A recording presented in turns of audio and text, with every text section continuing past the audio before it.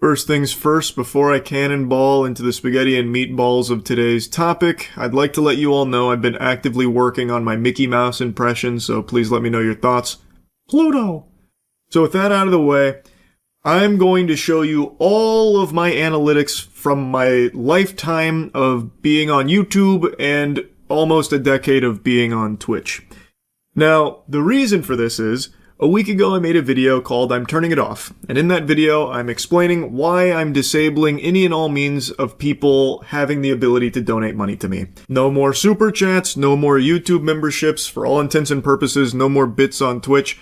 I say all intents and purposes because you can't actually fully disable that on Twitch. Once you start streaming on there, you're fucking shackled to the bits ecosystem. It cannot be turned off. So I made the minimum so high that no one can pay it, hopefully, and actively discouraging people from subbing on Twitch as well.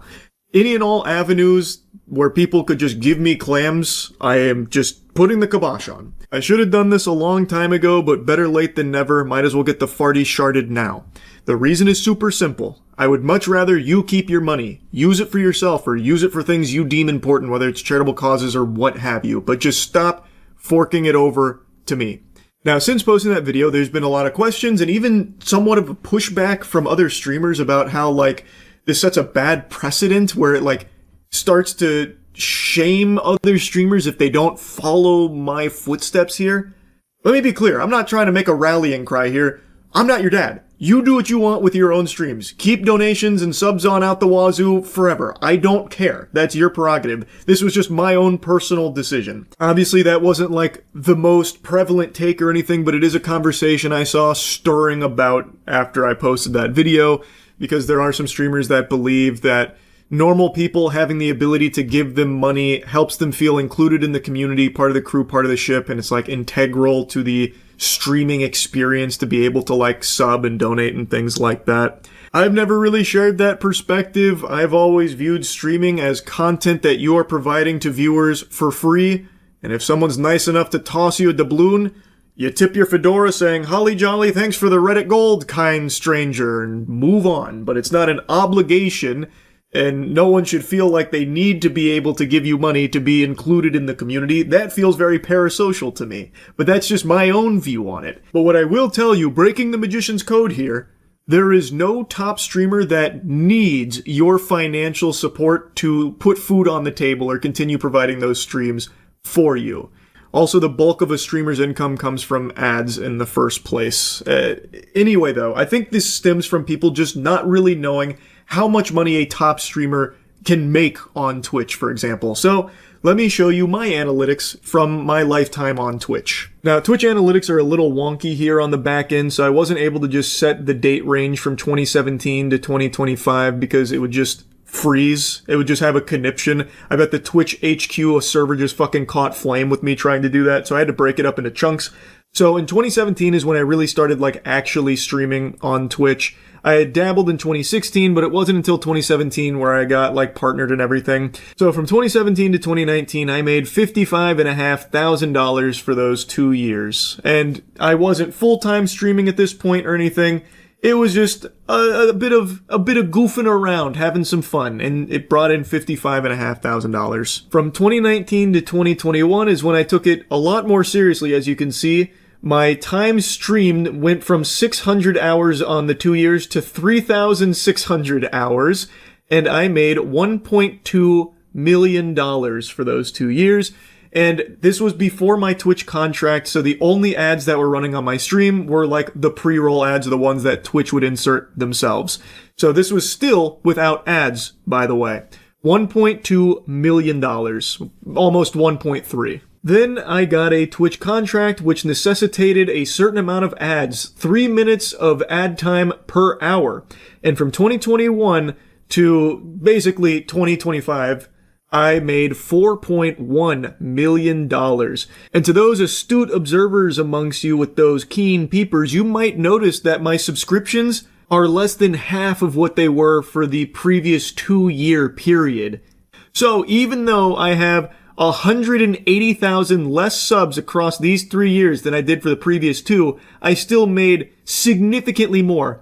and that is because of ads. Ads are the breadbasket to streamers. That is the jelly to the peanut butter sandwich that is streaming. And keep in mind, these numbers here, the 4.1, the 1.2, those don't even include brand deals or sponsorships. And I didn't have any like ancillary donations, but a lot of streamers do through like Streamlabs for like text-to-speech, stuff like that. So that doesn't include any of those other means of making money through the medium. This is solely through just Twitch itself. And I think something important to mention, contrary to popular belief, I am not a top streamer. I am also not even a full-time streamer, and I haven't been for over a year and a half. So, my 2025 earnings, I didn't really put them here. It's about 100K. So another thing to add to the total here. But I'm not even a full-time streamer anymore, and I haven't been a top 20 streamer probably since the fucking Among Us boom. You know, back in the prehistoric internet age now. Like, the Among Us era is the only time where I broached, like, the top 20. I've not been in that ball game for a while, and yet this is still a crazy amount of money. Where there is no reason I should be taking money from just normal people working normal, everyday jobs. It just doesn't feel right to me. Streaming is the easiest job there is. Hot take, I know, sorry, that was a blistering, scalding magma that I just spewed out there, but it is just the truth. I sit in swamp ass for a few hours every day, well, at least I used to when I was a full-time streamer, playing games, or just yapping. Now compare that Weenie Hut Jr. routine to a normal person who is actually working their ass off every single day in a 9-to-5 environment, grinding in the hopes of chasing the American dream. And then they'll come home, maybe turn on my stream and donate a couple of dollars to me. And it just doesn't sit right with me taking that kind of money, given what I've made from all of this. And I really should have just stopped this a long time ago, especially considering this is just the Twitch side of things. I told you, I'm going to show you my YouTube earnings. So be ready, because here it is. Huge fucking number, an unfathomable amount of money. From starting this channel in 2007 all the way until today, I have made $35.8 million. I never even imagined that amount of money was possible to earn without just being born rich. I have said from day one, I got incredibly lucky. I will never be able to put into words just how lucky I got with all of this shit here. I'm not special. I got lucky. I have always said that, and I still believe that to this day. Now, something I saw a lot of people asking after the video I made about turning off all the donation stuff is how much money I'm leaving on the table. And while it's kind of hard to show it on Twitch considering both subs and bits are technically still on, even though I discourage both and have bits at a point where I don't think it's even possible to use them, I still can't get like a hard number on what's like gone now or anything like that. But on YouTube, I can show you directly. So with memberships and supers/gifts, I made over $1 million. Keep in mind, I've only had those things enabled for about a year. There was $1 million in a year from just normal people donating it to me. Again, that just doesn't fucking sit right with me. Now I know there are plenty of streamers and YouTubers that have significantly more money than me and have subs and donations on and whatever. I don't care. Like I said, this is not me trying to lead some kind of revolution here where all of them turn it off. It's their choice to make. I wanted to explain fully why I don't want normal people just giving me their money anymore at all. Also, to be honest, I think just full goatseeing, showing how much streaming/YouTubing can make, just showing you the full, unedited, raw numbers is probably helpful for normal people so they can see how much money is in this space, because I think there's often so many question marks from people wondering, how much does a streamer or YouTuber make? They'll either say like they're making billions of dollars or they're making nothing. There's never like an in-between because there's never any like really hard numbers to look at. So I think something like this can be helpful for that, especially because over the years I've noticed there's been a multitude of creators that have come out and tried to like underplay how well off they are financially because they believe it could be somewhat of a brand risk where if they are perceived as being someone that's very rich, well, maybe their audience wouldn't like them as much because they're no longer relatable. It's just something I've seen here and there over the years from a bunch of different creators, and I just find it a bit disingenuous. So hopefully something like this can help show that if someone is in like the top sphere of YouTube or Twitch, they are very, very well off financially. Anyway, though, if you add both of these numbers up, I've made a total of $41.3 million. But that's not to say that's what I have. Now, I do live in Florida, which means there is no individual income tax. Big time Florida W right there. And I know, I'm big time gushing grannies, Florida glazer. I've lived here my whole life. And that is something very nice about it. But it's not to say that the tax man comes in gentle with the lube. He still goes whole hog raw. It is still brutal when the tax man comes a-knockin'. He'll blow up your guts. And that's just the way that the cookie crumbles. Obviously, a good chunk instantly goes to taxes.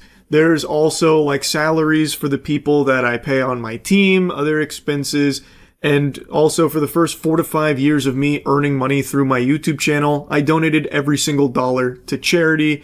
So while I may have earned $41 million over the course of my time online, I don't have nearly that much. But I still have more money than I will ever know what to fully do with. And I actually thought it would be kind of fun to go through like a deep dive on what it looks like. You know, taxes, expenses, all that kind of thing to see how it all breaks down. But maybe that's a topic best left for a different video. So for now, I'll probably just conclude it here. Hopefully this was insightful. Anyway, that's really about it. So yeah. I told you, it's only getting worse, man. Yesterday I made that video going over the silly, goofy fight over Pokemon cards at a restock, which, again, Pokemon restocks are basically the purge at this point. You're not actually even going there for product. You're going there to either get your teeth punched out or your skull caved in. It's just become a place where it's a PvP-enabled zone, and people throw hands and try and get as much Pokemon product as they can, just gluttonously consuming it to try and turn around and sell it for a profit. And in the video I made on that yesterday, I said that it's only a matter of time before someone gets killed over it. There's already been a shooting over Pokemon cards, and I'm sure there will be a murder around the corner. And it turns out that that did already happen. I just learned about a case in Chile where a 20-year-old woman who is a Pokemon vendor was kidnapped and killed by a couple looking to rob her of her Pokemon cards. So they kidnapped her and murdered her in her apartment and stole her Pokemon cards. Now, there's no English outlets reporting on this case as of right now, so all of the information I'm getting comes from Chilean sources directly, which I have to translate. And on YouTube, they only have auto-dubbing available, which I find to be pretty unreliable. I don't think it's entirely accurate, but I've checked some people in Chile that are relaying the information as well that corroborate a lot of what the auto-dubbing is saying. So the story is true based on all the information here. Just certain elements of it might be a bit incorrect, like the value of the Pokemon cards they stole. It's reported that this couple robbed and murdered this woman for 3,000 pesos worth of Pokemon cards, which is not expensive. That's not a huge value there. They didn't get the fucking one piece or anything. They basically got like 2 hamburgers worth of Pokemon cards. So like I feel like maybe that number is incorrectly translated, or maybe they truly did do all of this over that little amount. Like the Pokemon card hysteria is completely out of control. So it's possible it really was over just that little amount. But no matter how expensive the Pokemon cards were, it doesn't justify murdering someone for them. That is a vile, evil action. And they have been taken into custody. They have been arrested. They are being charged with robbery and robbery with homicide. So fingers crossed they get maximum punishment here. Another important part of this investigation is precisely to reveal the amount of Pokemon cards that were ultimately stolen from the victim. We are talking about Camila Dominic and Olortig Quispe, as Florencia was telling you, a young woman who is only 20 years old, and this incident is being investigated as a robbery with homicide. Unfortunately, and this is what the family is asking for, the body of this 20-year-old woman has not yet been found, but all the evidence that the prosecution has at this time leads them to a single answer, that a homicide occurred inside the apartment of one of the defendants. Her name was Dominic Camilla Olotigwe Quispe, and she was reported missing for quite some time. Investigators believe that she was murdered in one of their apartments, this Chilean couple.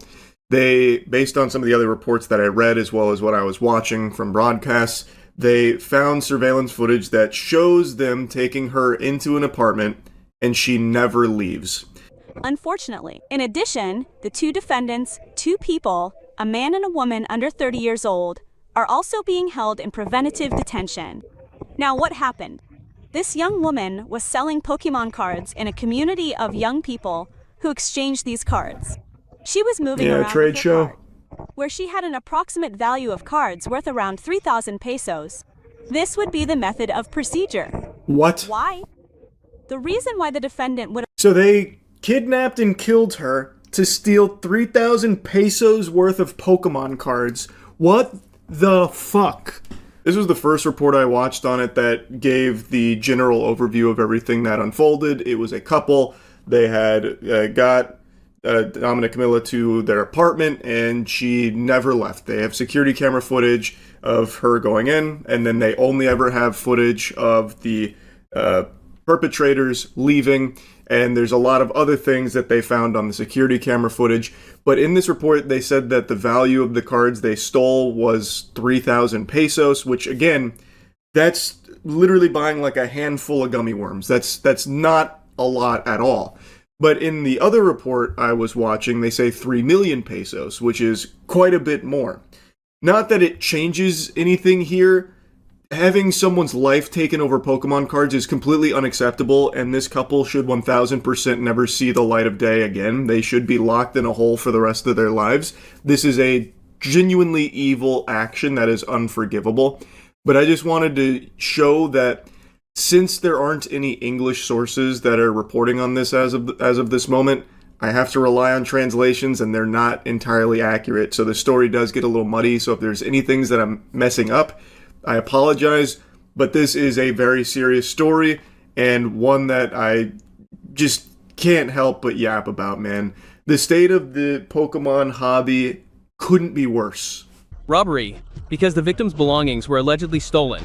A cart that she usually used to move her folders which contain these Pokemon cards that are valued at close to 3 million pesos. And finally, that is what also leads the prosecution to part of the evidence used by the prosecution to indicate that a robbery occurred here and that they later attempted to, or ultimately killed, this 20-year-old woman. We must review the words of the prosecution that refer to this case. Sendum, the victim is seen entering the apartment with the defendant, and only the defendant is seen leaving on several occasions.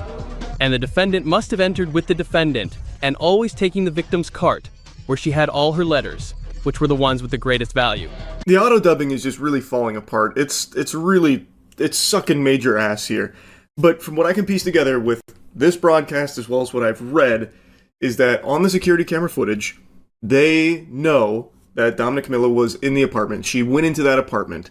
And they also know, through the security camera footage, she never left. But the couple did on numerous occasions, and had even left with Milla's belongings. And what she said there with letters that had the most value, I think they were talking about the cards. They left with her Pokemon cards, the greatest value Pokemon cards, and they have evidence of that through this footage. And there are also videos where the defendant is seen entering the supermarket to buy these garbage bags and packing tape. According to the prosecution, these security cameras are key to the investigation, and they are continuing the investigation based on these records, which show the defendant's constant comings and goings from an apartment on Monjita Street in the Santiago commune, where the victim was allegedly taken, and from which apartment the victim never left. These records are important because the body of this young woman, who is only 20 years old, Camilla Dominic, has still not been found. They are also alleging that through the security camera footage, they saw that this couple was getting trash bags and tape and bringing it into the apartment and just very suspicious shit like that. That is extremely shady. So They haven't found her body. They are still investigating and doing all they can to locate that, but they are treating this as robbery with homicide. That's what they are pursuing here. They have enough evidence to support that, it seems, and it is just fucking sickening, man. I know I've made so much content on it recently. I just can't help blabber about it. I'm obviously very passionate about TCGs, have an entire fucking channel dedicated to it. So seeing what's happened to not just Pokemon, but just TCGs across the board really sucks. And in Pokemon in particular, it is really in the shitter. It is just terrifying. People being beaten to a fucking pulp, people being shot over Pokemon cards, and now even people having their lives taken over Pokemon cards. And again, there's other examples of scalpers going crazy and all like, you know, trying to get their hands on the same stuff to try and flip for like a fucking $5 profit over the years. But for Pokemon in particular, it has become just deplorable. Like, Team Rocket doesn't beat up Ash Ketchum or shoot Pokemon trainers to get their hands on the Pokemon, and they certainly don't murder people over it, but the fucking Chilean Jesse and James here certainly do. It's scary, and it's only getting worse. Like I said, it has spiraled totally out of control now. It's heartbreaking hearing about what happened to this woman in Chile. So anyway, I just wanted to talk about it a bit. That's really it. See ya. What's up everybody, it's Critical. I'm playing I'm Scared, a pixelated nightmare for the PC. Let's do this shit. Fuck. This is the Italian version.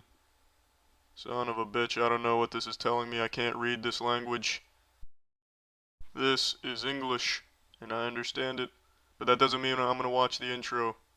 The game is about to begin. Splendid. It is important to play the game. Got it. I agree, it is indeed important to play the game. Let's rock and roll. Oh, here we go. Here we go. I see why it's called a pixelated nightmare. There are indeed pixels present. This room could benefit from some posters and slot machines. What do we got in the wardrobe? Oh, it's locked. I guess we'll never know what's inside. I don't suppose I can leave? No. I cannot leave. I am surprised. What is that, like a pile of puke? Can I do anything with it? Can I crouch? Ah, there we go. Oh, it's a little key.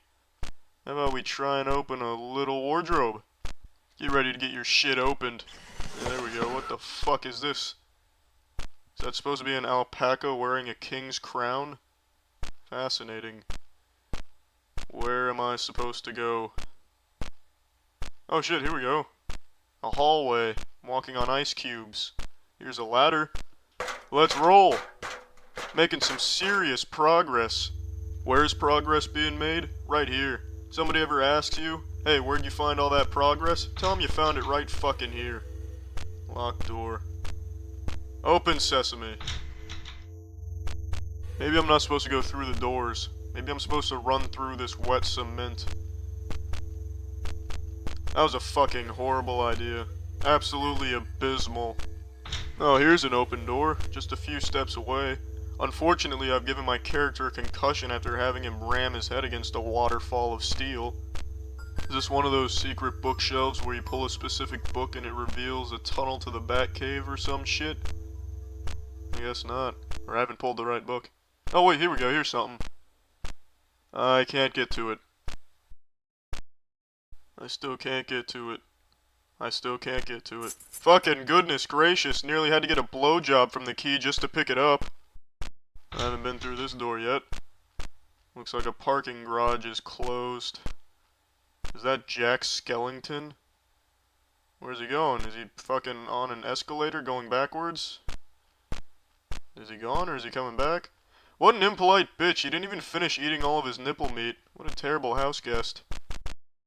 Good afternoon, ma'am. Just passing by. How the fuck am I supposed to cross this chasm?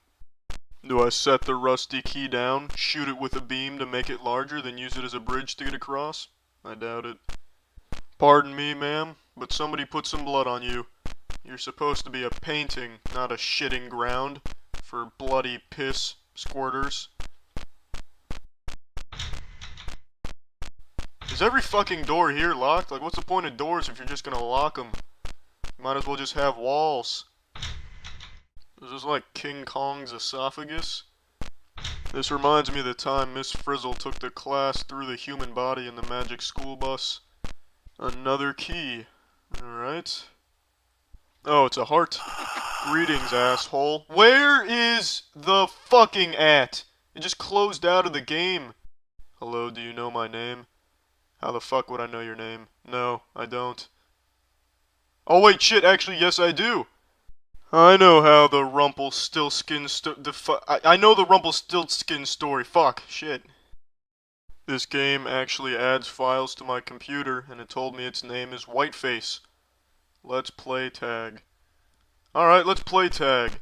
But little do you know that prior to me soiling my undergarments with shit, I used to be a tag professional. So you don't have a chance at beating me. What the fuck? Liar. The arrow is not telling the truth. Fuck it, we'll go this way then. Thank you for the hint. Alright. Is this just like a parking garage? Take a little detour here. Pure anarchy, fucking not following the arrows like the instructions told me to. Oh shit, that's a wall. Oh, goodness gracious. Who would have guessed they'd put walls in this establishment? Now we're following the arrow. Oh, here we go. I should have guessed it'd be locked. Every fucking door in this place is locked. But it's not just locked, like it's sealed. Sealed with the Green Lantern seal of you're not getting the fuck through. Collision course imminent. Shit. The game closed again.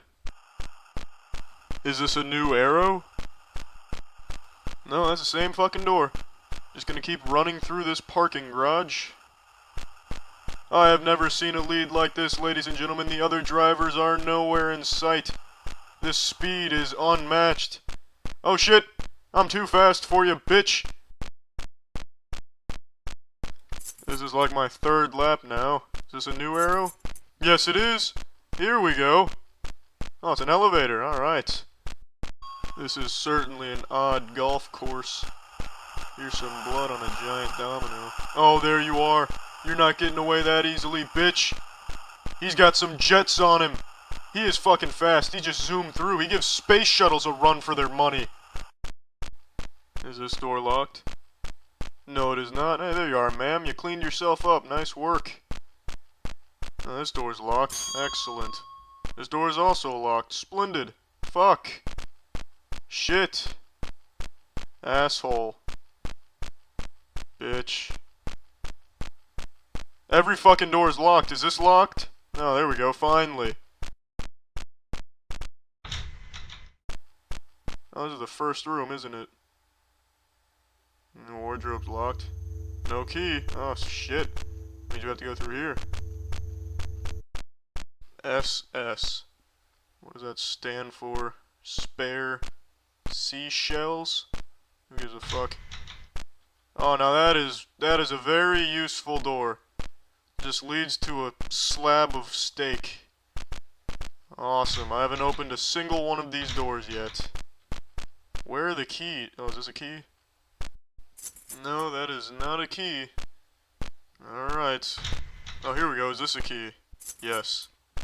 Door number 7. Where is that? Here it is. This is my room. Your room's a pile of shit. Do you see how dark it is? Yeah, you should probably turn on a light. It's cold. Then get a blanket, asshole. But I can look at you. Alright. Look at me.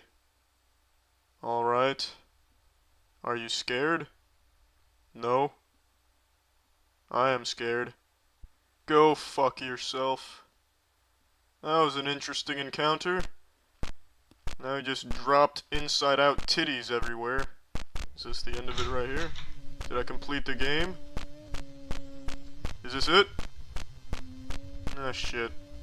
It's his room again. Congratulations. Alright. You made it to the end. I completed the game! Alright. But you can't escape from here. Fuck you. Stay with me. Fuck you. So did I complete the game, or did I finish the game? Alright, so, I finished this game. Maybe I have to get the character to hang himself, or herself. That's a pretty fucked up way to end the game. You have to get the character you're controlling to hang themselves. Alright, that's fucked up, but I completed the game. Alright, I'm done playing this. Well, that's the end of this video. Remember to rate the video, comment the video, and subscribe if you want to see videos similar to this one. See ya.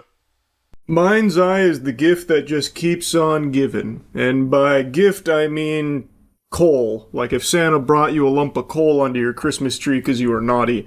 This game came out, was terrible. Everyone hated it except for a few people in Arkham Asylum that for some reason found a few things to like about it. But the King of Clowns, Leslie Benzies, who was a video game legend, literally worked on some of the most iconic games we've ever been blessed with from Rockstar. He is the mastermind behind Mind's Eye, and he's the face of it. And this man's got his nipples fucking twisted here by Itachi, trapping him in a genjutsu that's lasting his whole life, it seems. Because since Mind's Eye came out and was a big dud, thumbs down from everyone, he refuses to accept the reality that the game just is bad. So he comes up with all of these excuses, and the big one is that the game was sabotaged from within. And now I just learned that his company is engaged in a lawsuit from employees that allege that they installed spyware onto all of their devices that was recording conversations, keystrokes, everything, because of this douchebag's like crazy paranoia, it seems. And he still, to this day, will not let it go. He still believes that the game is a masterpiece and we just can't understand it. And he is so convinced that sabotage is the reason why it has bad reviews that he just farted out a DLC for Mind's Eye, which, mind you, not a single soul on this planet was salivating for. No one wants more Mind's Eye. Please, God, put it back. But he released a DLC for Mind's Eye called Blacklisted, based on the true story of how Mind's Eye, the game, was sabotaged from within.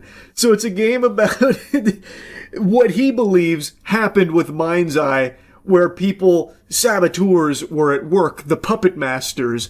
And he actually even uses real employee names as villains in the DLC, apparently. Fucking diabolical. I haven't played it yet. I'm playing through Saros right now, so maybe after Saros I'll give it a whirl to just see how unhinged it is. But anyway, I want to show you a bit of the lawsuit. I was going over it on stream last night. It is nuts. I think you can make a very strong argument that Mind's Eye is more pathetic than Concord. Yes, the budget wasn't as high as Concord, and yes, it didn't shut down in 2 weeks like Concord, but at the very least, Concord had the wherewithal to just quietly pass away and just fade from existence. Mind's Eye, Leslie Benzies keeps stomping his feet and yelling and screaming about it. It's the result of sabotage. There's a great game here. You guys just don't see it. You guys are wrong. You've been misled by sabotage. That kind of thing. At least Concord, no one's doing that, at the very least. Mind's Eye studio employees sue management over installing secret monitoring software on staff devices. Group of unionized employees at Build a Rocket Boy, Barb, studio behind Mind's Eye, have initiated legal proceedings against the company. They allege that management installed invasive surveillance software on their devices without proper consent, violating UK data protection laws. This marks the second major legal confrontation between staff and leadership in under a year. It was all in the pursuit of greatness that is Mind's Eye. Sacrifices must be made to achieve this level of quality. I don't know what they don't understand. It was TerraMind, a monitoring tool capable of tracking keystrokes, capturing screens, and recording microphone audio. Wow. Had to make sure it wasn't leaking to Rockstar. They were really sweating Mind's Eye. The GTA killer. He's gone full psycho. In the DLC mission, he put real devs' names in there as enemies. No shot. I know one of the DLCs was apparently about, like, the sabotage. There's a lot of discussion and a lot. I know that, but there's no way he used real devs' names here. It's not even fun as a joke.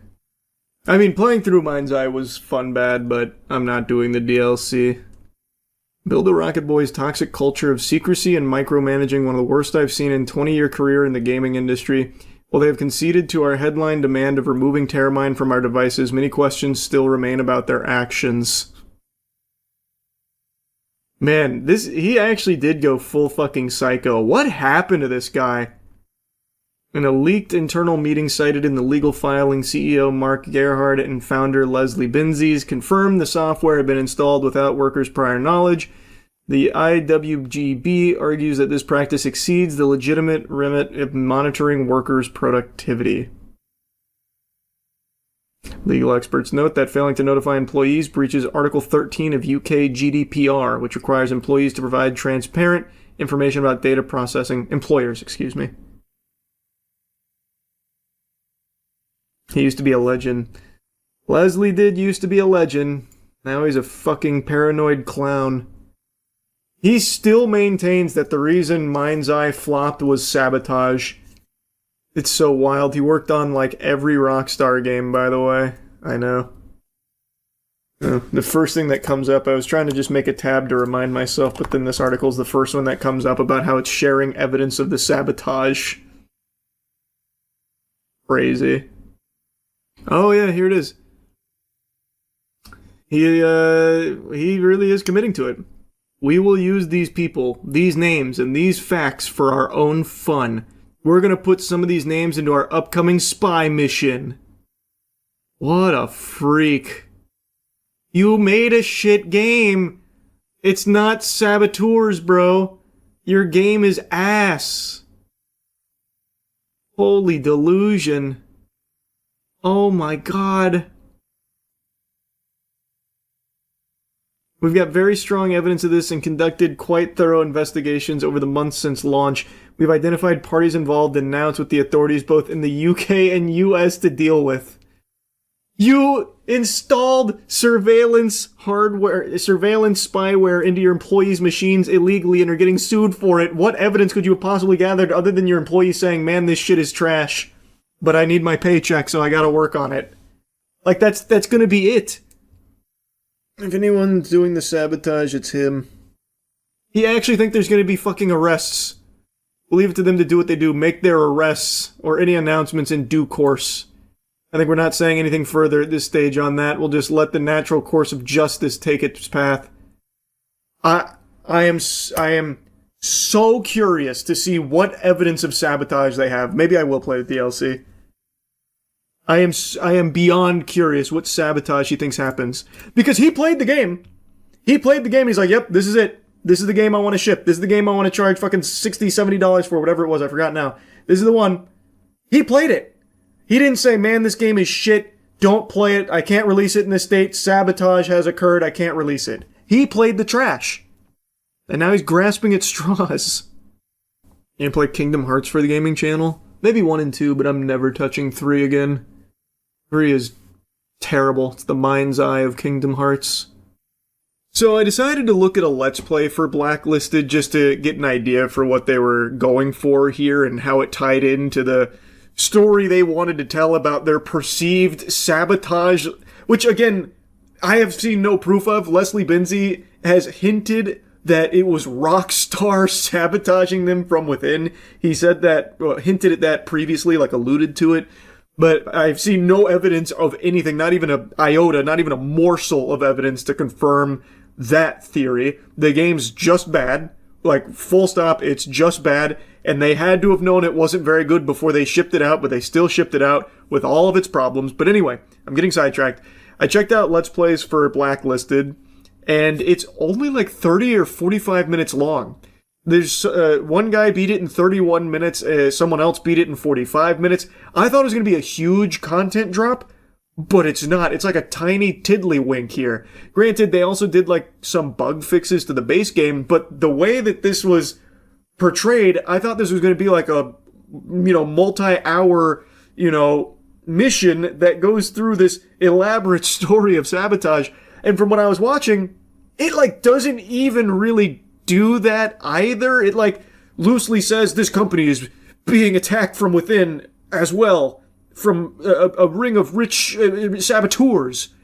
And then apparently there's even like a jab at Rockstar buried somewhere in there, but I haven't found that. I've just seen people claim it. So I don't know if that's true or not. But from what I was watching, it doesn't even really touch on anything that Leslie Benzies has alluded to with the sabotage. So the whole thing is a fucking mystery to me. I don't know what is being smoked over there by Leslie, but it's some strong stuff. Anyway, I had to yap about this. I might try the Blacklisted DLC after Saros. We'll see. If I think it could be fun bad, I'll give it a whirl. But anyway, that's really about it. See ya. Recently, we had a nice little circle jerk talking about Blockbuster, going over everything that made it great, why we loved it, and also everything that led to it eating such fat shit in the end. And I thought, well, if we're talking about dead businesses, we might as well talk about the most recent and modern example, Tumblr. Blockbuster died with its boots on, whereas Tumblr died with its condom on. Blockbuster went out with a sad whimper and a pathetic puff of a wet fart, whereas Tumblr literally shit itself out of existence. Blockbuster couldn't adapt to change, and Tumblr forced change, which ended up killing it. Or, I'm gonna say killing it loosely because it's not exactly completely dead. I'll get into that in a little bit. But why are we talking about Tumblr and putting it in the same league as Blockbuster? Well, it's because this week it was revealed Tumblr was sold for less than $3 million to WordPress when it was bought by Verizon in 2013 for $1.1 billion. That's a pretty fucking significant difference and a huge loss that they're just biting the ass on. So let's go over the entire history of Tumblr and how it got to this point. So Tumblr was founded in 2007 by David Karp, the primary purpose of the website being blogging. It wanted to be the best blogging site it could be, and during this time period, blogging was the shit. Everyone was doing it. Every middle-aged soccer mom on the planet had her own blog. 2 kids, red wine, just fine. A blog adventure by Sandy. And I'm not just saying it was only for boomers, the older generation blogging. During this time period, everyone was. Kids, teens, tweens, adults. Everyone had their own blog to put out their uniqueness, talk about their day. And David Karp envisioned a world where all of that would be on Tumblr. And to a certain extent, he was right. Tumblr became the hub for most blogs. And Tumblr had a very unique advantage over pretty much every other website in existence. It was extremely anonymous if you wanted it to be, which is by far the biggest contributing factor to the website's success. By being anonymous, people felt much more confident posting on it than they did Facebook, because on Facebook it's attached to them directly, and their real-life friends and family see it most likely, so people don't want to post their deep, dark secrets and fantasies on there, whereas Tumblr being anonymous is much more appealing to something like that, to get it all out and put it all out there for people to see, without having to feel worried about someone judging them or being a real-life consequence for what they put out there. And also, on Tumblr, there really wasn't a whole lot of ways for people to interact with each other directly. Commenting wasn't exactly a huge thing. The main way you'd interact with a post is through reblogging it yourself. So people would really only see the positive things where people are reblogging their stuff. The more they share, the more reblogs among the same people, then you have an entire community form around it. And there was a community for pretty much fucking everything on the planet. If you had a fetish for the Ninja Turtles fighting crime while wearing diapers, there was a Tumblr crowd for it. If you wanted to read and write poems about the extreme dinosaurs fighting the Ninja Turtles in dirty diapers, there was definitely content for that as well, whole communities. The point being, on Tumblr, there was a community for everyone, and every community was welcomed, which was both a great thing and a curse, like having a dick that's too big, where you can't get laid because it's too scary, but also having the prestige of having a massive dick. It's a double-edged sword. By welcoming all of these communities, it eventually led to Tumblr falling into hot water and eventually leading to where it is today. Not exactly dead, but not exactly... Yeah, it's dead. No, yeah, pretty much leading to its death.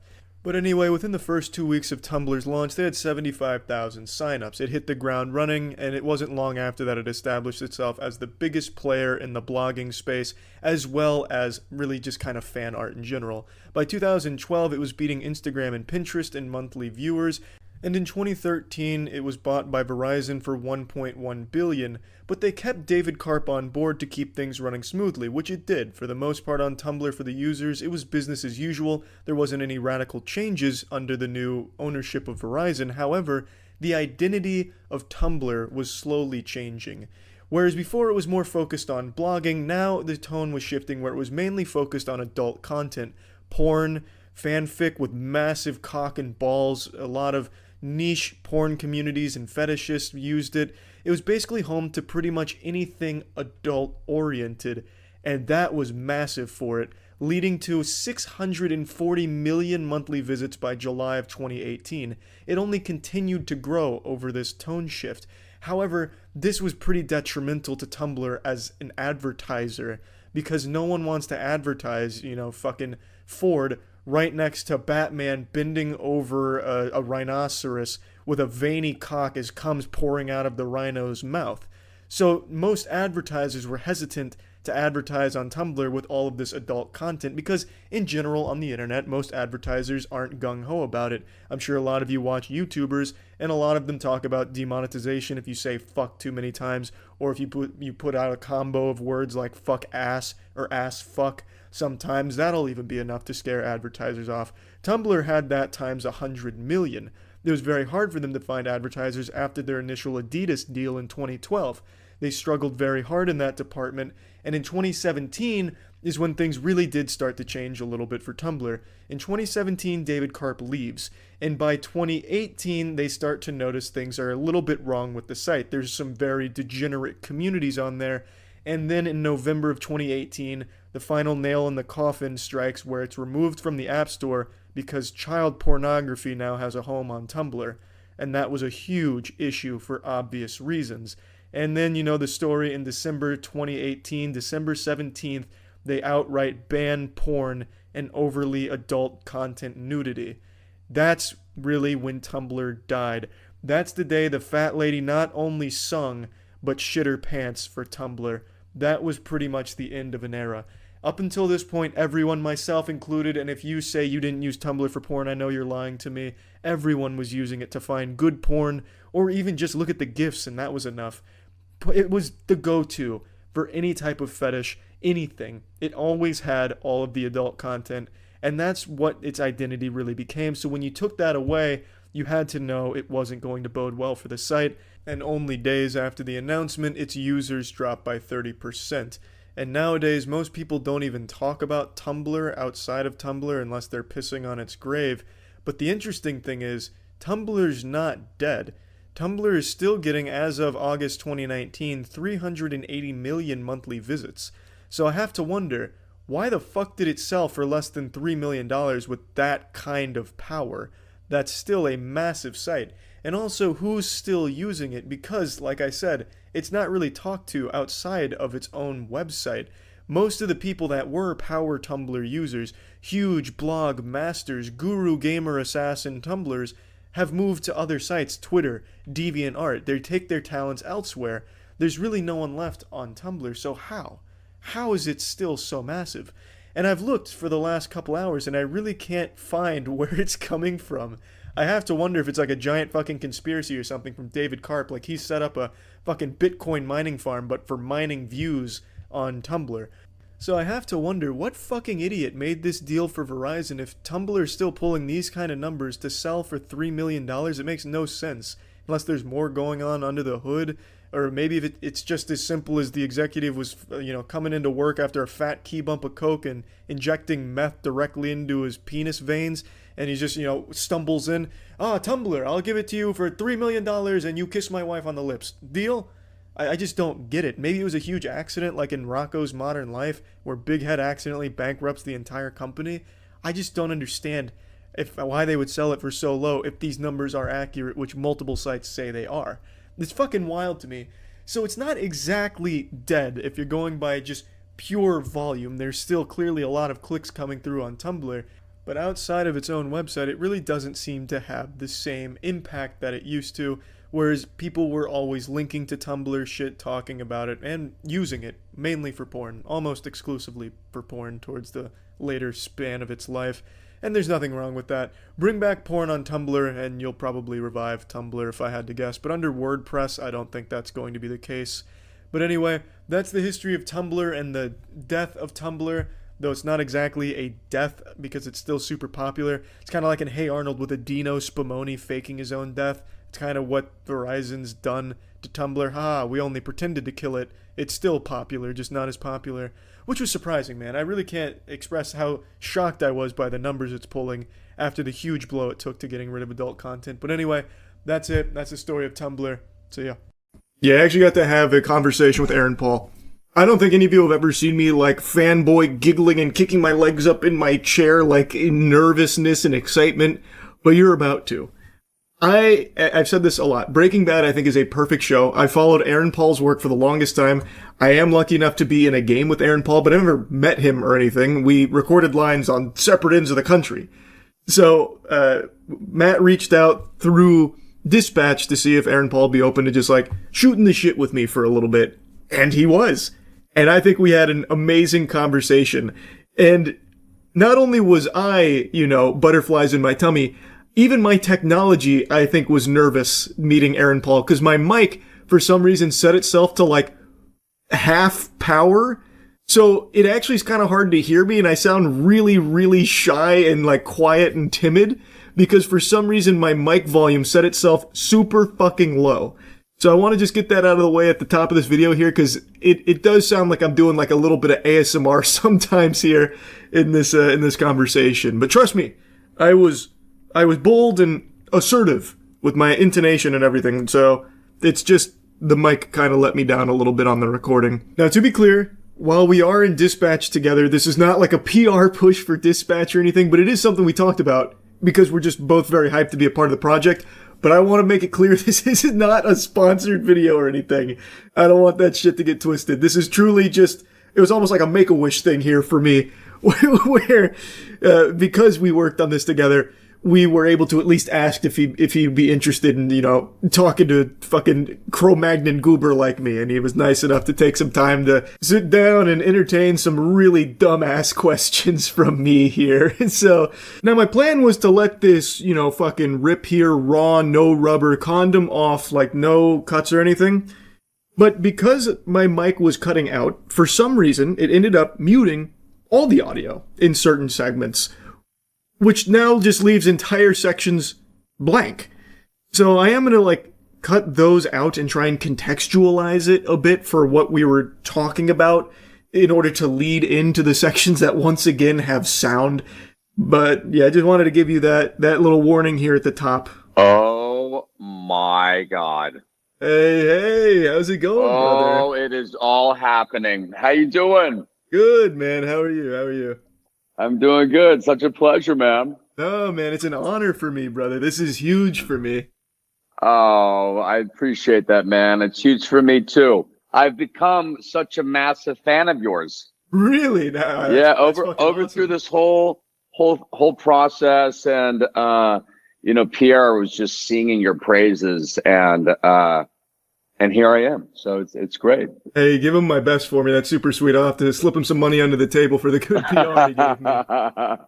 Yeah, it's such a pleasure, bud. Just kind of wanted to shoot this shit, man. I'm not like a big interview guy, so I just kind of wanted to meet you and talk about some wacky shit if you're up for it. I love it. I'm all in. Can you see me? Can you hear me all right? Is that all right? Oh, yeah. No, you look amazing. Okay. You sound great. This is perfect. Great. So where are you at right now? Tampa, Florida, baby. All right. I love it. My family and I we live in Paris now. And so we're just kind of hanging out. Yeah. Kids are learning French. Exciting. How long have you been in Paris, France now?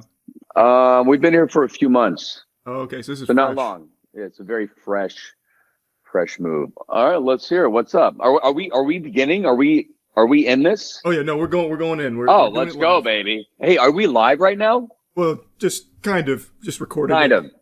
Oh, okay, great. And then you're gonna do what you do. I love it. Well, first, let me start this off. Congratulations on everything. Hey, man, thank you so much. Yeah. You as well, brother. No, I appreciate it, man. I really appreciate it. It's just really cool to see people do what they love. Just really at the highest level in their own field. You know what I mean? And so, bravo, man. That means a lot. And I truly just feel like I got lucky. I got blessed. Started it when I was like 11, and things just kind of fell into place really in a unbelievably fortuitous way that I could have never. Wow, you started at 11. Yes, sir. 11 years old. No way. That is just so amazing. It wasn't a super noble start. I was grabbing a bunch of other people's videos and re-uploading them. I mean, it was some gnarly shit I was posting back then. That's great. Hey, we all start somewhere. You know what I mean? Yeah, absolutely. Speaking of, I mean, Price is Right. Oh, let's go. The classics, the absolute Let's classics. go. The class. You know, The Price is Right. I got to tell you, this was during a time where I actually really needed money. Right. I was doing commercial at that time. I was doing commercials, and actually, when The Price is Right aired, I had 2 commercials of mine aired during the commercial breaks randomly during my particular episode. And, but I was desperate to win, right? And I showed up in line and I had a big gulp from 7-Eleven filled with Red Bull. And so you could see that I looked like I was on drugs on the show because I could not sit still. It was because of the Red Bull. But, yeah, that's my story. Hey, yo, coming in like a little jump scare here. This was one of the sections where my mic fully cut out, which my response is now muted, which also muted a bit of the overall audio as well. So instead, I will just tell you that I thought it was very cool.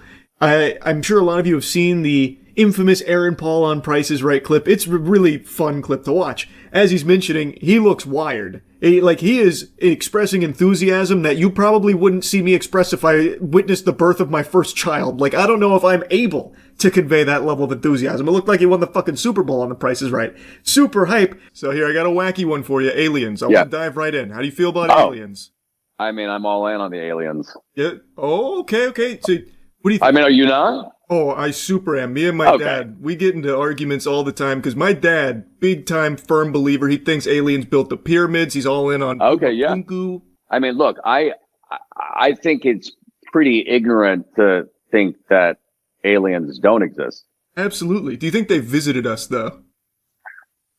I'm not sure. You know what? I actually think maybe there are other species on the planet that we just simply don't know about that are far smarter than we could ever imagine.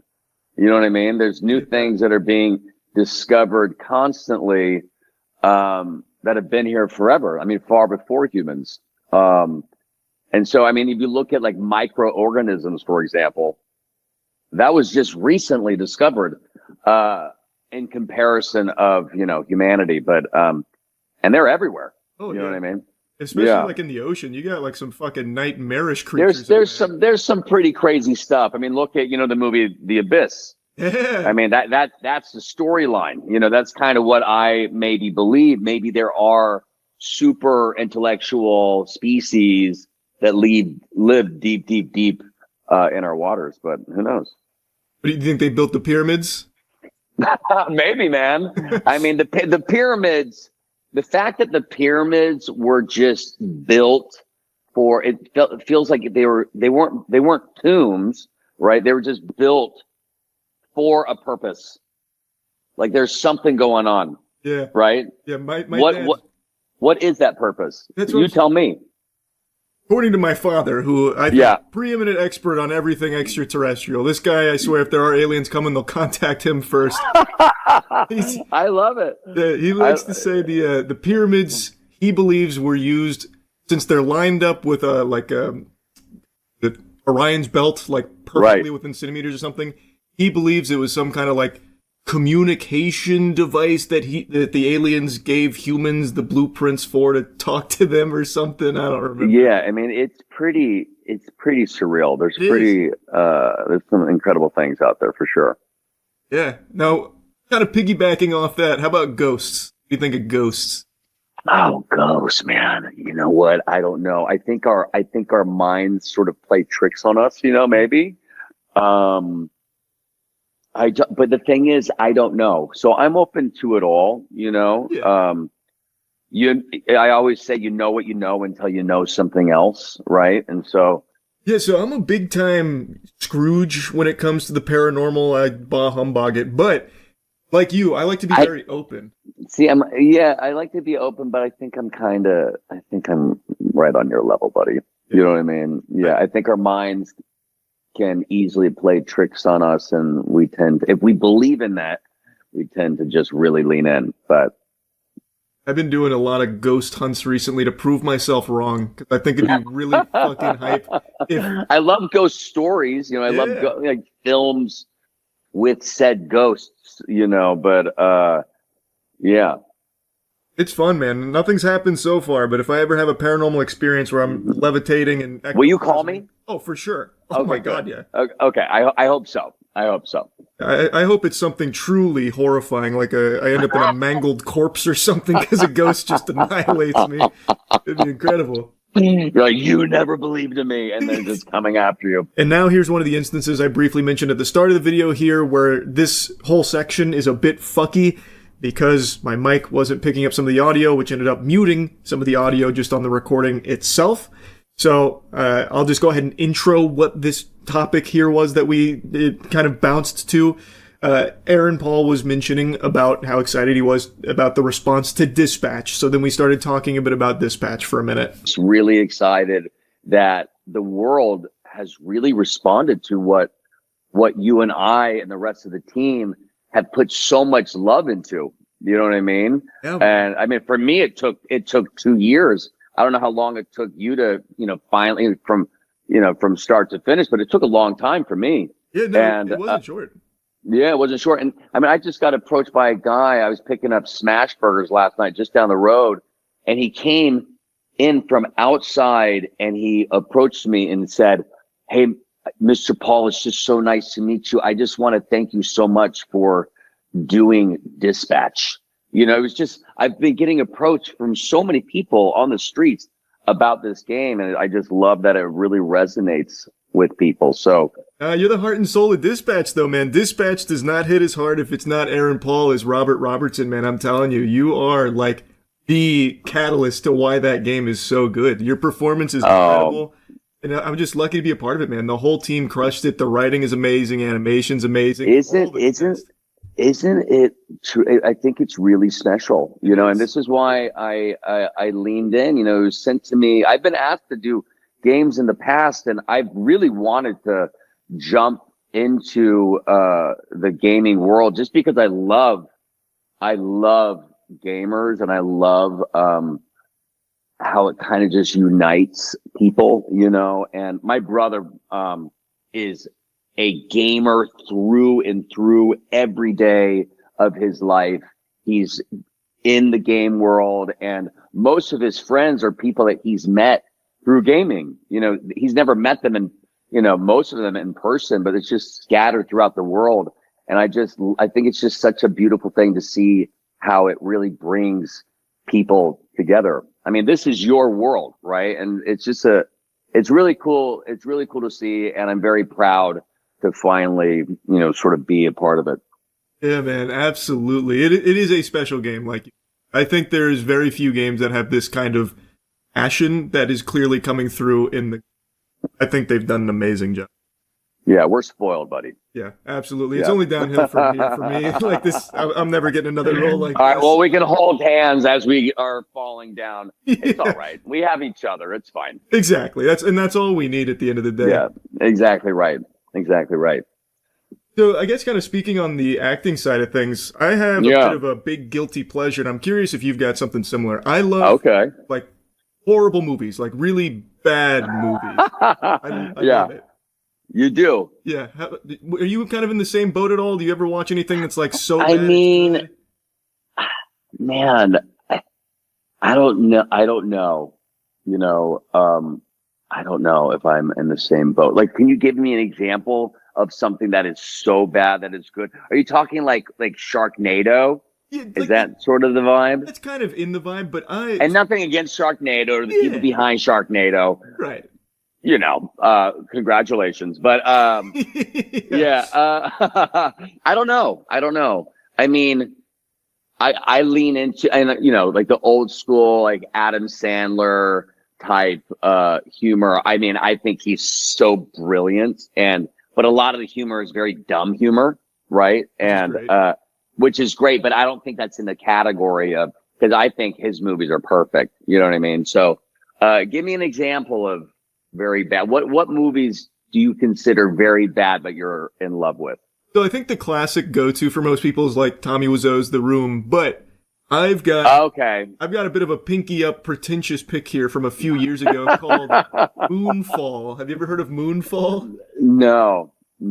It is a beautiful disaster about the moon falling out of orbit and about to destroy the world.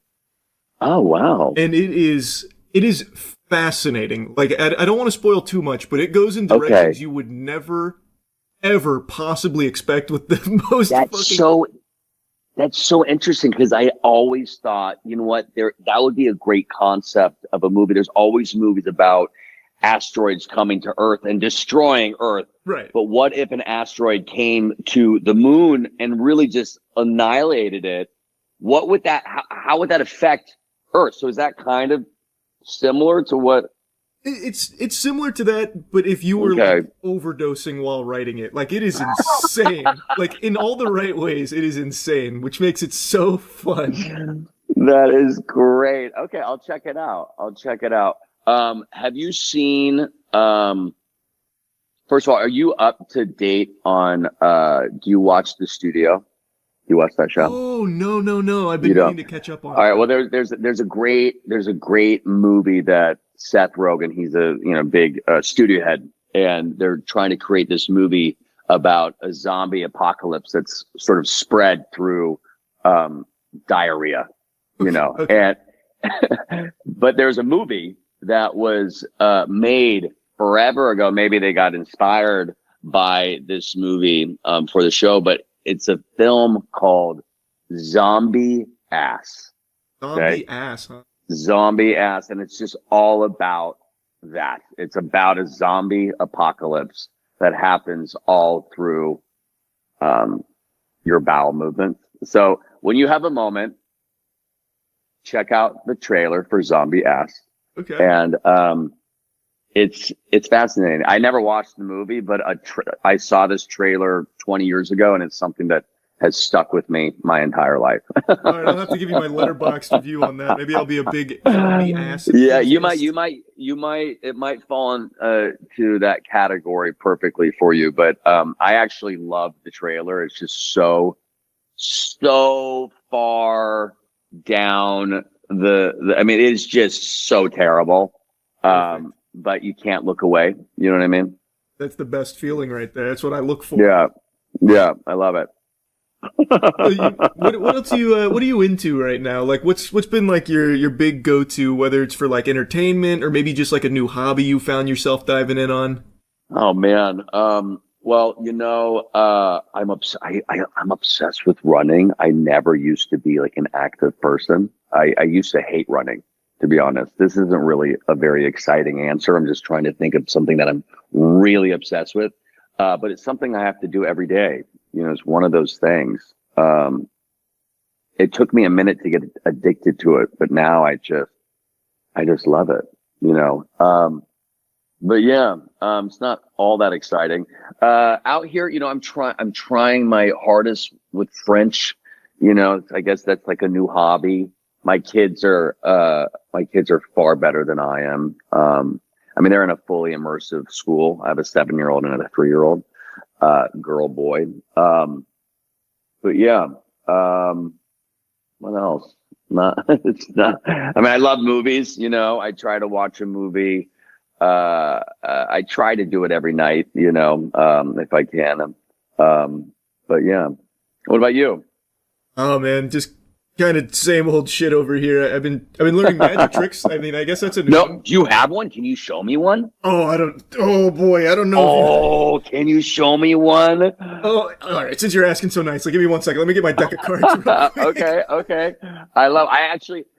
I have a story about a magic trick that, cause I know maybe two like card tricks, that were shown to me by my grandfather when I was a young boy.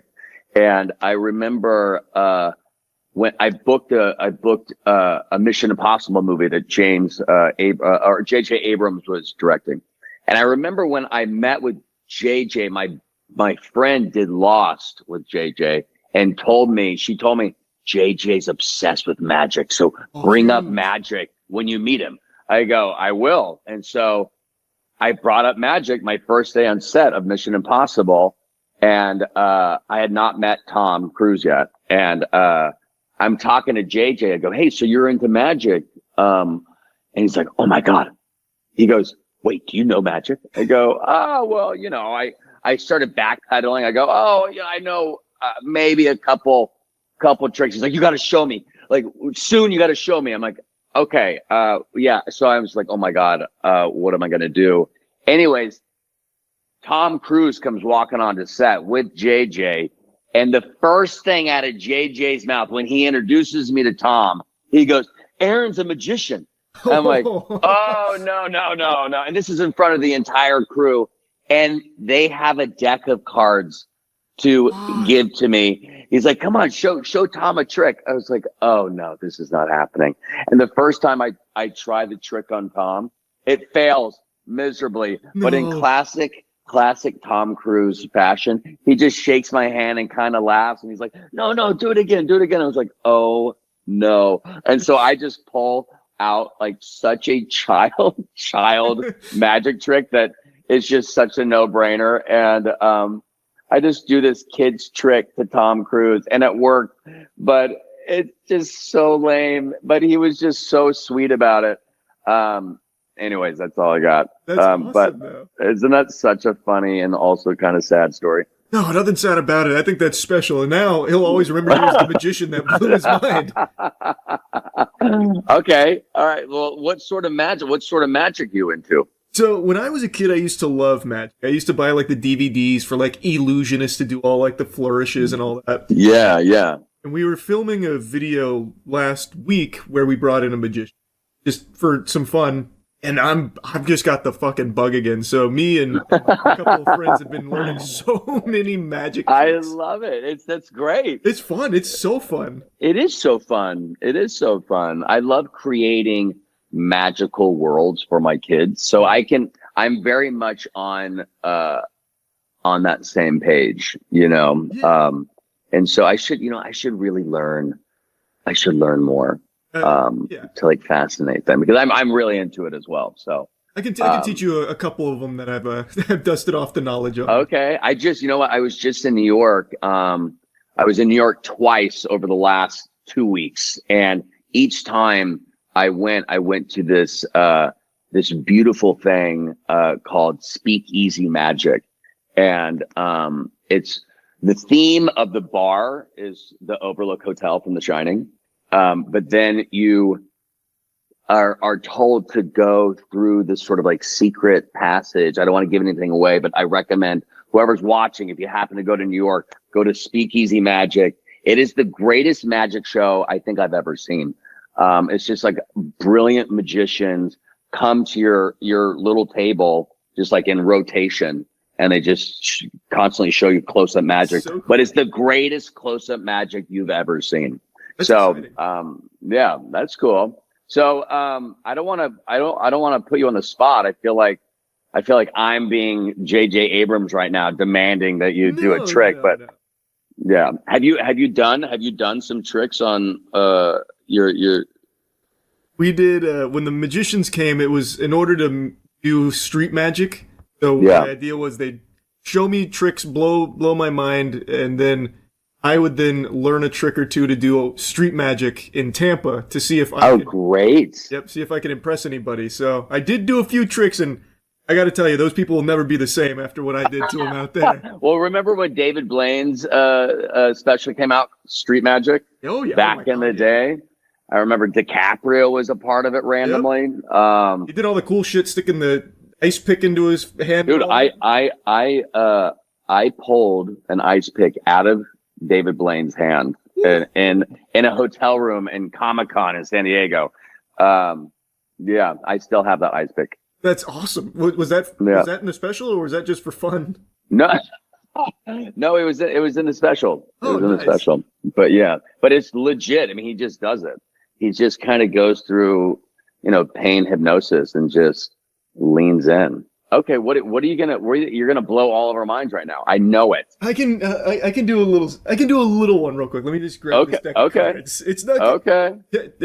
temper your expectations. I don't think I'm going to have you over there like prolapsing in disbelief or anything. I think it'll be pretty standard, but I'll see what I can do. Give you just 1 second. Okay, let's do it. I love it.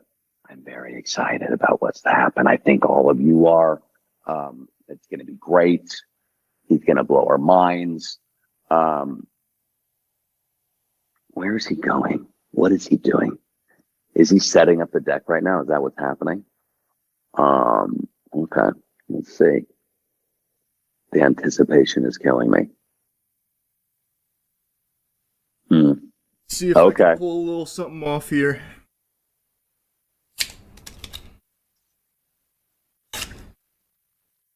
All right, I'm watching. Okay, this is a pretty simple one. So here, I'd fan out the cards. I'd say, all right, Aaron Paul, J.J. Abrams here. Pick a card. Oh, here. Oh, okay. I'm just gonna pick that. So I pull it. Yeah, that one looks great. Yeah. Okay, that's a good pick. So yeah, I got it. Yeah. So then, what I'd have you do? Yeah. You'd have your card. You lock that in. I'd flip over so everything's face up. You'd put the face down card in the face up deck. Where it doesn't matter where. Okay. It's pretty easy to see what your card would be, right? Because everything's face up, it's face down. So then what I'd do, I'd fuck it up and I'd say, like, don't want to make a magician's jump too easy here because I can clearly see what your card is. So you flip face up, face down, face up, face down. So now we can agree it's all mixed up. We've got face down cards and face up positions. Everything's all weird and cattywampus. Then I'd ask you, well, what's a magic word? What's your favorite word? I mean, abracadabra. Abracadabra. I mean, right? Just like that. The whole deck is face up. Wait. Except, what's that little guy doing there? Whoa. Okay. That is is that my card? I don't know. Is it your card? Oh, wow. There you go, buddy. Okay. That's very impressive. Come on. Do you think I'd get a Mission Impossible role for that? That's very, very impressive. That is so far superior to the one that I attempted to do. Wow. Thank you. Wow. Beautiful work. Beautiful work. The people in the streets of Tampa couldn't get enough of that one. They were trying to burn me at the stake for it. That's great, man. I love it. Thank you. Thank you for humoring me. How long have you been growing out that hair of yours? Beautiful hair. Thank you. 2018, and I did it out of spite. Oh, good. You know what? Doing stuff out of spite is the best. It is, right? It just feels so good. Yeah. It's very spiteful of you. Yes. You know? Yeah. So, okay, what out of spite because you just wanted to rub it in everyone's face? No, so I had just not gotten a haircut in a little while. I guess I just got real lazy, fucking full. And people online were like, "Man, you look like shit. Cut your hair." So I said, "Okay, you know what? Hold my wiener. I'm not cutting my hair ever again." Actually, I just never cut it. Excuse me. Hold my wiener just for a moment, and then you just let it go. Good for you. Exactly. That's exactly. That's right. Great. And then now you're rocking it. Yep. And now I just actually really like it. So, are you going to keep it going forever? Probably, barring some kind of catastrophic change in life circumstances, or if J.J. Abrams contacts me for Mission Impossible and needs a man. I've watched a lot of your interviews. I've been a huge fan of yours for a super long time. Breaking Bad is literally my favorite show ever. I think it is perfect. Oh, thanks, man. So I pay attention, and I know that you're not a big technology guy. And here again, this whole segment here had my mic cutting in and out, which was muting the recording audio. So it almost seems like I'm saying a slur or something here because the audio censors me as I'm asking him this question. But what I was asking him was about his relationship with technology, because I have followed Aaron Paul for a long time. I have seen a lot of his interviews, and he's mentioned once or twice that he personally doesn't indulge in a lot of the technology that we have glued to our asshole every second of every day, with all of these modern conveniences where most of us spend the vast majority of our times behind screens, or our days are based around a lot of these things, and always being online with unlimited access. Aaron Paul has stated like once or twice in the past that he doesn't subscribe to that. And there was even some articles I read a while ago where they were speculating to what extent, and they made it sound like he was living in a van down by the river, isolated from Wi-Fi signals with no electricity and no running water, and that's clearly not the case at all. So I wanted to just ask and figure out like what actually is his relationship with technology, because I think it is a very admirable decision to not be, perpetually consumed by, technology every second of every day, where you're like hypnotized by it and scratching at your neck if you can't check your phone or something. Yeah, I just maybe I have a pretty addictive personality, and I used to own a computer. I've had two computers, two laptops, and they both got stolen. One got stolen out of my car, and one got stolen out of my place in Albuquerque when I was shooting Breaking Bad. And each time it felt like my world was just so invasive, and I it's like, I'm not going to get a computer again for a while. And I realized when I let go of my computer, how much more time I had in my personal life. I found myself being outside more.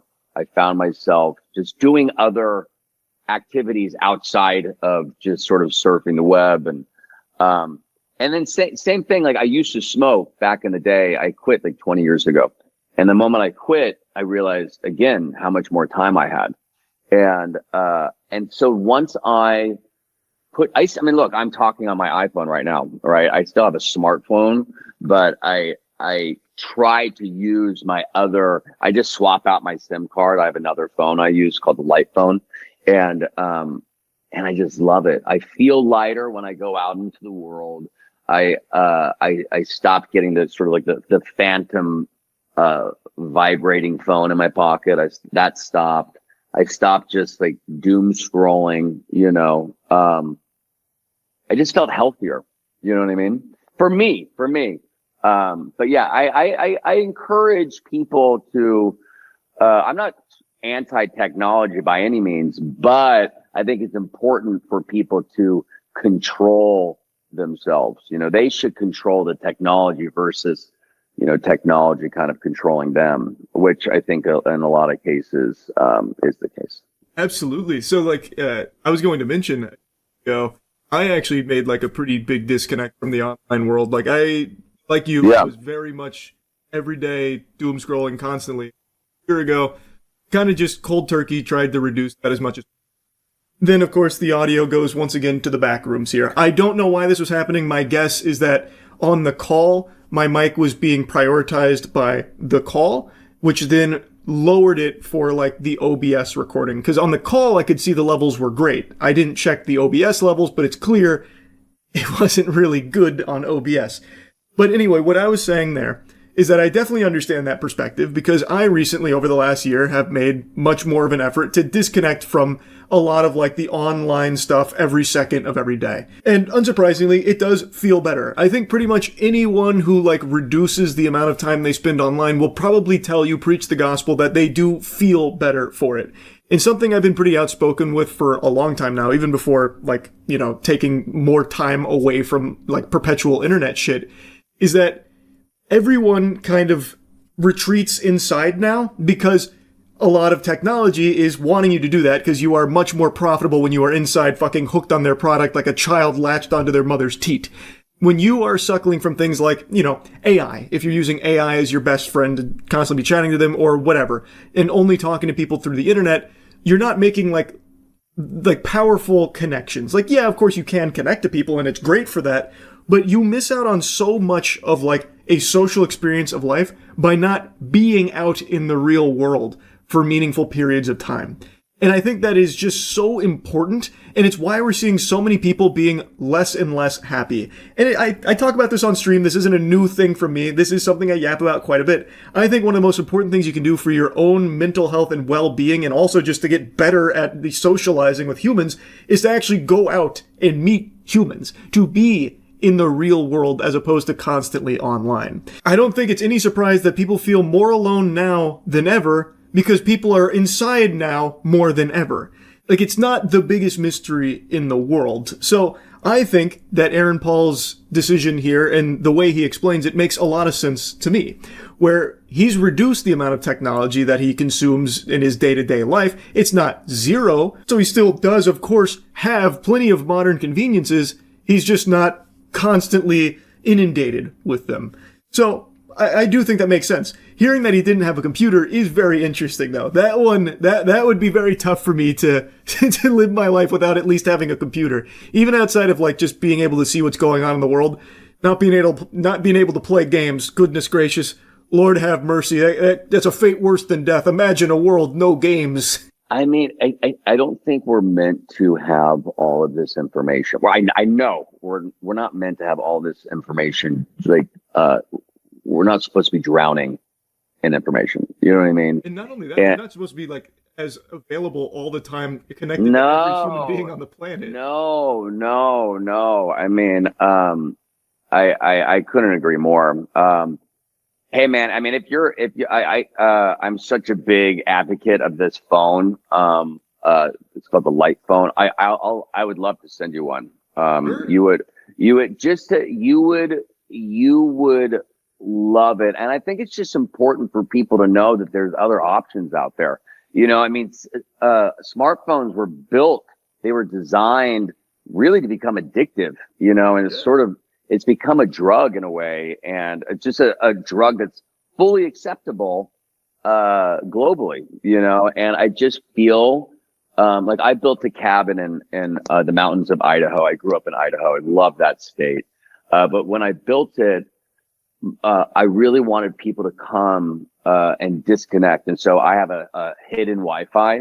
So like when you look, because there's zero service there, when you look for Wi-Fi, nothing even shows up. A network doesn't even show up.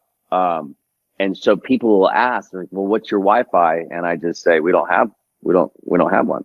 And first they panic, you know. Yeah. I go, look, if you need to get work done, there's a lodge with a great space. You can get work done. It's a mile up the road. You can get there in, 4 minutes. And, but the way people change in literally just a day, you know, they become a different person. Absolutely. You know?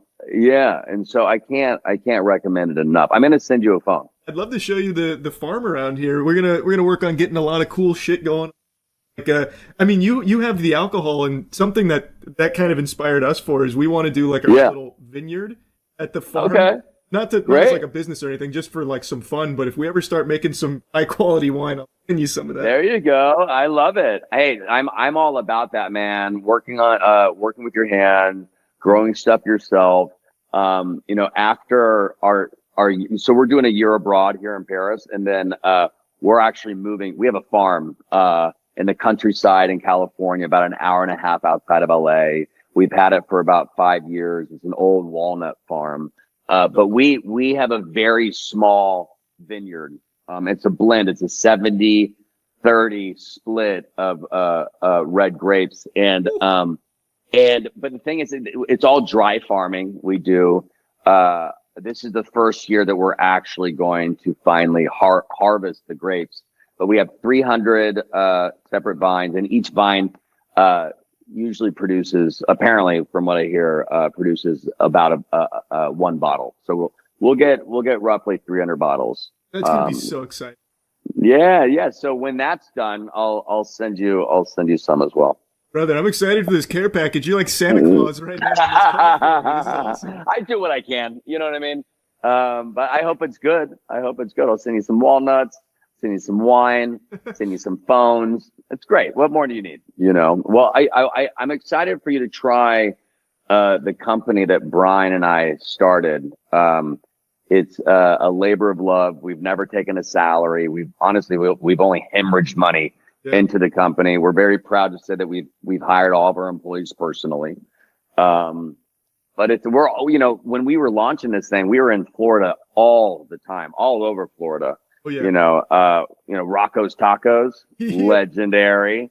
Love Rocco. That was one of our first accounts out in Florida, and we served drinks there many times. But yeah, I'll I'll set you up. I'm gonna be totally honest with you. Full disclosure, I hadn't watched this recording back until right now as I'm editing it. It's always hard for you to know like how my editing process goes, I suppose. But I basically just edit things, I do it live, fuck it, do it live type shit. And as I am editing this, it seems like every single time I am talking towards the end of the call here, my mic is it's just sucking the fattest farts right now. It is cutting out pretty much every time I talk. And I can't even like leave in the tiddlywinks because it's actually just silence, mainly on my end. So now it's like not muting all of the audio. Now it's mainly me sprinkled in here with muting sometimes the whole call. I don't know what happened. And it really sucks because now it makes it hard to just showcase the whole conversation. So now I'm going to need to like explain how we got to this topic that Aaron and I are discussing. And it's like I have to fucking ADR it because now my section of it's not in there, which not the biggest deal in the world, I suppose, because let's be honest, you're not here to listen to me yap. You want to hear from Aaron Paul. But even still, it's weird because now I have to break up the conversation because my mic was not cooperating. Or I guess maybe it's not even really the mic's fault. I should have probably just checked the OBS settings. But man. Anyway, though, we were drifting into talking about things that we are doing currently that we're passionate about, like projects. And he was talking about what him and Bryan Cranston have been doing together, like Dos Hombres, which is the alcohol that they do together. And I don't know, it was just really wholesome listening to him talk about how much he enjoys this process and how much it means to him. Thank you, my friend. Yeah, we're super proud of it. It's our baby. We traveled down to Oaxaca in search of it personally, and we made a pact. Like, look, if we don't find something that we both truly love, there's no reason to bring it out into the world. If one person loves it and the other, is not a fan.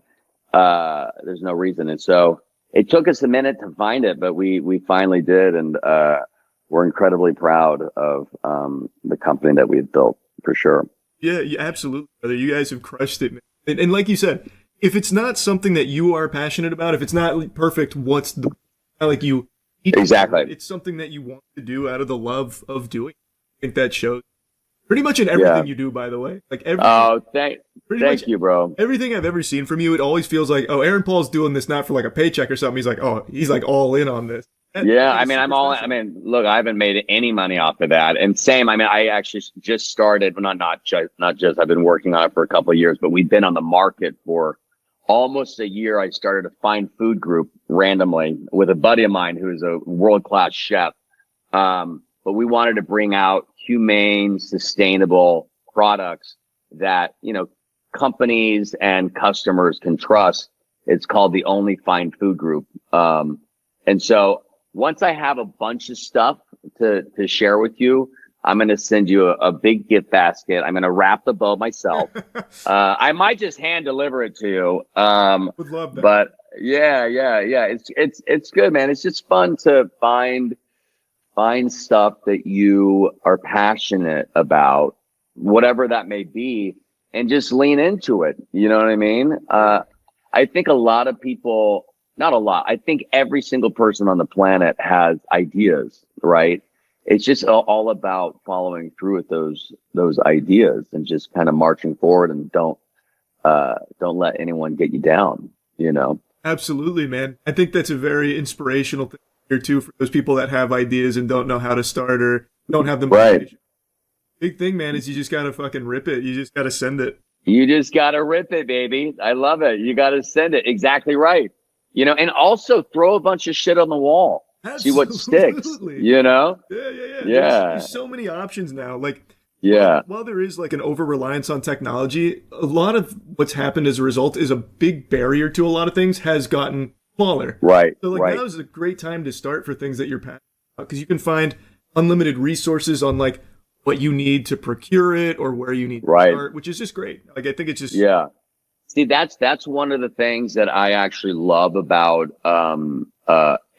I actually really do not like AI at all. I think it's very dangerous, but there's some elements of AI that I can get behind. I can really get behind some elements of it. But one of those is advice. There's some great advice on how to build companies. What are the first steps, right?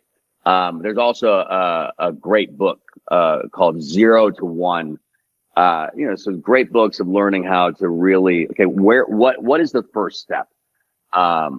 And so, yeah.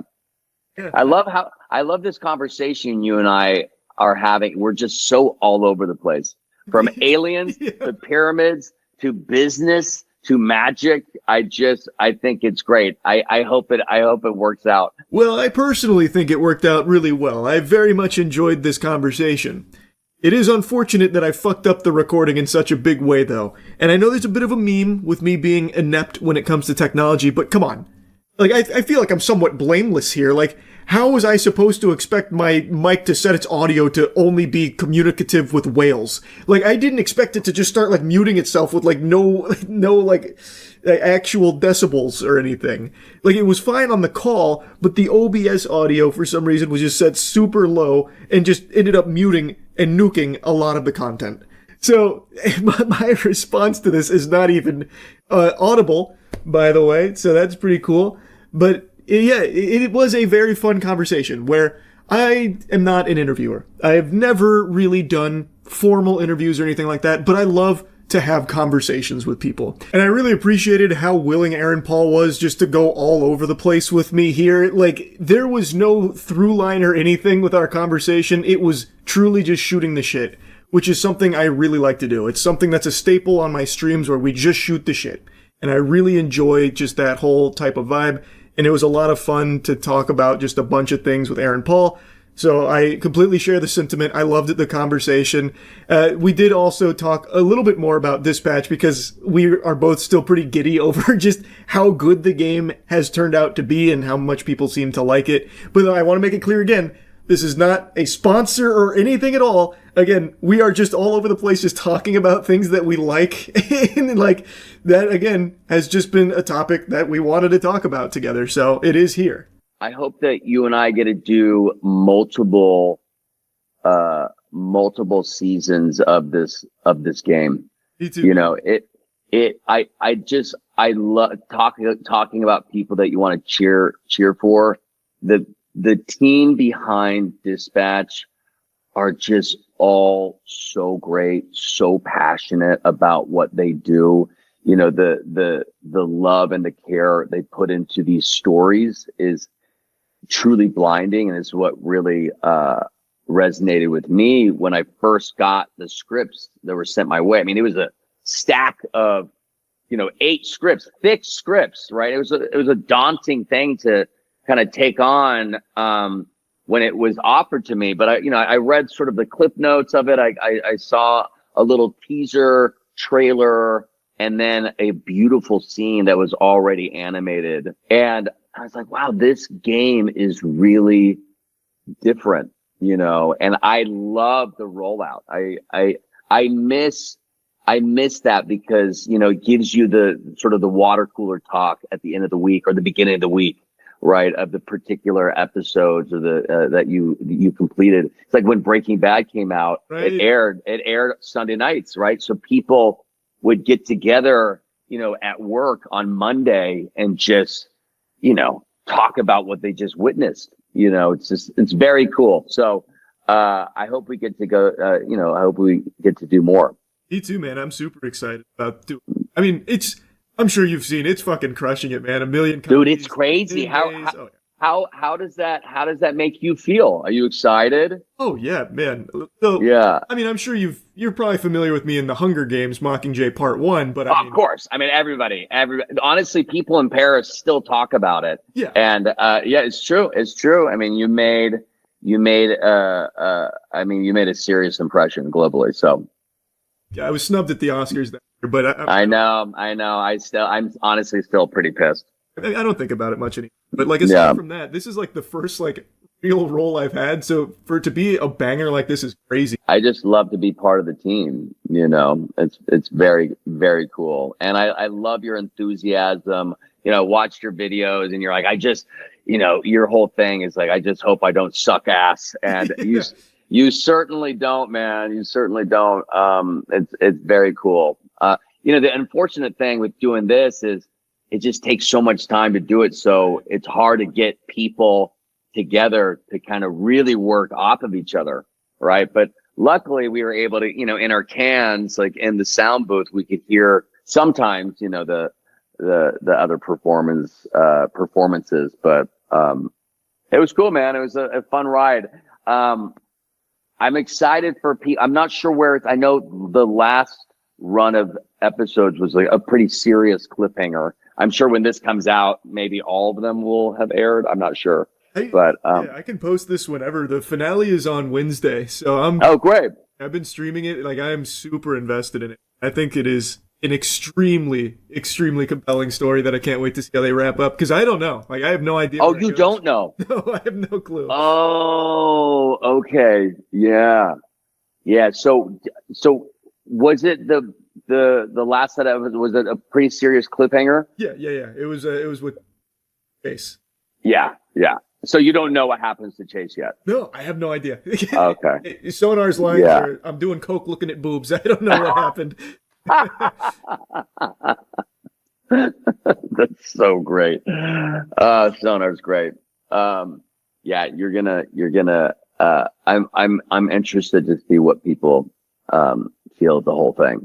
But yeah, it's great. It really is, man. I really appreciate you taking some time to talk to me, man. Like, I know probably like a little odd talking to a goober like this over a call. Like oh, please. No, honestly, I gotta say it's very refreshing. I love your whole vibe. I love what you're doing. I couldn't be happier for you, and I couldn't be happier about being a part of, one of your things. It's great. So thanks for having me.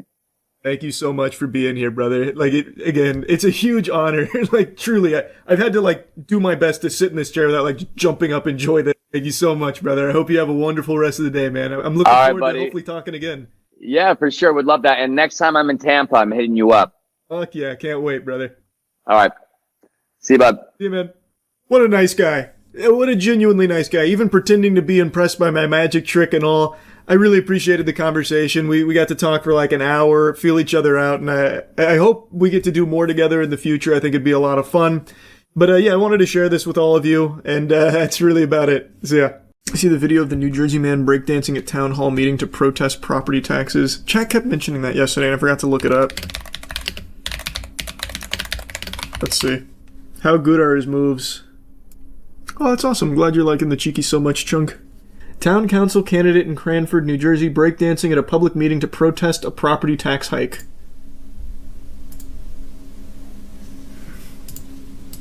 Mr. Thilly, I started your time. With no music. He's doing it a cappella.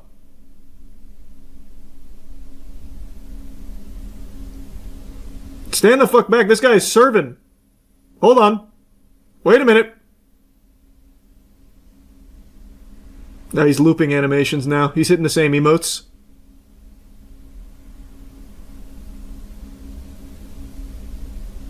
This is quite the protest. And no one's standing up and clapping? Hello? Guys? Did you know I can do the backspin? Anybody? You want to see me do the backspin? Yeah! No? Yes! Fucking do it! I'm gonna do the backspin. Can I do it up here? The world is your stage. Hit it. Woo!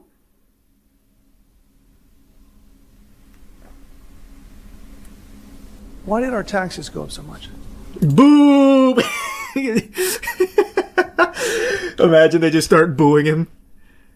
That was cool, though. That was an awesome protest. I'm curious how it ties into the interpretive dance. We were told the referendum was going to bring it up for an average household about $400, I think. And mine went up like $900. Damn. And I think we were told like that was from the schools or something. But the school referendum said it would only go up, like I said, $400 on an average assessed home. I'm curious why he didn't integrate the moves into the speech to give them more oomph, because he could easily just be like body waving. Anyone else find it kind of despicable that they told us 400 when mine have got up 900? Like, I don't know why he did it before the speech. He could have done it during. A little winded, yeah. There's a lot.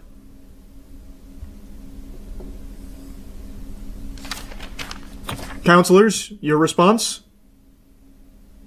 Oh, hey, oh, just when you thought you were safe. No, he's cutting the rug again. Thank you, Mr. Thilly. I like the interpretive dance. Man, what a joyless place. Really? Nothing at all, Terrence? God. Fucking, it's like subhuman going into a town hall meeting. No fun allowed. Don't these town hall meetings last like 10 hours? Asking the wrong guy. I have no idea. I am under the impression that they're normal length. I've always assumed that they were just like an afternoon thing. You get the community together, you guys are like, hey, here's what's going on. Any grievances? I don't know. Maybe it is like a 10-hour thing. Thanks for resub, Grimes. This one lasted 1.5 hours. Well, yeah, this man shut it down with his moves. This guy burnt this bitch to the ground with this shit. See, like, I can understand the counselors having no soul left, but why, out of the audience here of, like, normal people, is no one appreciating this? Like, Howie Mandel's having no fun, but at least binging with Babish is. Like, at least he can appreciate it. And nobody else in this crowd. Well, except maybe her. She's, like, biting her bottom lip. It's just weird to me. Complete silence. No appreciation for the traditional arts. I think he's done it before, according to the news article. No shot. That's what he's known for? Let me see. But from what I'm reading, he is like an actual candidate. I don't know what he's a candidate for. Maybe head of breakdancing of New Jersey, I have no idea, but that could earn my vote. Holy shit, look up that name on YouTube. He has a channel all with town hall meetings doing the same thing. Will Thilly? Oh my god, you're right. Wait, this is... Wait, what? Dance protest number 1, too hot for TV. Hello, thank you, everybody. She already knows what's coming. She was smiling seeing him coming down. She's like, holy shit, that's Will Thilly. Hey, residents. Committee. I wanted to try something fun to kind of, we talked about ending divisiveness and building community and stuff. Can we hit the music? And, you know, we had a dance video that looked great, the thriller video. Oh, excuse me. Mr. Thilly, And so. please address your comments. You're allowed to make comments. Mr. Thilly, please, God. You're not allowed to make a spectacle. Don't do it. Township I'm committee. sorry. So We can't handle another serving. comments, you can make comments, but you can't involve 10 other people in your comments. Oh, I'm gonna talk to whoever I wish. I appreciate it. I think thank you so much. And so I thought for fun, as a community building, that'd be a really fun thing for us all to do together and show positivity in our town. If you would join me in standing up and dance. A little awkward at first. Hey, wait a minute. This is a much more energetic crowd. Yeah! Let's go! Get it with the hokey pokey.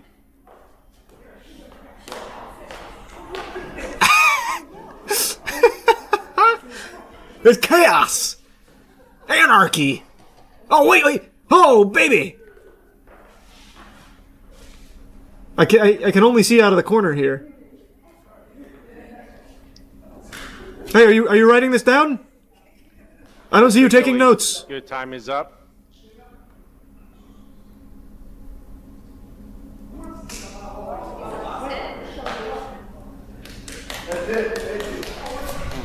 Philly! Do we have any further public comments? I'm not sure if I'll watch that or not, but we'll see. No, Rita. That's awesome, Cooper. You're more than welcome to come up. Go He's to the given up he's MTG given up the Reddit. microphone. For help. Excuse me 5 minutes. I appreciate that. You let me know when Wait, who's this guy now? His sidekick. Wait a second. Mr. Thilly, you walked away from the microphone, so we're No, I'm considering sorry. that your This is time. my time, sir. I appreciate So- that. I'm just doing my time. That's okay. Can you Can you, Can we get Ray Gun in here for a dance battle? you done? No, I'm not done. I told you, tell me when the 5 minutes is up. That's when Your 5 minutes is up. the thing, right? Yeah. That's a legitimately lying under oath, maybe? It has not been 5 minutes. It's been 2 minutes and 40 seconds. He's got plenty of time left. Next. Officer. Yeah. I didn't hear my time run up. You. Did it run up?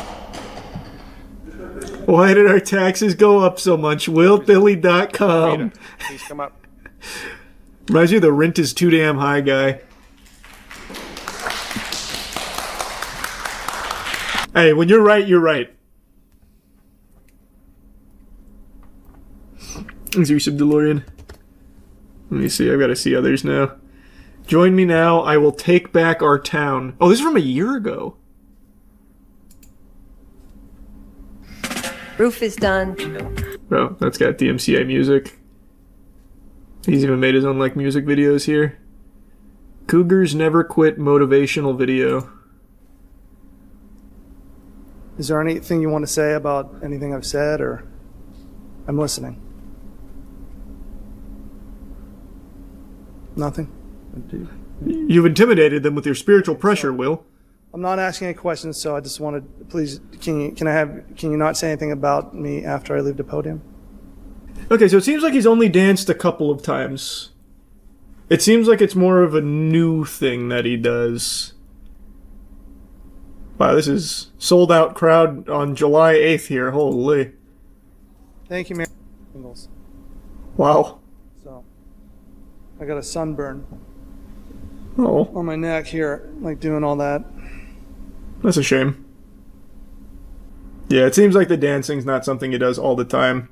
I like this one. This is just called Full House. Hope everything's going good. Man, he is here like every day. I've been thinking about it'd be really great to make these meetings, get more residents to come to the meetings, and I know that's tough to get people to come to anything. So it's not against anyone here, but I thought, the goal would be to make government fun. Make meetings fun. And that, I think, What's the plan? How do we do that? would be more fun. Not that they're not really fun right now, but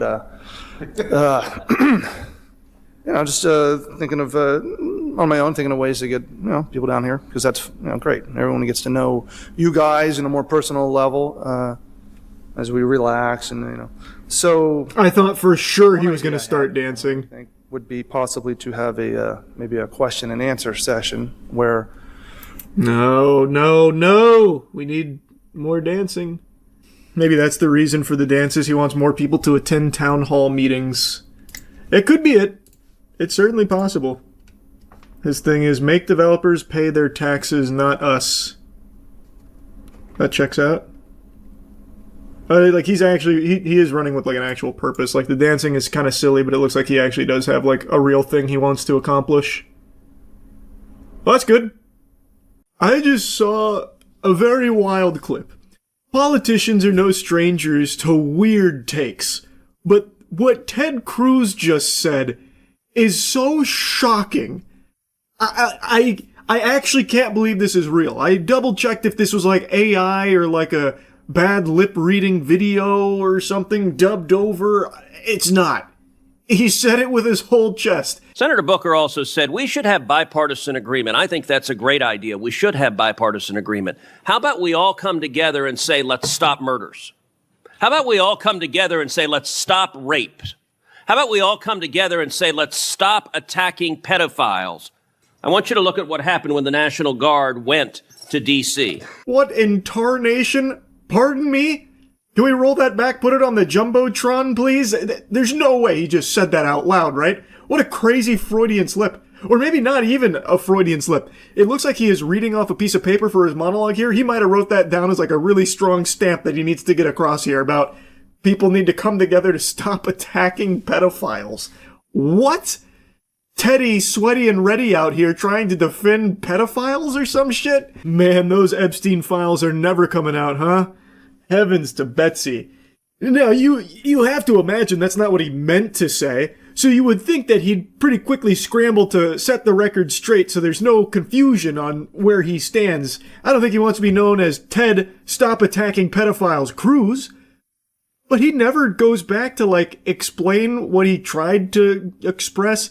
Also, nobody in the room challenges him on it, like, hey, Ted, quick question before moving on. Did you mean what you said at the end there? Like you said, you know, stop murder? Okay, good, yeah, all right. And then stop rape? All right, good, yeah, no, rape's bad. Let's stop that. And then you said stop attacking pedophiles, and I couldn't help but be confused because, well, attacking pedophiles is good. Like, that needs to happen more often. In fact, I'd argue we don't attack pedophiles enough. So what did you mean there at the end, Ted? But there is not a soul in this building that says anything about it, not even a peep. So they just move on. Robbery fell by 57%. Homicide fell by 58%. Sex abuse fell by 40%. Those are real results. And Detective Pemberton? Goober just carries on business as usual, as if nothing is abnormal about what he's just stated. No one in the room says anything about it, not even a whisper. That's crazy to me. Now, I attempted to do the impossible of putting together the jigsaw puzzle that is Ted Cruz's enigmatic mind, but that's like dividing by zero. I can't quite figure it out. I tried to understand, like, what he wanted to say, but fumbled, based on the slide that he pulls up, which is stats. Robbery, homicide, sex abuse. Homicide ties into the first thing he said about stopping murder. But then the second thing he says about stopping rape, well, that ties into sex abuse. The third thing, robbery, is not anything he ever said about stopping. So where the fuck does the word pedophile even come from? And how does the word attacking pedophiles even squeak out from between his foul butt cheeks? I've seen, like, long versions of this, not the whole thing. Maybe at some point it comes up as like previously on Dragon Ball Z I said this, but meant that. Maybe, but I haven't seen that. I checked both of his Twitter accounts because apparently he's got two, and he posts like 8 times a day, and he hasn't uttered a peep about him saying to stop attacking pedophiles, that we should come together to stop attacking pedophiles. So maybe there's a chance that's what he actually believes. It's not that far-fetched. Just look at how the current administration handles everything in regards to Epstein, jumping around from lie to lie to lie about, oh, the Epstein files, they aren't real. The Epstein files, no, they were on my desk, but they're also not real. Also, there's no the new thing, there's no credible information that Epstein trafficked minors to others. There were no clients, there's no list. Also, Maxwell gets moved from a prison to a fucking summer camp, basically.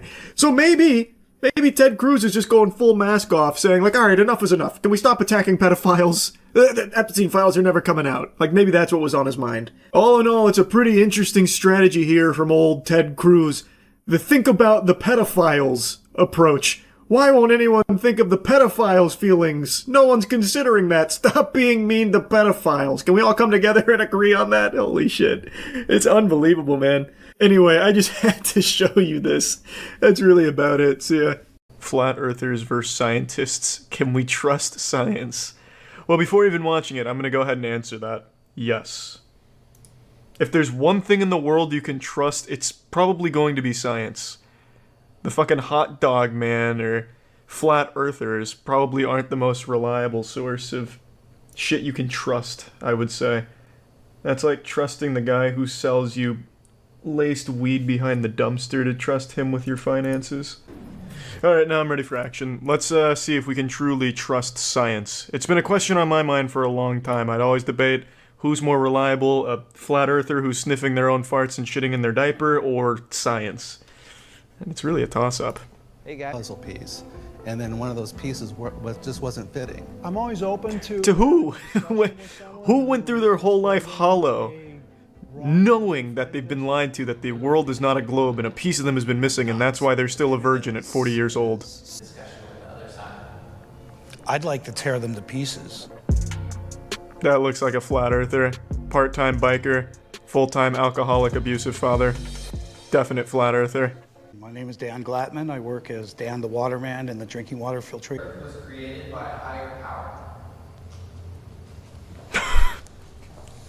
Dan the Waterman doesn't believe in God? Well, I've been. He must have seen Rick and Morty while cleaning a pool once. The scriptures in the Bible that point to a flat Earth. I'm all for religion and believing what you want to believe. I think it's very important to find your own answers, but why use books like the Bible as a source of irrefutable evidence? My name is Wendell. I am a That's such a sensitive name. Based, Wendell. and scientific flat Earth. Kind of guy that cries when he jerks start out, off and no because he one feels starts like he's out as a flat disrespecting the actresses But with his I had a lot sin. of questions. An observation at Salton Sea, and things just didn't add up down there. So we've gone back probably a dozen times. Well, you can't argue with the facts, I guarantee guess. There is no I looked at the curvature. water once, and well, it wasn't falling off the side of the planet, so there's no way it's curved. Discussion groups, panels, we've gone against opposition. I have a sneaking suspicion all three of these are anti-vaxxers as well. Flat Earth is its own worst enemy. Well, they say it in 14 you of should, the documents. You should read what NASA says, and you should listen to what NASA I would says. love to see. I would also love to see that. In fact, I'm sorry, Wendell, to step on your toes over there, because I know you're a cornucopia of great information and calorie crusading, but I have to know. Is there actual documents from NASA saying the Earth is flat? I'm what you call a globe denier. So an idiot. A You couldn't fucking even get me idiot. into a virtual A limp-dicked construct if I loser. can't find the All synonymous orders with myself. globe denier. Would find it to be an ice plane where we have a localized sun and our environment thrives there. You know, these I too like particular science people fiction. Have misled us on alternative media is just a thing of beauty for me. When he says alternative media, he's not even talking about alternative media. He watches 4 subscriber YouTubers that are on the run for drug possession charges and child molestation who talk about flat Earth, and then he goes and raves about that video on his anti-vax Facebook groups. And they're my mind because my mind isn't set. NASA is solely designed to change my mind. Which it would if you'd read anything from them. Has been a television program. Foundation for why I believe the Earth is flat. And Well, it telling you is, wrong. right? I have evidence that proves it's flat. Shelby, show us. What Curvature, I We're just- being misled. We're being deliberately misled. But that's not by evidence. mainstream So media. what's your evidence? You're We see thinking? too far. We see too far. We should That's not be able to evidence. see. I live in Dana Point. Okay. I can see San Clemente Island. We're 60 miles away. I wake up in the morning and I I'm can on the see beach. the sun. I'm on the beach. It's evidence. It doesn't make any sense. Yeah. By gobs of science. It's gotta suck being a scientist in 2019. There was like a golden age of science in like a... What is the question? I don't understand. Man, it almost goes far back as like maybe the 70s to 90s. Anything is possible. Scientists were like revered, anything but is now possible. there's like these fucking I've got a- limp-dicked tremendous lunatics issue with and consensus dusty and proving cootered it. old I've been soccer spending a moms that lot all of of a sudden time think science is arguing evil. with people that argue the Just for a second. You're never going to get 100% of anyone. There is scientific Except when you're talking about consensus globe Earth. on a That's globe 100%. Earth, there's scientific consensus on evolution. You'd be hard-pressed to find a Not big- scientist they say use the that's word wrong. theory. And if you do, then you that's a know what scientist a that theory should of not be in that science is? profession. extreme access to media and limited exposure. Until we're in us university curriculums, we will continue to appear uneducated. Well, that's not What true. are the odds of that, Dan the history of Waterman? science, we The had dude who many pisses into the occasions filtration when the systems of idea homeowners' pools and was not rants welcomed about by the flat society. Earth and Einstein sheeps was that one of believe them. it's a globe? Galileo. Galileo It's weird was that one you'd seem uneducated But in a if your university theory is an situation. authentic one, closer and closer to the truth. We never get there. Never. Well, I That's- know that's true for you. And No, that's a science. That's Jesus, what you Wendell. guys. You think many billions of people do not believe, including myself. And many more billions do. So what? So who's right? Of course I can. So the When you say that we stole a conclusion, Check, and you're trying checkmate. that, Wendell wins again, baby. that to me The is- 40-year-old virgin has come with the gloves off and the condom on today. No, right you're now. not. You're making No, we, course. sure, Okay. we do make assumptions. God, it's gotta suck arguing with people with the mentality of an 8-year-old. Proven. If gravity We is don't an have to- assumption, you show Oh, me in God. the scientific method how you isolate gravity. She doesn't believe in gravity. It's the same thing. I have never seen one flat earther I kind use of math feel to like prove their I point. wanna You're wrong, actually. develop There's some of a, this stuff a little bit on more a to serious note, high there's a level, Flat Earth but I feel like documentary there's where they so did much use that I math haven't really and immediately touched proved based on. themselves wrong at the end of it, so I appreciate it. What the fuck? Didn't the 3 of you all just use NASA to prove the Earth is flat? Obviously, any organization. So you don't even trust your own source? What? They have individual. That's absolutely not true, Jim. I wouldn't lie to you. And the other NASA's lying to you, my friend. If there is one person you can trust, it is Dan the Waterman. Perpetuate this massive fraud. Why would they? Mind control, Spencer. Okay, the benefit of it. And make our dicks smaller. $1 a day. Follow the money. No, the little Follow guy. the Yep. money. The little guy. That's what then when you hear the reasonable voice and say, "Yeah, that makes more sense than having this pizza shop." I mean, Spencer, you can argue all day, but Shelby came at you with some concrete shit saying, we see too far. What does science have, huh? How far does science see? You know what I mean, Spencer? Checkmate. I used to. Thanks for the agree resub, to. Ruthless. So I completely understand where you're coming Menopause has not been kind to you, has it, Shelby? Look, anybody who can overturn Einstein or some major theory is going to be eventually written in the halls of science for the rest of their lives. And it could be But they Dan have the to come up Waterman. with the goods. They have to show good science-based evidence. Wait until you see the drawing he did on a napkin, Spencer. It once and for all proves that not only is the Earth flat, but men that are above 5'6" are fake. Actors, robots, reptilians, it's all proven. Say whatever you want about Court, but don't you dare besmirch the good name of Zoom Court. It's an entirely different beast. The gift that keeps on giving. Zoom Court has given us golden nuggets of content. It is the perfect combination, like peanut butter to jelly. Zoom and Court. What a wonderful thing. Giving us access to incredible moments like this. You cannot be driving, ma'am. What are you doing? Come on. I'm not driving. I'm a passenger in a car. You're still not, I'm not hearing cases with people driving or as passengers in cars. Okay, I will pull over right now. Short of us coming out to everybody's house and doing these on boats and stuff in the summer, I don't know. I'm gonna be honest with you. I replayed that statement from the judge close to 10 times. I don't have a fucking clue what he said. Door to butts coming out and doing these on boats and stuff, maybe?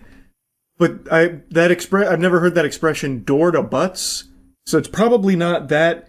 I don't know. There's something about that sentence that is not computing in my brain. Anyway, I'll lore dump so that way you can understand what the case was about. So this woman was in a bit of a messy situation here, some hot water, and an attorney named Brian Groen was seeking a default judgment here for a total of $1,921, and Carol was not on the call initially. Later on, though, a mysterious iPhone joined the call. Who is this 4chan hopping in? And it was later determined that this was the woman they were looking for. She was just late. The judge then instructed her to turn on the camera to ensure she has her name listed on the account. Her defense for the tardiness was that she was sitting in a room and didn't realize that she wasn't in the right spot and apologized for it. Now, even though they had already got the farty sharded without her, her presence there did postpone that default judgment, and she was given the chance to, turn on her camera and participate here despite being tardy. Now, that's where the clip starts. She turns on the camera and it's pretty clear she's driving a car. And the judge calls it out saying, come on. This is a little absurd. Why are you driving in the middle of this right here? And that's when she cooks up the Galaxy Brain scheme here. She starts playing a little bit of chess while everyone else is playing checkers. She says that she's not driving, she's a passenger in that vehicle. And then she really plants her feet. She buckles down in lat spreads and she starts trying to complete all the QuickTime events here to wiggle her way out of this one. I'm sorry, I have an emergency. I'm going out of town for a family member, but I will have my driver pull over. Hang on 1 second. I'm sorry. I didn't know that I wasn't allowed to be in a car, but hang on 1 second. Am I crazy, or does it not look like you're driving that car? I'm not driving the car. I'm a passenger in the car, sir. Now it's time for a little LA Noire style investigation from the judge here. I think it's pretty obvious she's driving, but she's about to do everything in her power to squeak out the W here and convince everyone that she's just a passenger in the vehicle. What side of the car are you on? I'm on the left-hand side. How would you be on the left-hand side if you're a passenger in the front seat? Am I missing something? right hand side. I'm sorry. I've been sitting in a room. I didn't know. Yeah,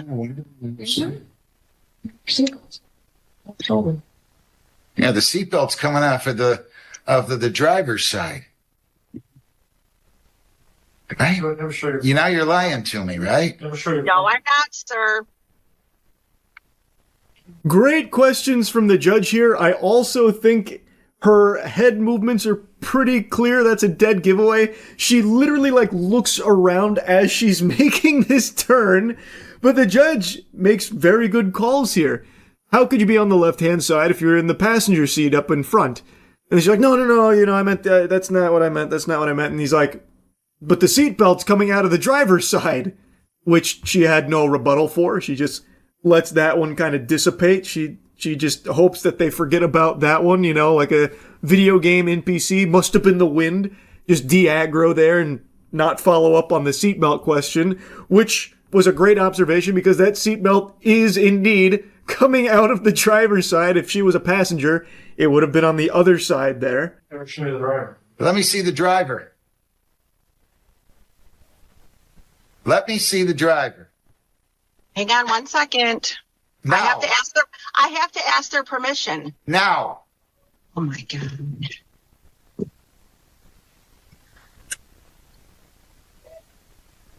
That look she gives when he requests to see the driver is fucking perfect. That is cartoonish. That look right there is some shit out of a Whitest Kids You Know sketch. I cannot believe how incredible her response to that question was. But she did come up with something, though. She didn't just fold there. She's like, oh, I can't just show you the driver. I don't want to violate his privacy. I need to ask for the driver's permission first. Hold your horses. Calm down. Let me ask the driver real quick. And then she gets out of the vehicle. Where is the driver? Where is he? Is he riding on the hood of the car or something? So now she needs to go track him down? Why did she get out of the car in order to try and ask the driver permission to show him to the judge? Oh, you're not in the you weren't in the driver's side. You think I'm that stupid? I'm going to go ahead and enter a default judgment. Our paperwork says that that they can't drive. Does it not, Jennifer? I'm sorry, Your Honor. I took a breath in and started choking. Well, I missed what you Does our said. paperwork not tell people that they can't be in a car? I don't know, Your Honor. I'd have to look at it again. I haven't looked at it in a while. Looking at it does not say that I cannot be in a car. I love that she walks around the vehicle. She puts it to her ear so you can't see it super well, but you can watch her walk behind the car, start to walk behind the car, and then she goes into the passenger side in order to continue the conversation. Genius. She's really cooking here. I'm entering a default judgment. You lied to me. Judgment 1921-85. Send me your counsel and put in there defendant was not available at the time and then was driving a car and telling the court she was not. I'm entering a default judgment. Have a great day. Thank you. Now, according to this article, she has released a statement of her own about everything that unfolded here, and she's no longer trying to stick with the ruse of being a passenger in the vehicle. I want to be clear that I take responsibility for my mistake. Appearing on a Zoom court hearing while I was driving was poor judgment, and I regret that decision. I panicked in the moment and made the wrong call instead of pulling over or asking to reschedule. For that, I am truly sorry. At the same time, I believe what has happened since then has gone far beyond addressing a mistake. A brief moment of poor judgment has turned into a viral spectacle that's affecting my reputation, my family, and my ability to move forward with my life. I respect the court and the rule of law, but I also believe in fairness and proportionality. The question I'm left asking is whether this situation needed to become a public example at the expense of someone's livelihood and dignity. I am human, I made a mistake, I own that mistake, and I am willing to accept the consequences, but I hope people will consider whether the response has been about accountability or about turning a moment into something far bigger than it needed to be. Now, her statement makes it sound like she's lost her job or something as a result of this, which I can't find any information on, but hopefully that's not the case. She's talking about it as though it's being reported for the sake of accountability or some kind of big witch hunt, as though it's something very serious. It's not, and I don't really see that response from everything that's been, shared and reported about it. It's really being portrayed as a lighthearted, silly thing. What she was facing in court isn't, you know, the most heinous of crimes or anything, where she's some kind of crazy fucking supervillain, you know, mustache twirling evil. And what she did is very goofy, but it's also pretty harmless. She got her hand in the cookie jar and got caught, and she tried to wiggle her way out of it, and it didn't work. Really, the biggest thing was driving while doing this Zoom court, like potentially distracted driving. But she did a lot better than fucking Twitch streamers and Kick streamers when it comes to having a stream while driving. She didn't really look at her phone at all until she had fully pulled over and then got out. So she did a lot better in that regard than a lot of, like, streamers do. So I don't think it's all that serious, and I haven't seen people responding aggressively to it or anything, nor have I really seen it being reported as something serious. More so just something, like, wacky. From everything I've seen, it's all been pretty lighthearted. Like, of course, it's the internet, so I'm sure there's some degenerate assholes going ballistic with it, and maybe that's what she's seeing, but it definitely doesn't warrant that. I agree with her. That does not make sense for what unfolded here. And also agree that, yeah, people make mistakes sometimes and some of them are silly. And like this one, for instance, it was definitely something that had me giggling, so I wanted to yap about, but at the end of the day, it's not that serious. It was just some lighthearted goofs around here, so ultimately, I'm wishing her the best. I hope this isn't, you know, something super detrimental to her or anything like that, and hopefully it is something that she could look back on herself and laugh at, like, yeah, that was a wacky one. It happens. Anyway, though, that's really about it. So, yeah. The time has finally come to put everything I've learned from watching live PD to the ultimate test. Can I become the world's beacon of justice, the most decorated officer in the history of Police Simulator patrol duty? Oh fuck yeah, Officer Phil Jones, aka Mr. Eat Your Pussy with one hand tied behind his back. This isn't even the start of a career, it's the start of a legend. The Protein Pirate. Muscle madness, baby, let's get after it. Ooh, the ladies' locker room, time to fulfill a high school fantasy. Probable cause, I'm coming in, ladies. I smelt smoke. Because these pussies are on fire, where you at? Why is no one changing? Let's sniff some panties at least. Can I not open this? That's not very realistic. Officer Phil Jones is fueled by soiled panties. If he's not getting those britches in his nose, well shit, I'm gonna be enforcing the law a bit malnourished. Oh, police captain. Sir, I demand a promotion. I just caught a sexual deviant in the ladies' locker room. You wouldn't believe who it was. It's time for action. Where there's people, there's crime. And if there's no crime, then goddammit, I'll make some up. Why are you running, sir? What do you have to hide? What's in that cup? Is that liquid meth? You butt-chugging some liquid meth? Getting high off children's cough syrup out here? What's going on? Get the fuck back here. This is Gotham and I'm Batman. You really think you can escape a police cruiser on foot? Are you out of your mind? Pardon me, miss. I've got justice afoot. Wow. Alright. This guy may be a bit too powerful for me right now. I'll let him go with a warning. Ma'am, slow down. Let me try talking to her. Yelling at her, more so. Come back, please. I've got a few questions. Whoop. Ah, I see. Just blending in case there's a spy from the local cartel watching me closely. Now I just look like a normal man, not a police officer. High five. Come on, slap him. Ma'am, drop the cup. You're under arrest for refusal to high-five an officer. Where's my cuffs? There they are. Oh, shit! She pulled a fast one on me. She's handcuffed me! Oh, kidding. I hope you enjoyed the birthday party magic. Now come back. You're really under arrest. Can I do anything? Give her a ticket, maybe? A big fine for not high-fiving? Nope.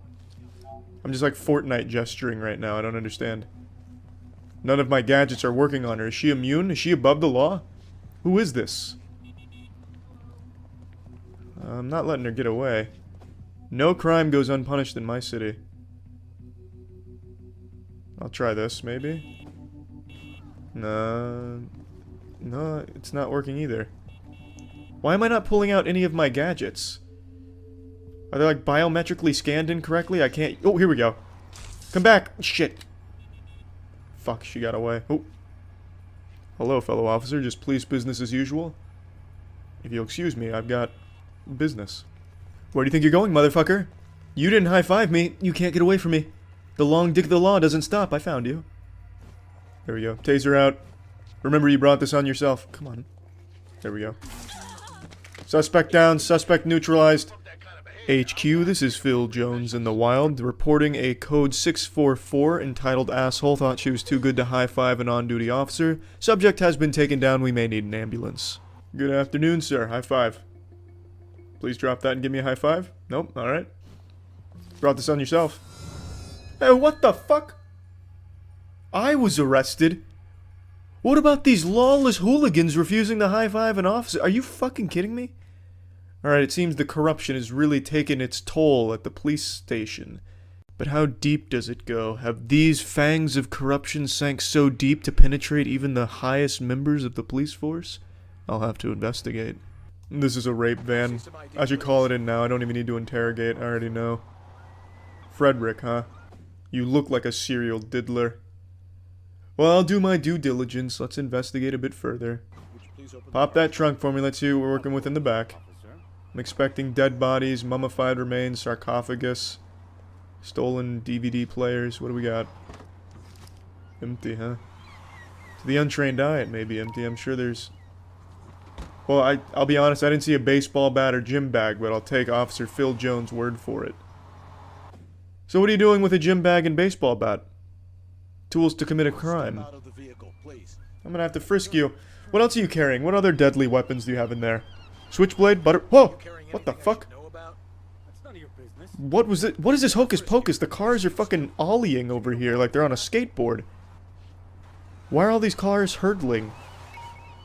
I didn't even look at my frisk. Did I check his penis real well? Is his wiener clean? Let's check his BAC. He's probably drunk driving. And if he's not drunk driving, I can say with a high degree of certainty all these cars jumping next to him are certainly inebriated drivers. Or talented. I'll be honest, Frederick, I don't know if you committed a crime, but I'm throwing you in those cuffs anyway. Just because I'm confused on this whole situation. This city is... It's not what it used to be. These futuristic jumping cars, you know, it's a weird situation, Frederick, and you're caught in the middle of it. Wrong place, wrong time, right penis, you know what I'm saying? I just called it in, Frederick. Your life may be ruined, but at the end of the day, it really does boil down to being your fault. That's a stupid fucking jacket you're wearing. And now you're getting the taser. Pussy. Saved by the emergency call, but just for a moment. There we go. Execute and kill... What? What is wrong with this city? Jumping cars? Power-tripping police sergeants arresting the good, hard-working boys in blue like me? What? I'm the only one keeping this city together. Insane. What do we got over here? Speed demon? Where do you think you're going in such a rush, Lex Luthor? Let's check the speed. 0 miles per hour, that's totally inaccurate. He must be using a speed blocking device, an EMP or something. Get pepper sprayed, bitch! Those glasses didn't help you very much, did they? Pepper spray still stings, huh? You shouldn't have been going so fast. Follow the traffic safety laws, even on the sidewalk. Alright. Can we get some cheering for the officer of the month, please? How about like a good little pep squad or something? Like, hey, you, that boy in blue, sucking on a dick because he doesn't want the flu. Time to finish the job. I can't let a man like that continue to roam these streets. I am the... What? How? Is everyone made out of steel in this city? They can just full stop a car going 80. That's impressive. They've all been, like, augmented. Can't say I don't respect the future technology. Jumping cars, titanium-coated humans. It's pretty fucking wild out here. Hopefully this is Hydro's... Oh. Yeah, I was hoping this could have been amphibious, but, it seems that I've only hurt Officer Phil Jones. He's the only one here not made out of steel, I guess. He's made out of glass bones and paper skin. Well, that's enough, policing for one day, I'd say. Pranksters are more hated than the common cold, but for the longest time there was always one prankster people would say bucks the trend of just going out and harassing people and actually does, like, clever, fun pranks that are both enjoyable for viewers, and even the people who get pranked usually end up laughing. And that was Ross Creations. But with his latest super stinker, nobody's laughing. It's actually done a big number on his reputation, put a huge blemish there, and a lot of people are extremely upset with him. It's pretty easy to understand why. When I heard what his latest prank was, I don't even know if you can call this a prank, it's killing animals, not really a prank per se. when I heard that it was Ross Creations that did that, I didn't believe it. Drew told me yesterday, and he said, you know Ross Creations? And the first thing out of my mouth was, yeah, I really like that guy. And then he said, oh, well, did you see his newest Instagram reel? Which I responded, no, because I'm not a big Instagram user, so he showed me. And it's fucking baffling that he thought this was somehow a good idea. Oh, what do we got here? A possum. You are going to Mars.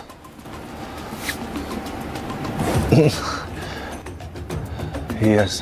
Oh my God! Bam! He just walks away. Oh man. Hey pal, you just blow in from Stupid Town? The possum doesn't just walk away. It is limping away, most likely to go die an agonizingly slow death from all of the internal injuries it has suffered from being launched fucking 50 feet into the air. Because Ross Creations wanted to LARP as Kraven the Hunter here and just blast possums into space. I think his brain went to Mars. Like, I don't know what he thought would be a slam dunk with this video, but it is shocking. He just shows animal cruelty. You can even see in the community note, it literally just lists out the penal code here. He's in Florida, much like me. It is just textbook animal cruelty. Possums aren't even really pests either, by the way. Only like farmers consider them pests because they do like go after like eggs, chickens and stuff like that. But for just an average, just ordinary person, possums aren't really pests. In fact, they actually do a lot of pest control for you. So him just targeting possums to launch and kill them is unhinged. And believe it or not, I actually saw some enlightened Redditors in the comment section trying to educate us plebeians that possums can actually tank this. This kind of impact actually does nothing to a possum. They don't even feel it. They're a lot like squirrels in that regard. And I had to take a moment to compose myself and realize that that was a real sentient human being that typed that, and it almost made me shed a tear.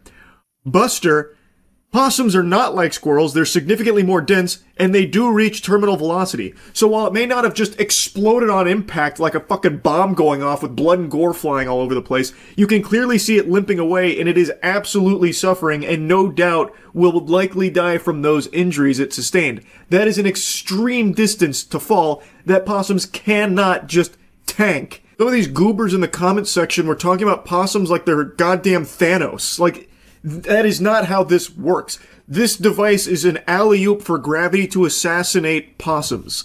I don't even understand what the content idea here was, so he seems disappointed that the possum walks away. So the video was going to be launching the possum, having the possum hit the ground, and then a mangled corpse. And he thought that that would go over well. He thought that'd be like thumbs up across the board. The description on the video just says W, so he thought this was like a great move. What kind of psychopath shit is that? The guy whose own YouTube description says pranks but not mean, branded himself as like a good prankster, built a reputation as being a prankster that like even the people who get pranked appreciate because it was fun and entertaining. All of a sudden drops a video killing possums. That was his idea. How fucking stupid can you possibly be? Let's go ahead and play ball with fanfic where Ross views them as a pest because he's a big-time green thumb farmer, which he's not. But let's say he was, and he hates possums. He's got a big problem with possums coming in there and fucking slapping his chickens around or whatever. So he wants to handle the issue himself instead of calling a professional. This is not the way to do it. This is extraordinarily inhumane. It is textbook animal cruelty. Like this... There is absolutely no wiggle room for any kind of justification here at all. It is just torturing these possums. They die a slow, painful death. So even though it looks like that possum walks away, if you really stretch, it is limping very slowly off of frame. But even if you think that it walks away, it doesn't live happily ever after from the extent of those injuries. There's no world where it fucking survives that. But let's say it did. Let's say it did somehow get out of there, but it's all bruised and beaten up, looking like Ed, and Eddie after the town just attacked them for their most recent scam. How the fuck would Ross ever think that is content that would be received well? Launching a possum in the air and brutalizing it, but at least it survives. Why did he think people would respond positively to that? That's not silly. That's not like ha ha ha hilarious. That's just fucking weird. And the idea apparently, was that it would kill the possum. Like, Ross seems disappointed that it walks away. I really don't get what he was expecting with this one. This shit is just unhinged, and I was shocked to see that it was Ross Creations that did this. I just had to yap about this a bit, because most other pranksters, I expect a level of, like, unfathomable degeneracy. But with Ross Creations, I don't think I would have ever predicted he'd be someone to make a video like this. It's so fucking weird. Anyway, that's about it. See ya. I'll just go with something easy. I don't want to work too hard for it. Will be the Goatsy lineage. For those that don't know what Goatsy is, you're probably too young to be here anyway. Riveting. I like that. That's cute. How very humble. You can play it in a total shit mode or the best mode ever made. At least in our opinion. Ooh. It's like horror movies that say it's all based on a true story when they just read like a single Reddit post like a scary copy pasta. I've seen enough primitive technology to know how to build a home out of nothing but dirt and cum. The Goatsy clan will survive. The fish is coming back to life. The Goatsy lineage will put a necromancy spell on it. I feel like this needs David Attenborough. Oh god. I'm having sleep paralysis or PTSD or something. Oh, I just got jacked out of the Animus? Where am I? Oh, I'm growing a neuron! Jesus! I'm learning how to make an automobile. I've got you.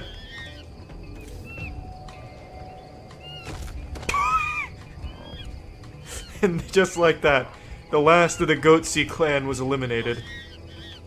Should have used intelligence. I'm coming, young one. I have a broken tibia, it seems. Hey, my broken leg has healed itself. All it took was jumping on it, running on it, and yelling at a monkey.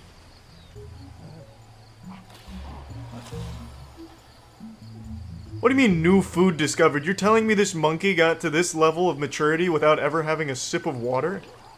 I don't believe that for a second. Drink with me, brothers. With this new water discovery, the Goatsy clan can get big and strong. Oh fuck, I poisoned myself. The gluttony got the best of me. Quick, wash it down. I wonder if you can accidentally overdose on this. Water poisoning. I know you can in real life, but how accurate is the game?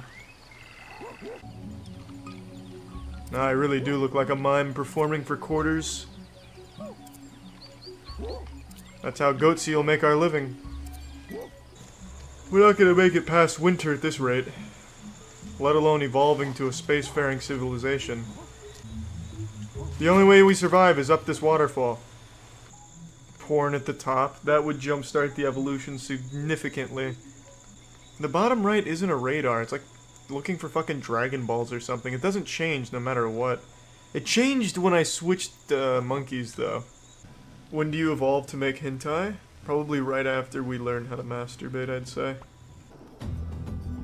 Oh, holy shit, it's a warthog. Ouch. Fuck. I don't know yet. Good lord, the crocodile's climbing! Man, this crocodile is the apex predator here. If only Billy the Exterminator were around. Come with me, my fellow Goatsy warrior. It's time we finally take our first steps into the 21st century. We're going to grow our own ghost peppers, and then film it with a camera we create from piss, shit, and mirrors.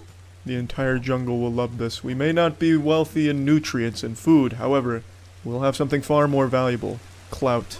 I am Caesar, champion of spread asshole, leader of House Goatsy. I request an audience with you. Fuck. Diplomacy has failed. Get the fuck out. And now.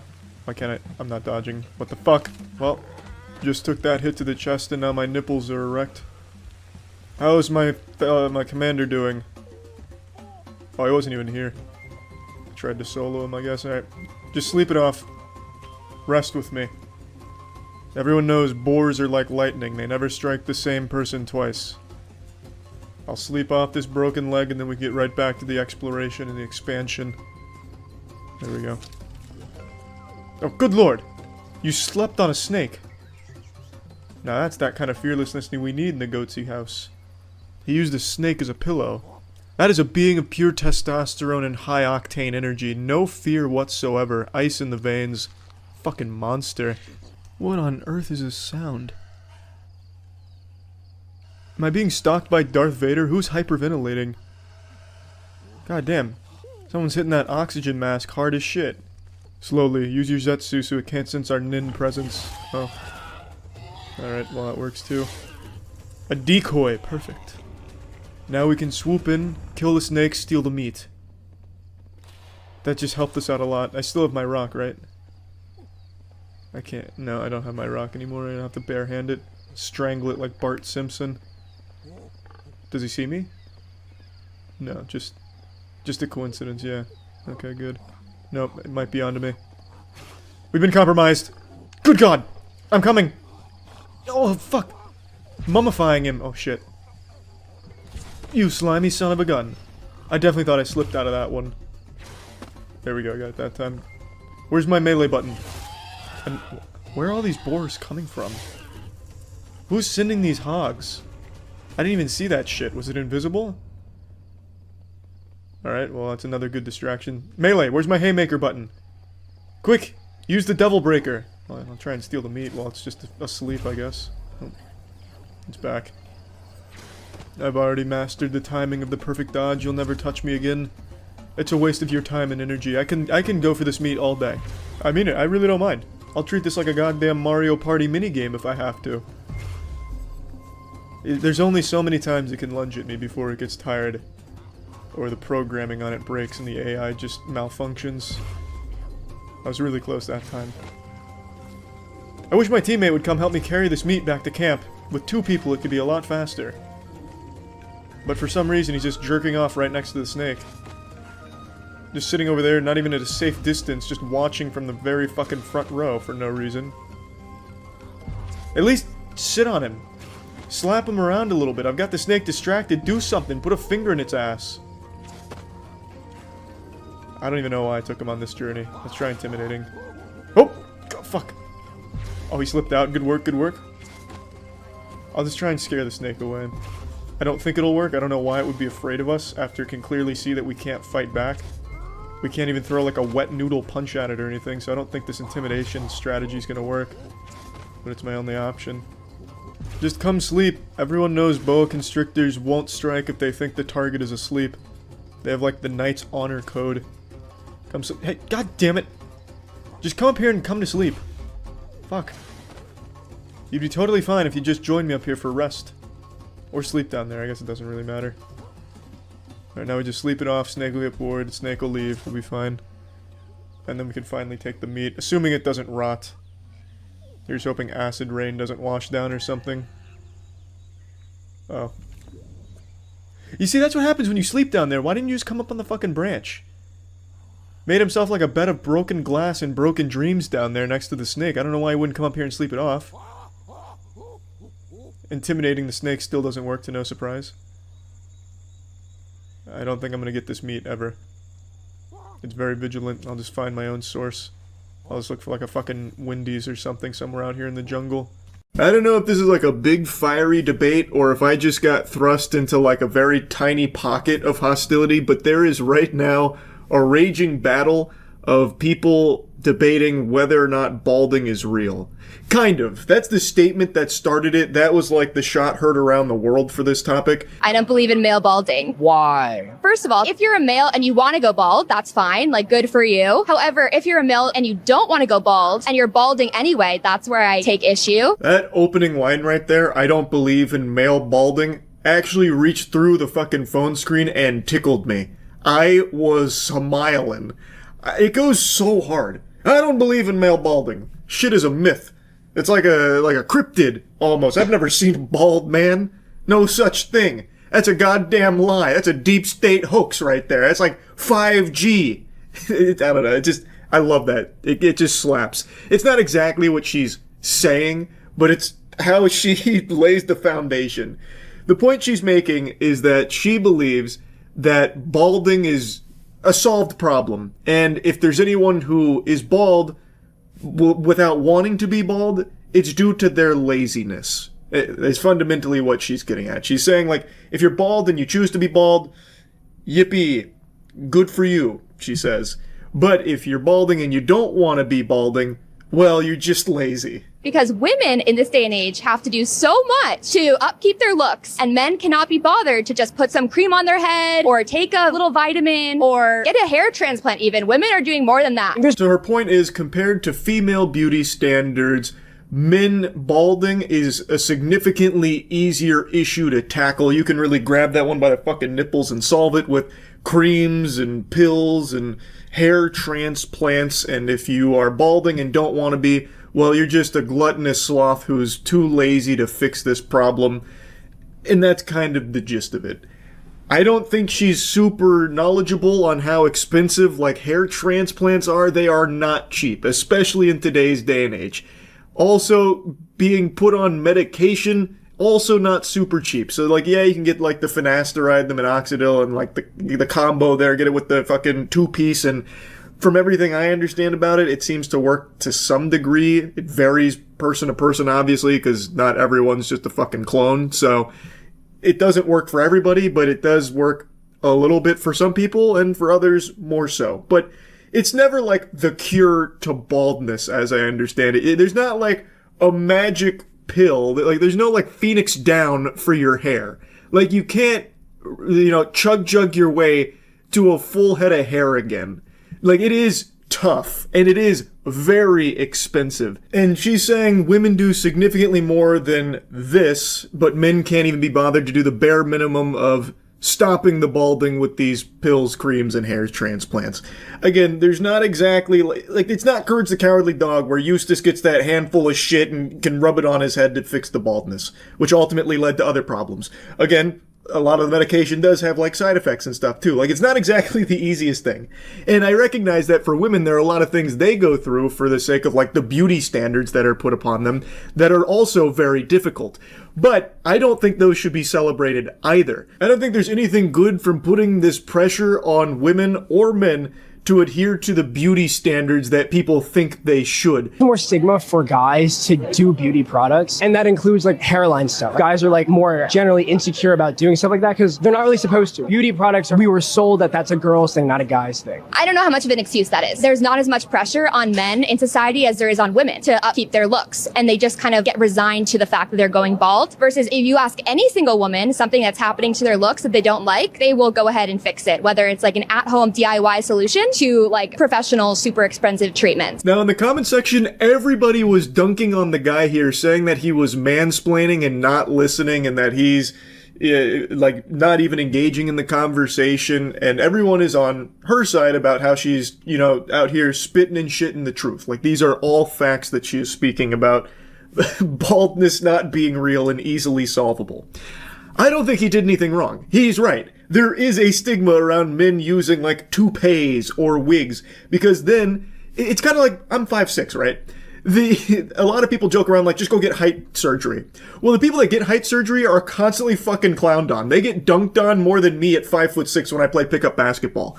Like, you're damned if you do, damned if you don't. I get made fun of all the time for being short. It is what it is. That's the way the cookie crumbles. Sometimes you gotta play with the hand you're dealt. My dad is 6'5". Man stole all the height genes from our lineage and then kicked the ladder out from under him.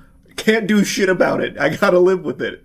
So, like, I can stay 5'6", and I'm comfortable with it. I make jokes about it, but at the end of the day, I can't fucking change it without going and getting, like, life-changing surgery that'll have me debilitated for, like, 2 fucking years as my bones reform in my shins. I'm not going to do that. But if I did, I would be insulted for being so insecure about my height that I went through those extreme lengths to change it. And it's the same thing for bald men. You'll see this a lot, where like a bald guy will put on a toupee and it's not like the most optimal one. It's pretty clear he's wearing a toupee. People will make fun of him for being so insecure with that. And it's the same thing with other male beauty products that you'll see. There is a stigma around it. I don't know why she's pretending that doesn't exist. That's a very common and like really socially acceptable thing to make fun of a guy for.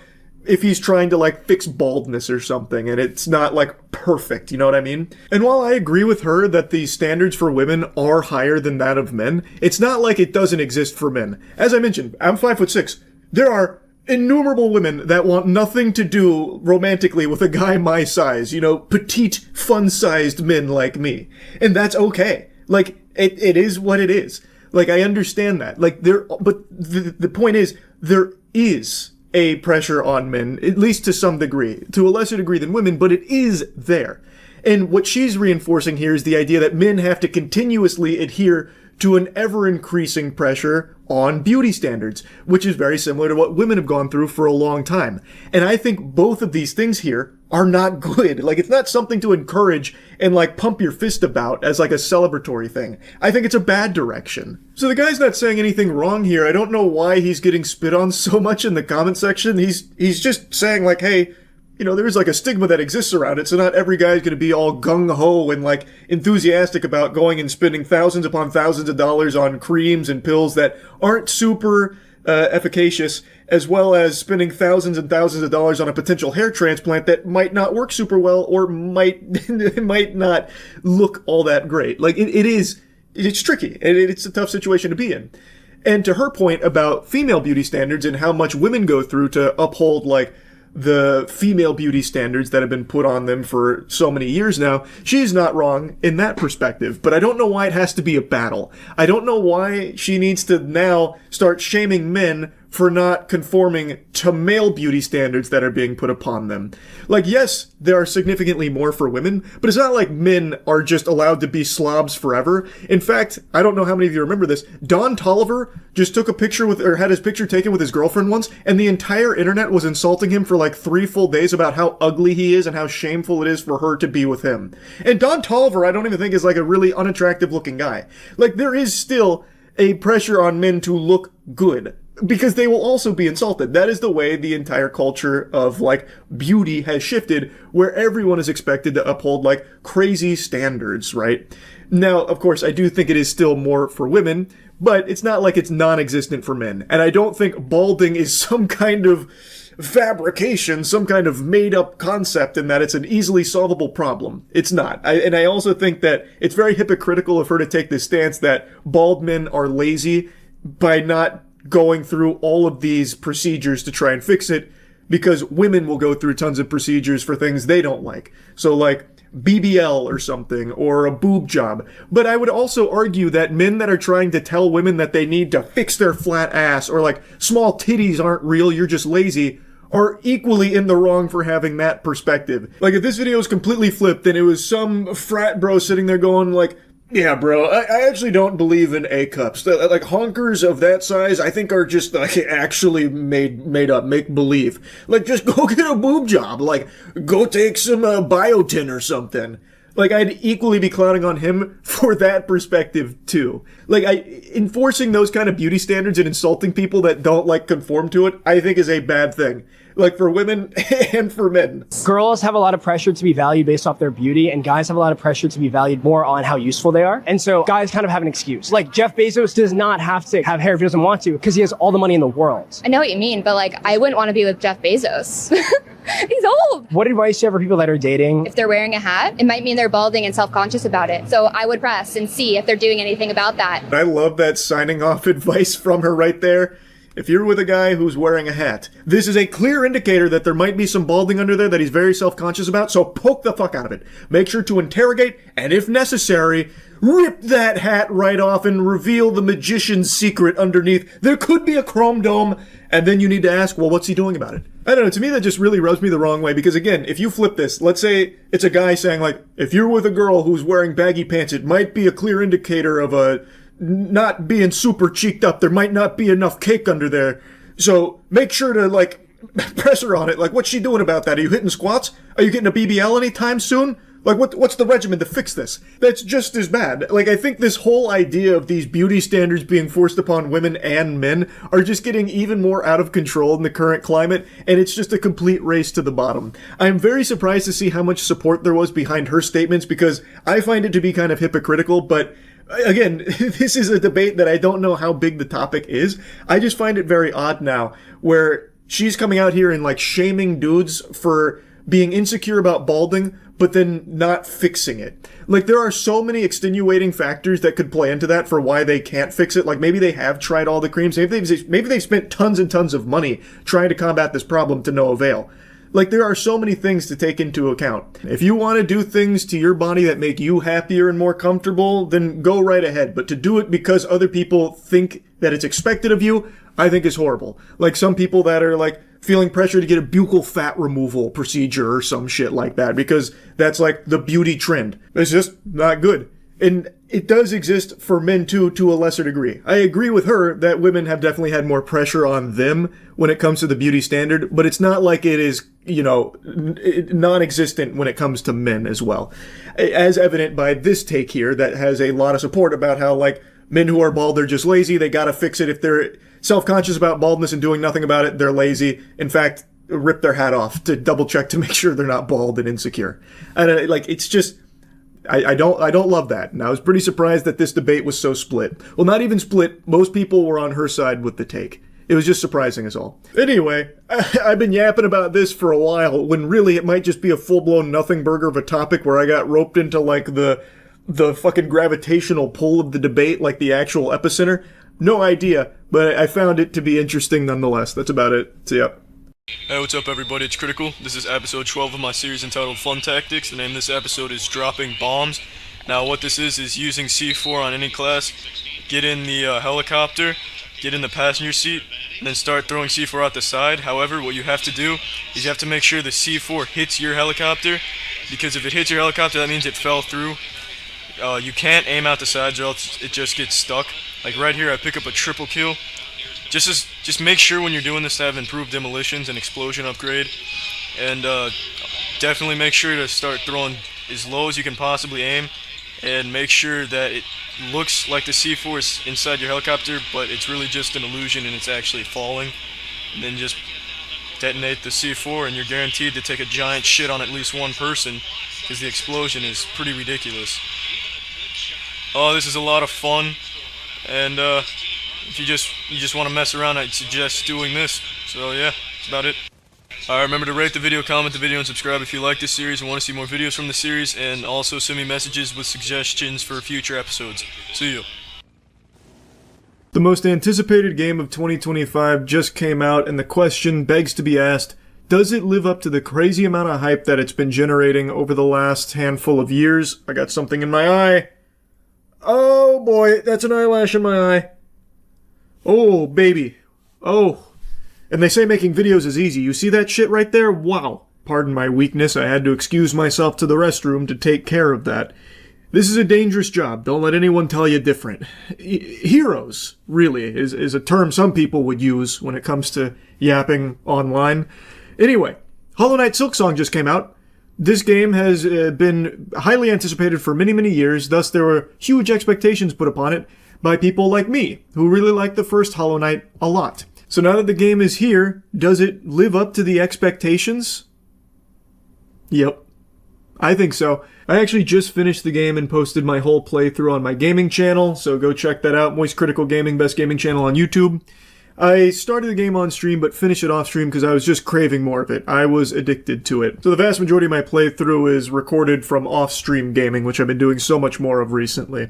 So I just beat the game and I want to give you my review of it. Or at least, I thought I beat the game. It turns out that there is a secret third act to Hollow Knight Silksong that is unlocked after finishing all of the wishes in the game, which I didn't know. I beat the game, getting to the credits rolling, and I did most of the wishes. I didn't do them all, though. If you do, you unlock the Abyss. So I'm very excited to go back and do that now. That's one of the most beautiful things about Hollow Knight Silksong. I pumped 15 and a half hours into this game, thought I beat it. Turns out there's even more content, even more meat on its bones than I thought, all for only $20. What an incredible fucking deal. The game is just so content rich. It puts a big smile on your face. I do most of my gaming blind. I don't look up a whole lot about the games or like walkthroughs or anything. Occasionally, like with Hollow Knight, there's so many secrets and stuff, I'll look up a few things. But I had no idea that there was even more content after the credits rolled if you did all of the wishes and the prerequisites to unlock it. So now I have even more to go back to and spend even more time in the game with, which I'm really looking forward to because the game is so good. So let's go ahead and dive in here. There's actually been a lot of discussion about this game being like too hard or like really unfair because it's so punishing with how everything does 2 masks worth of damage. For those that don't know anything about the game, your health is measured in masks. So something doing 2 masks worth is a big chunk of your health. And it's led to like this big discussion about, the game being too hard. There's even a mod that I saw going viral that takes out double damage, like the double mask damage thing, which I'm just going to go ahead and tell you right now, that is some fucking Weenie Hut Jr. activity right there. Like, it's not the biggest deal in the world. I'm not the fucking hall monitor here to ensure that you're playing the game the way I want you to play it or whatever.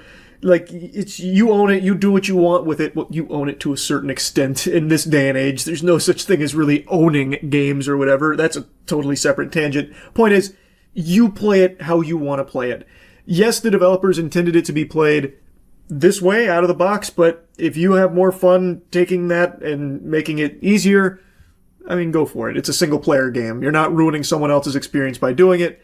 I think it is a little bit lame. Like, what's next? You're going to just start cutting the crust off of all your sandwiches? Grow up. But piggybacking off of this discussion of difficulty in this game, there is something, and it's kind of like the only complaint I have about Silksong, that I think is a little overdone. And it is the 2 damage enemies. Because basically every common enemy and every single, obstacle in the game does 2 masks worth of damage. It's a significant chunk. Even the most throwaway trash mob in, the starting zone will be doing, 2 damage to you. It is a little excessive. Do I think the game is too hard for it? Not necessarily, but it does make it annoying. Because when you are trying to explore and look for secrets or something, or you're doing a run back to a boss, and the run backs aren't very forgiving. They are pretty long run backs in some cases where your bench is far away from where you died on that boss. So you want to just breeze through the trash mobs to get back, but the trash mobs fucking clobber you. They wallop you for 2 masks most of the time. That's annoying. And it makes it kind of tedious for the sake of being tedious, because it's not hard to kill those trash mobs. You just don't want to spend the time to do it most of the time. So I do understand that complaint. That does become a bit of a headache. Is it the biggest deal in the world? No. But especially in late game, that was the one thing that would have me frowning. It's this was a great boss fight. Unfortunately, I lost. But that's not the worst part. The worst part is having to run back through to get to the boss, because I know I'm going to have to go through these fucking trash mobs that'll hit me for 2 masks if I slip up or try and get through them too quickly. That is a little annoying. That's the only actual complaint that I have about the game. The other thing that I wasn't loving in the beginning was with your first crest, your default attacks, your moves in the beginning of the game, you don't have a normal down air. You don't have a normal down needle attack. You always come at angles, which I didn't like. It made pogoing feel really odd to me. It just felt awkward.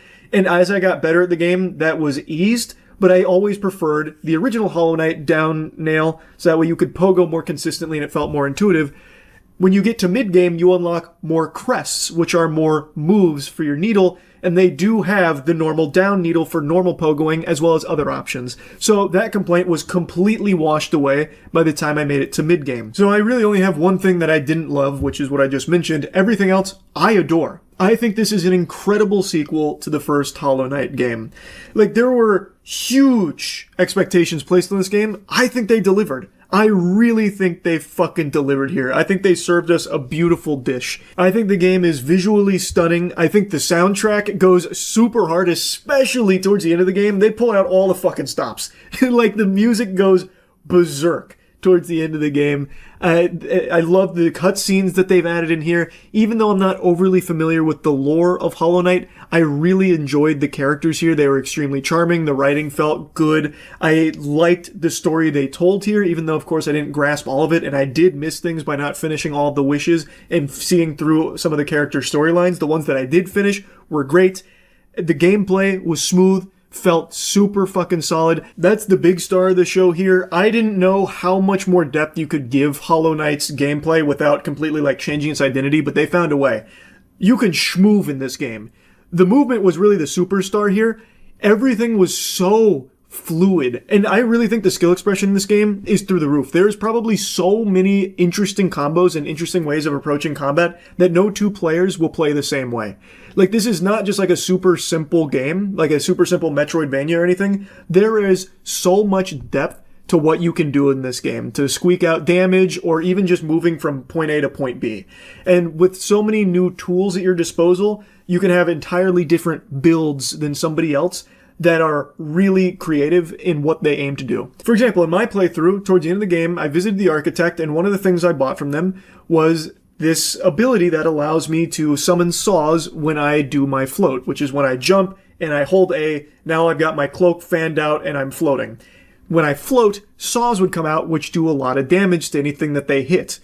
Well, you can actually combo that. You can use that as a really good offensive tool in the middle of punishing an enemy. So what I could do is I could squeak out a lot of additional DPS with this, where I could sprint in, start my sprint attack, which I was using Reaper Crest, which allows me to, when I do that sprinting attack or a dash attack, it hits and then sends me up. So by default, I hit, I get sent up, and then I can immediately float after doing that, so I'm able to squeeze in more damage by floating right after doing it. So I hit, float, which summons the saws, which hits the enemy, and then I can hit again on the way down. I don't need to stay in the air. So I'm able to get like 3 hits in there, which I wouldn't be possible without having that there. And there are so many things that you can mix and match in there. Like throwable items, obviously, with the tools, but I'm even talking just like simple defensive things can completely change the way that you'll approach boss fights or even just destroying trash mobs. Because like the float saws were really good for those really pesky flying enemies that would stay just out of range or just be in a really inconvenient location.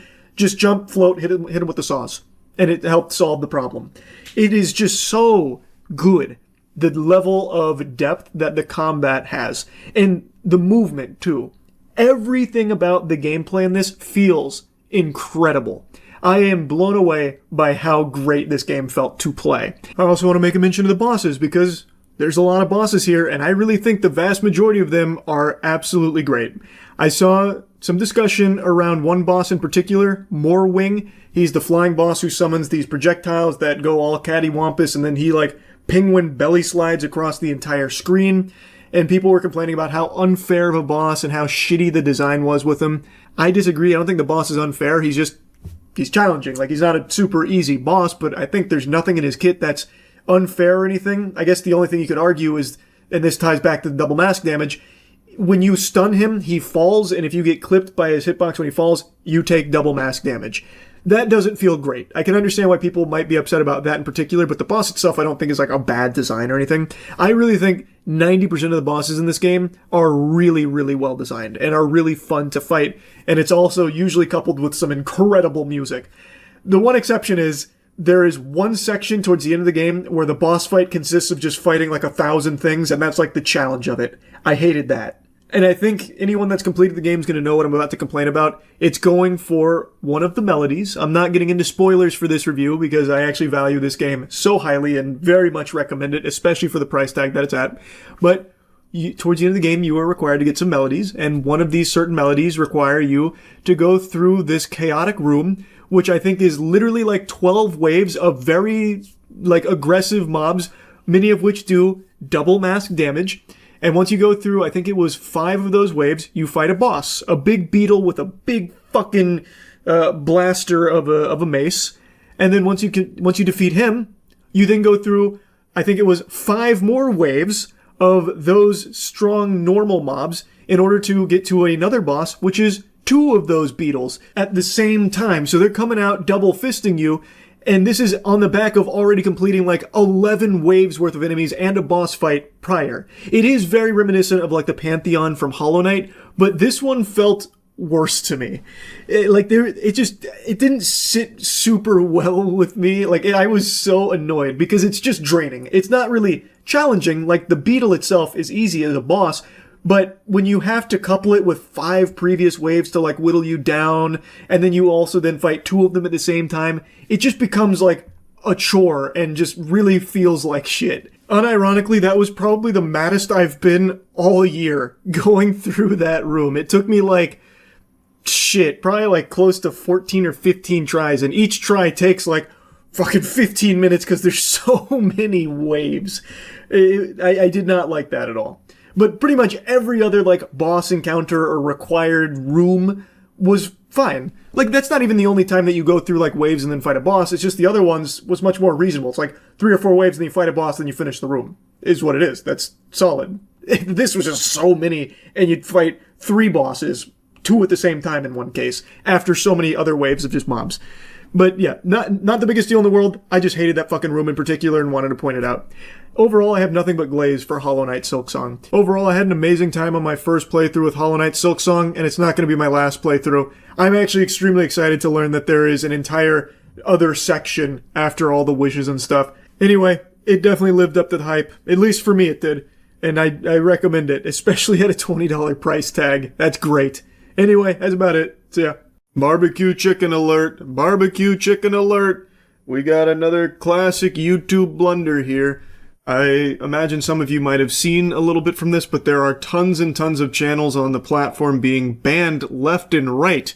Very loosey-goosey here, and it seems to be AI moderation tools that YouTube uses going rogue. The ghost in the machine here.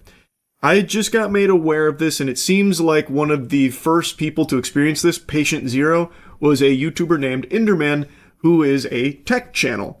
The reason being, my secondary channel has been terminated off of YouTube, as you can see. And obviously I can do nothing about this.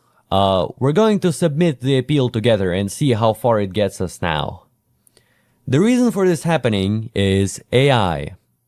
It wrongfully concluded my channel was associated with a channel that was terminated for 3 copyright strikes. If we look at what Enderman has provided here, the reason for the termination here is this linked channel, which is a Japanese channel that is in no way actually associated with Enderman at all.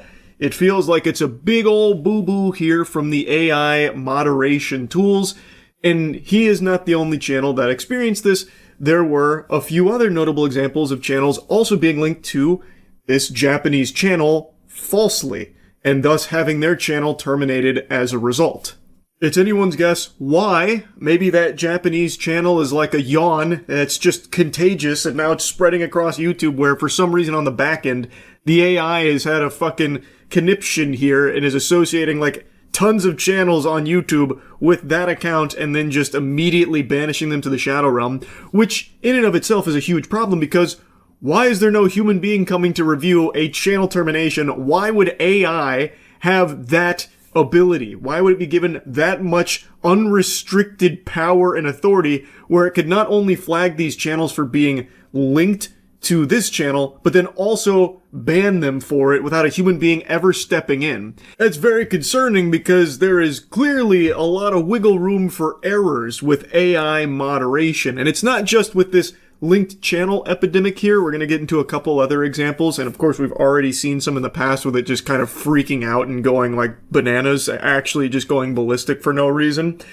But in classic YouTube fashion, appeals are more useless than the hairs on my ass. So Enderman even made a video doing the appeals, which of course led to no results, which unfortunately is par for the course. I feel like I can count on one hand the amount of times in my own personal experience too that appeals have ever led to anything. Like, I've never even really heard whispers of someone having a successful appeal on my entire 18, 19, whatever-ish years on YouTube. It feels like that system just doesn't work. That's just all smoke and mirrors. Like, maybe the appeal system is there kind of as like an internal joke at the YouTube HQ. Like, the appeals, once you finish filling them out, what it actually does is just print out a piece of paper that goes straight into the trash can at the YouTube HQ. Like, I don't even know what it's there for. It never actually leads to anything that I've ever experienced, nor ever heard of. It is truly just like, you do this only to reaffirm that a human being is not looking at it, or if they are, they're not actually giving a fuck and just maintaining the original ruling that may be incorrect. In this case, being linked to a Japanese YouTube channel that was terminated long ago. This kind of thing would take someone actually 4 seconds to realize it's a mistake. This is a big ol' whoops-a-daisy. But since the appeal system, it needs a drastic overhaul, it is just archaic, and I truly think that it might just not even function the way it's advertised. It didn't work for any of these channels that were experiencing this termination, this wrongful termination. So they did the only recourse they could. Make noise on Twitter. That, and I've said this for years, that is the only way to get actual YouTube help here, it seems, for most channels on the platform, is to go make a big hoopla, big stink about it on Twitter or any other social media, because then they actually do see it, and then a human being does actually step in, and it takes them a very short amount of time to fix it. In this case, it did get solved. Enderman did get his channel back. Both of his channels got reinstated. It was very clearly a mistake that this happened in the first place, and the second a human being actually is alerted to it and does take the time to take a peek, it's pretty quickly resolved. But there's a couple of problems here.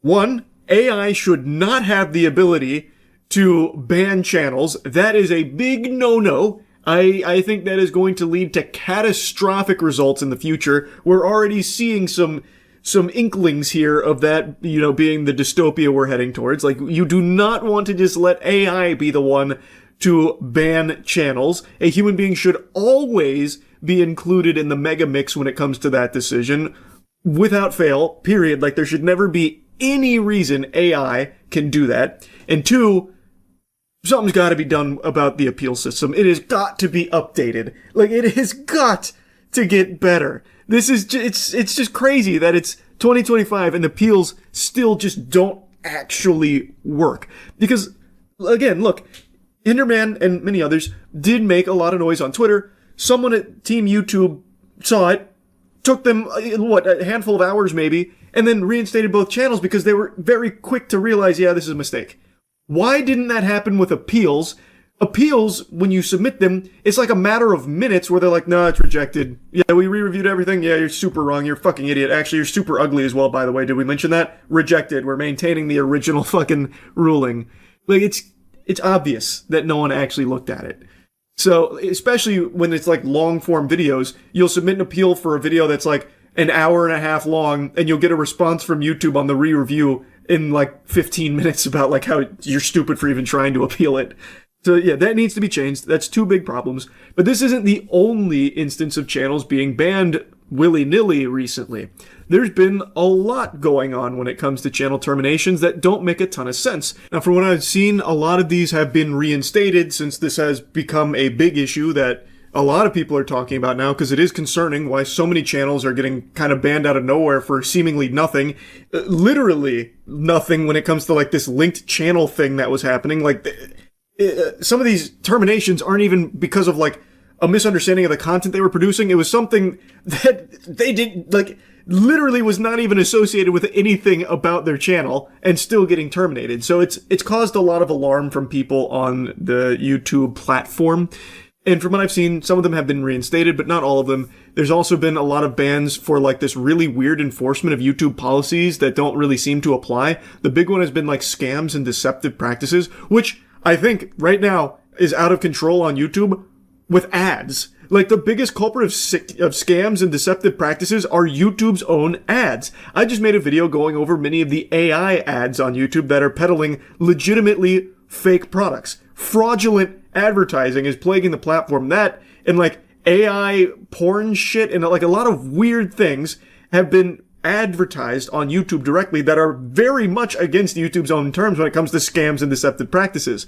But those don't seem to be getting hit nearly as much as just channels that aren't actually promoting scams or deceptive practices. It's just really ass backwards right now.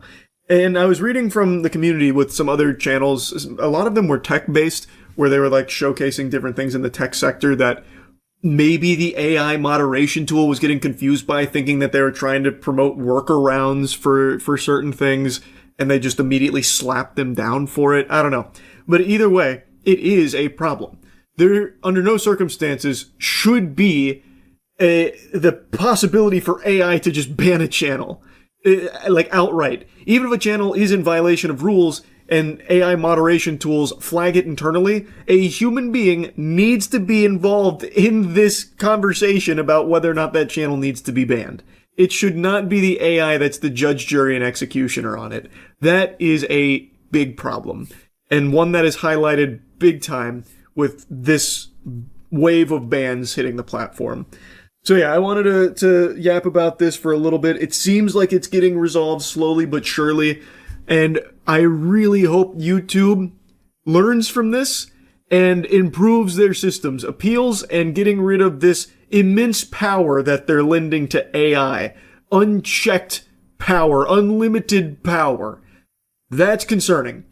Anyway, though, that's really about it. Hopefully everyone else that's been, like, falsely flagged and terminated or got a strike or something, hopefully all of that gets resolved as well going forward. Hopefully it won't take too much longer.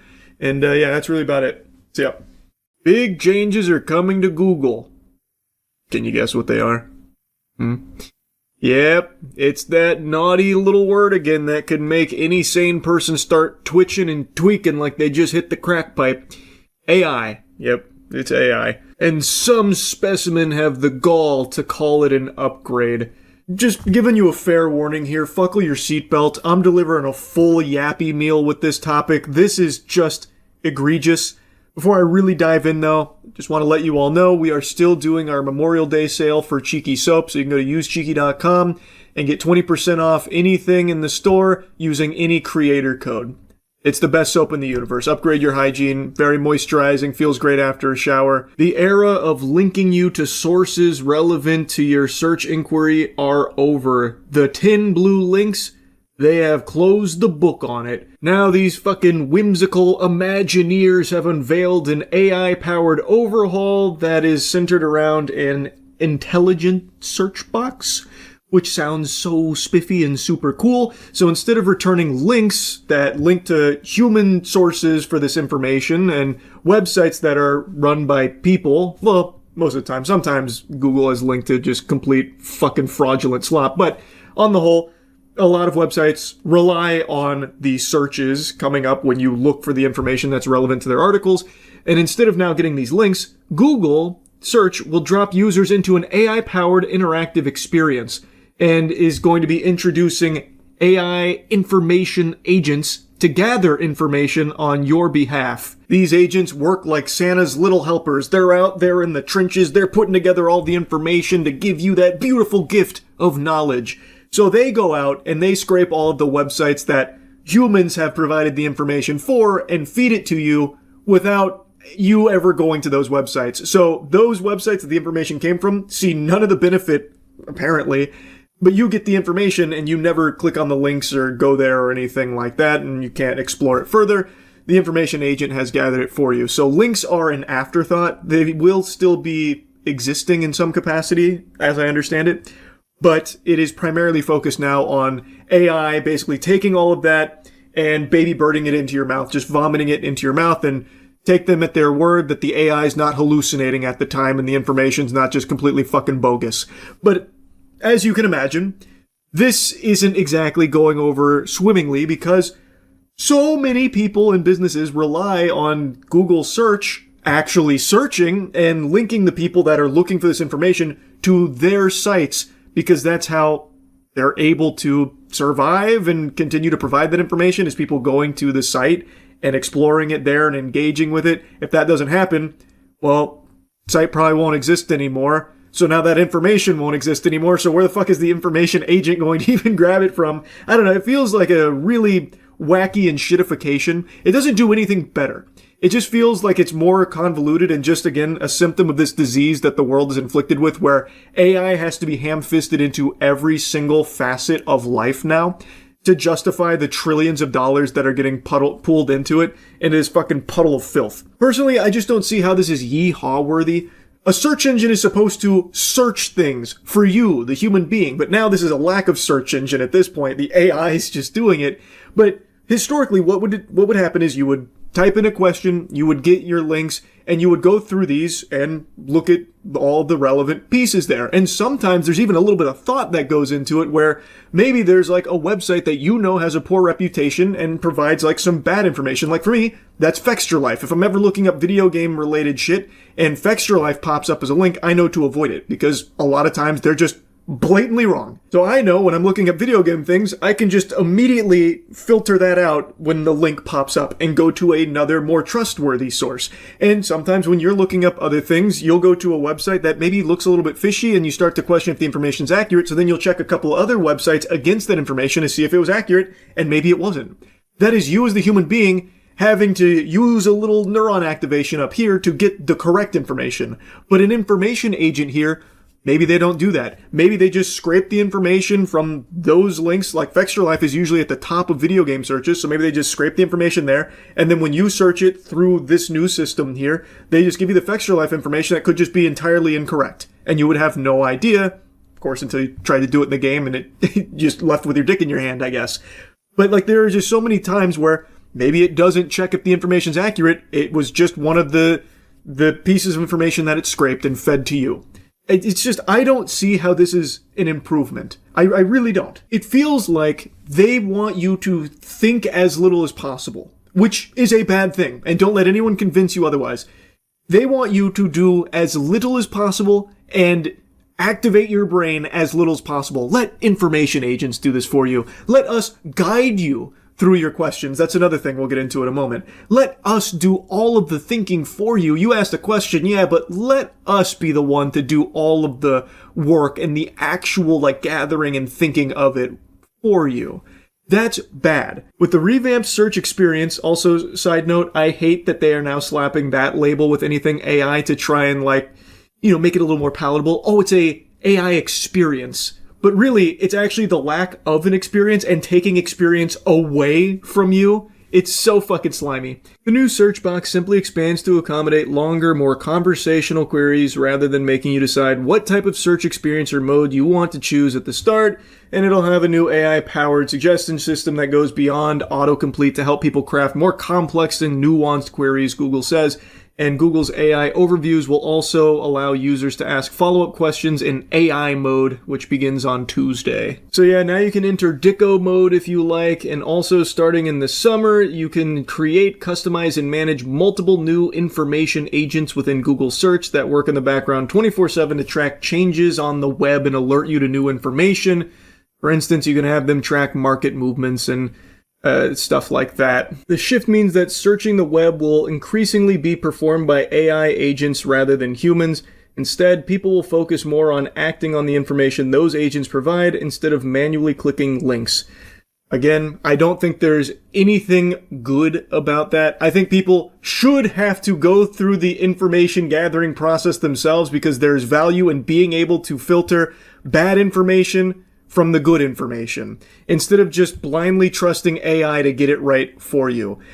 I think the more we go down this path of like, don't do anything, don't worry about doing anything, don't think, just sit there fucking drooling and let AI do it for you, the worse humanity gets. Now, of course, the argument always goes, well, this helps, combat misinformation because, maybe people don't develop the ability to figure out what's real and what's fake when it comes to the information that's provided through their search inquiries.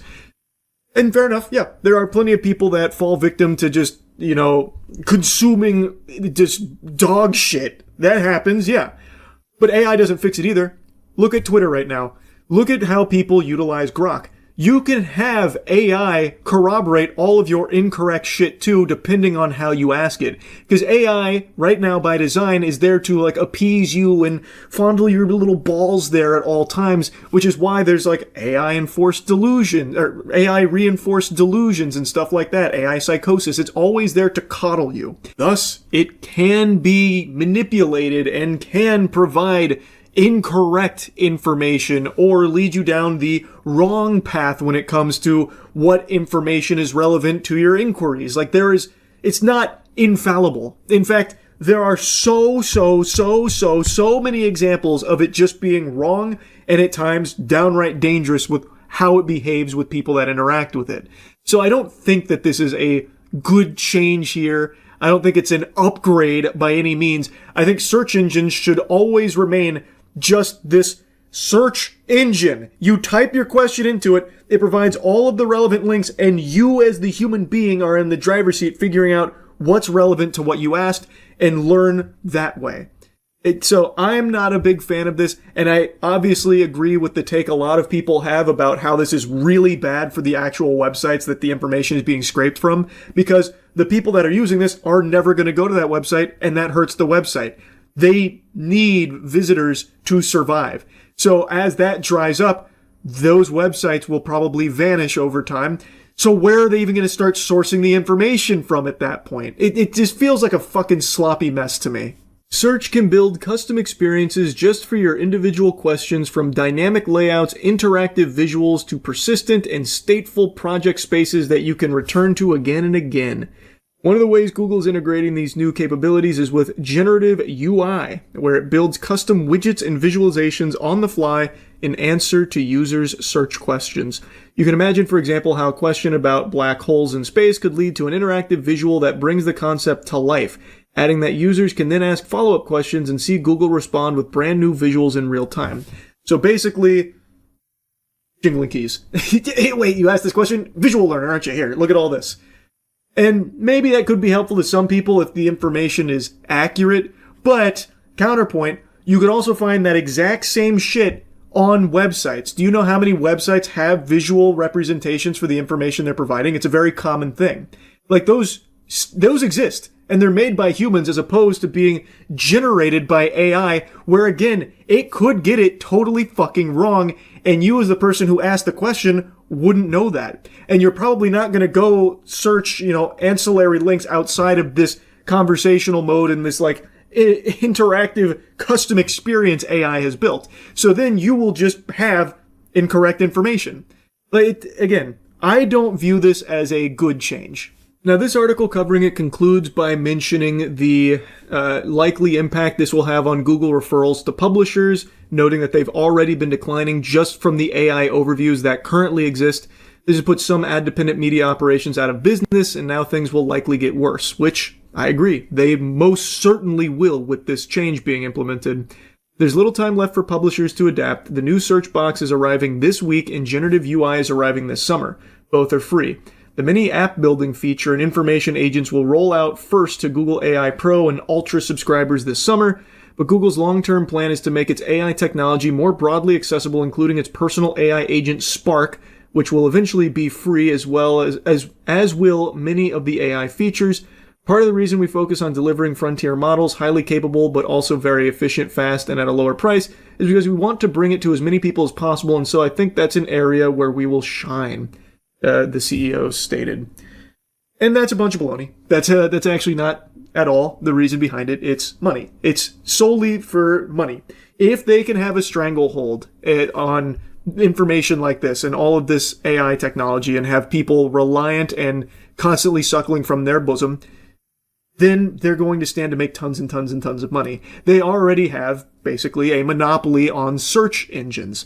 They are the de facto search engine people use. So, if they can convert into something like this, they will make even more money off being not just a search engine, and in fact, I would argue they would stop being a search engine almost entirely after this. I would think this is more akin to like a chat bot with a bunch of bells and whistles that'll make little custom things for you with their generative UI and stuff. But it feels like it's more of a chat bot that you're getting information from as opposed to a search engine. That's my take on it. But again, this makes them more money. That is the brass tacks of it. Like, they will make significantly more money with this pivot, and that's why they're doing it.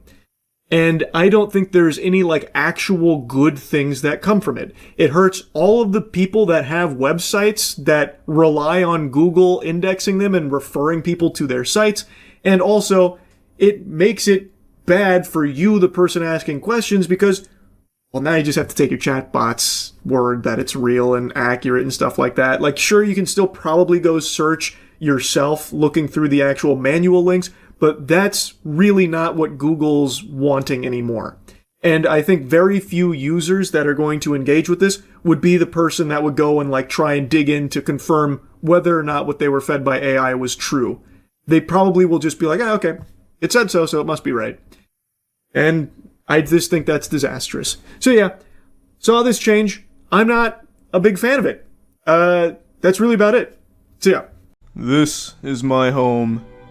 Yet there is a multitude of questions I cannot answer about this vast, mysterious land. There is also many questions I cannot answer about myself.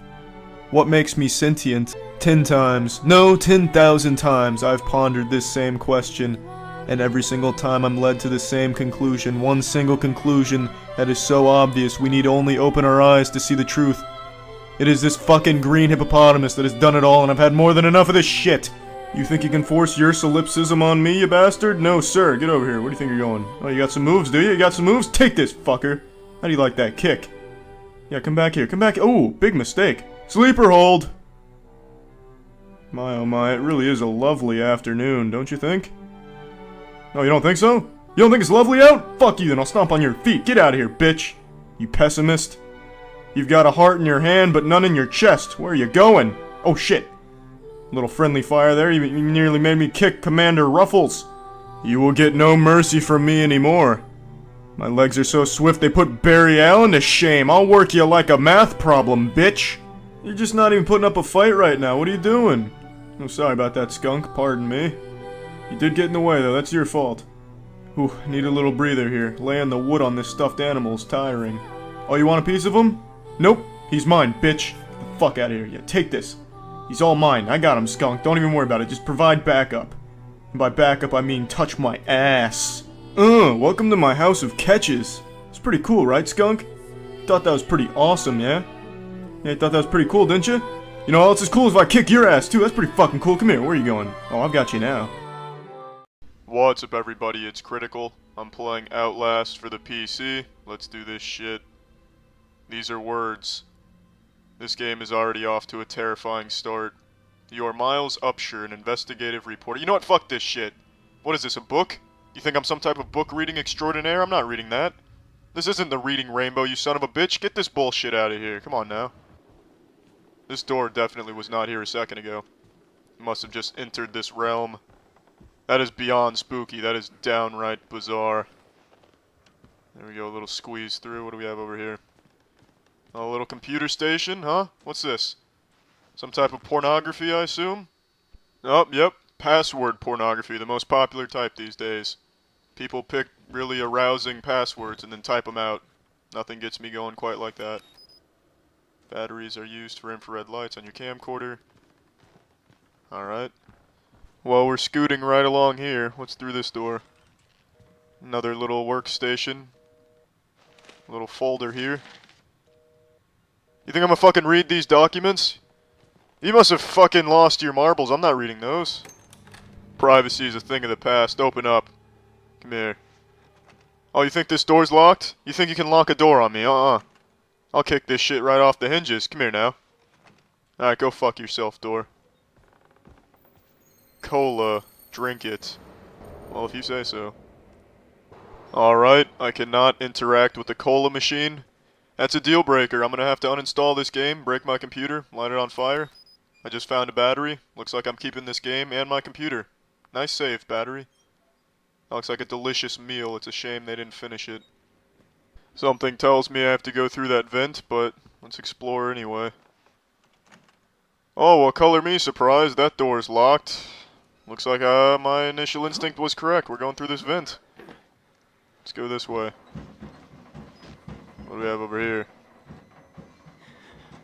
Oh, awesome. Yep, I went the wrong way. Well, the good news is, at least I only wasted some time. And I'm crawling through a vent right now. Who doesn't like crawling through a vent every now and again? It's quite exhilarating. Look at that. It's a human. We're not alone in here, ladies and gentlemen. Do I go through this door? It's like the only door here.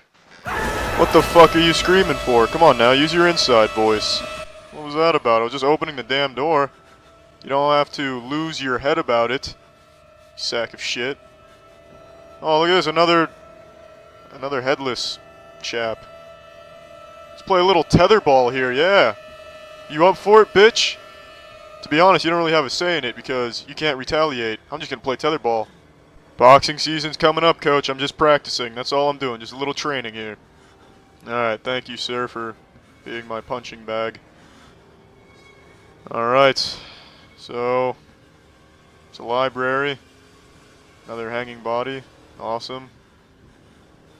Looks like some... Oh, what the fuck is this?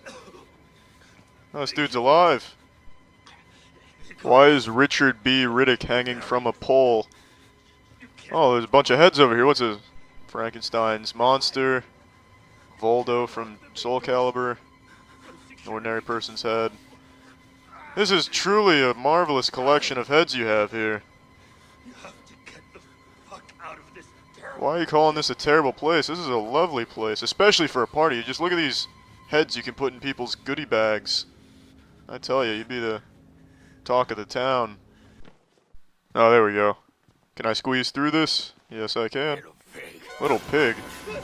You supposed to be the big bad wolf? What the fuck is this about? Oh, shit. Alright, well, good evening to you, too. Alright. Who are you? And who are you? Hey, I'm asking the questions here. You answer mine first. But you know what? I'll be polite. I'll introduce myself. I am the filming guy. You're holding my filming device, actually. Merciful God, you have sent me an apostle. Guard your life, son. You have a calling. You have a calling, too. It's your cell phone ringing, and it's me calling you. I'm just calling to tell you that you're a sack of shit. This is an extraordinary view. Smile for me. Come on now. Show the camera what you're working with. Just say cheese or something. Give it the good old winky slinky. Holy fucking shit. You need to see a dentist ASAP. You got a few cavities up in that bitch. Well, what's going on in here, gentlemen? That's my favorite show. Hey, there's room on that couch. You mind if I chill with you guys here? Yeah, excuse me. Let me just go ahead and pop a squat right here with you fellas. This is what I'm talking about. Relaxation. You know what? I'm gonna film this because I don't think this TV has DVR or whatever the fuck it's called these days. That ought to do it. How you doing over here, buddy? You got some ass barnacles growing out of your head? You're rubbing your scrotum there. You trying to masturbate? Alright, I'll leave you alone. Alright, I'll get out of here. Witness the intensity of shitting. That could happen to you if using the wrong shitting technique. The fuck is this? That is a very serious bowl of spaghetti and meatballs. Holy shit. Nobody can run faster than me. Alright. If it's a fight you want, it's a fisting you're gonna get. Alright. Am I supposed to fucking use my mouse as a windshield wiper? I was moving it pretty fucking fast. Not this time, bitch. Alright, let's go. Let's go. It's time for a scuffle. You're messing with the mouse wiper person. Yeah, take that shit, bitch. Where are you going? What are you doing now, huh? Well, you done with the fight already? I'm just getting started. I can move my mouse some more. I can wipe that shit. Oh, you're curled up now? Is that all you can take, bitch? Is that all you can handle? You don't want any more? No more of this shit? Alright, fine. I'm out of here. Don't try to fight what? There's some type of enemy. Oh, there is an enemy. You know what? I'm gonna try and fight it, though. Let's do it. Get you with a little film fighting. Oh, shit. What's up? You think you can handle this filming? Oh, this filming's a little too intense for you, bastard. Come on now. Come on, is that all you got? Shit. Alright, well. Seems it's immune to the old film combat. I'll even open the door for you this time, you bucket of fuck. Just come on in. You're more than welcome in my house. Don't even ring the doorbell. Just come in. Door's unlocked. Come on. I dare you. I dare you. Let's do it. Can you handle these moves? Alright, good hook, good hook. But you can't catch me. Oh, look at these fucking moves. I just put the fucking all up and down that bitch. I don't know where I'm supposed to go, but I have all the time in the world because I just broke that big-ass blob's ankles. Fucking, I was like a horse out of the gate. They let the dog off the leash. Alright, this isn't where I'm supposed to be, I don't think. This is a bathroom. Oh, you again? Alright, you want some more moves for you. You want more moves? Oh, fuck. Oh, you didn't want more moves. You just didn't want more moves. How many times do you need to be embarrassed? I am the Flash. Oh my fucking goodness. Oh shit, this door's open. Is this where I'm supposed to go? Alright, that's locked. Oh, here we go, here we go. Just squeeze through. Can you squeeze through? Come on, just squeeze through. Just do it. Come on, just a little willpower, some determination. Squeeze through, come on. Oh, you're giving up? Giving up that easily? No, no, no, no, no, not on my watch. Come on. This chase isn't over yet. Come on. Where are you going? Where are you going? I'm still here. Come on. Yeah. The chase is back on. Come here. Just slipping through. Where'd you go? You're not even gonna come over here this time? Are you that discouraged? Come on. Aren't you supposed to be the big shot of this asshole place? Come on, this way. Just right through this wall, right here. Just try and slide through it. Don't look around. No one's looking at you. Just give it a try. Alright, you have no determination whatsoever then, huh? These documents are probably about you being a little piece of shit. Not even trying. You should have at least gave it a shot, you big fucker. The only time you truly fuck up is when you don't try. Who knows, you may have been able to squeeze through that wall. Then I could have put some more moves on you. Then you could have been even more embarrassed. Doesn't that sound like a good deal to you? What's this up here? I guess that's a new objective. Alright. You know, this is a good stopping point for now. Alright, well I'm done playing this. Well, that's the end of this video. Remember to rate the video, comment the video, and subscribe if you want to see videos similar to this one. See ya. Good. I'd hit you with that Banjo-Kazooie because we got a wacky one coming in hot today. Over the years, I've made quite a few videos clowning on those promo videos or PR material, PR campaign type pitches from really out-of-touch politicians where they're trying to do something, but they're like extremely bad at it. It's very clear they're really unfamiliar with what they're doing, so it's all just really fake and performative. Like that one politician who was pretending to fill up his truck, and it was abundantly clear he had no fucking clue how to pump his own gas. I don't remember who that was now at this point. But I've always enjoyed laughing at those things, and today I saw a really interesting one here from Christy Gnome that had me giggling. Here we are with Marco and Brian today. They're letting me roll with them. We're going to go out and pick up somebody who I think is got charges of human trafficking. We earlier had an op that swept up somebody who was wanted for murder. So appreciate the good work that they do every day, and we appreciate them working to make America safe. Now, I know this video isn't super new. It's from 2025, but a buddy of mine sent it to me, and I've just been kind of giggling about it, so I wanted to yap. It's just so comical. I couldn't resist here. This drooling moron is pointing the gun directly at that dude's head. I can't believe this shit wasn't shut down immediately. Immediately. It's just so embarrassing. This is absurd. And I bet there's probably a lot of cope out there from people saying, no, I bet it's not actually pointed at the guy's head. It probably clears it. We just can't really tell from the camera angle. But I would argue, wiggling my finger, we can actually tell a lot from the camera angle and also from that dude's response to it, his reaction to it, because it seems like he noticed and side-eyed it and took a little bit of an uncomfortable shimmy backwards, and even then I don't think he fully got out of line with the muzzle. This is still, at the end of the day, something you just don't do. Like, I feel like most people, even their first time handling a gun, would most likely not point it directly down the fucking gullet of their friend next to them. I imagine most people's instinct would be to, like, point it away from them, like most people would do it at the ground. That's, like, the normal thing to do. So, like, what the fuck is this? Has she just had so much filler put into her face over the years that some of it has started to seep through the blood-brain barrier and she gave herself a lobotomy? Like, this is just nuts. It just feels extremely performative, and it makes me feel like she's never actually handled a gun in her life outside of the time she shot her dog. No one who has had any level, even the most, like, rudimentary understanding of firearms would do what she is doing here. And the agent to her left noticed it, looked a little freaked out for a second, then took, like, a slight step back to maybe get the barrel a little outside of his fucking temple that it was pointed at. But, I mean, I can't believe they didn't shut that shit down. Are they paying attention? Like, are they lucid? Like, I don't know how that was allowed to persist throughout the entire video. Even if the gun is not loaded, it doesn't matter. The very first rule of handling firearms, and this doesn't matter if you're John Wick or fucking Paul Cheeseburger that just happened to go to a local gun range, the very first rule of handling firearms is to treat every gun as if it were loaded. And boy howdy, let me tell you, you'll never guess what the second rule of firearm safety is that Christy just wipes her whole asshole with. Don't point a gun at something you don't intend to destroy. It doesn't matter your level of experience. These two things, the first and second rule, are drilled into your head immediately upon any kind of training or any kind of course, or if you even just went for 30 minutes with your frat brothers to a fucking shooting range, they hammer these points home because they are so important. I can't imagine a world where someone handles a gun without knowing at least these two things.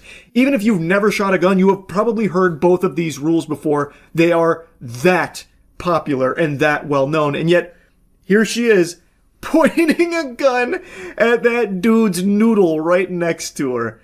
It's crazy, and it really makes me question what their training must look like if they're letting this clown march in there and flag him like that for the entire duration of the video. It's so painfully cringe. Even if she just quickly Googled how to handle a rifle or asked AI hey Grok, how do I handle a rifle for this promo video I'm filming? The first two things it will tell you, most likely, are to treat it as though it's loaded, even if it's not, and to not point it at something you don't intend to shoot. I actually just tried it myself. I don't use AI for anything, but Google has the AI overview on everything that you search, so I just typed in how to handle a rifle, and literally the first two things it says: handle a rifle safely by always treating it as loaded, keeping the muzzle pointed in a safe direction. It's so embarrassing. I guess she'd been watching some action movies or maybe reading comic books, so wanted to strike a cool pose that she might have saw somewhere there. And the agent next to her is pointing in the same direction, but I can't imagine there's a 7-foot tall dude right next to him that's getting the fucking muzzle straight down his gullet like he is here from her. So I can't imagine he's flagging anyone off camera. But Christy, hooey, she clearly is. In front of God and anime, we can see that she is flagging this man like a motherfucker. I can't believe they wouldn't teach her just the basic fundamentals of handling a weapon. Not even muzzle awareness or anything, so they just let her flag him for the whole video. And I know I've just used that term multiple times in quick succession. I'll briefly explain what it means.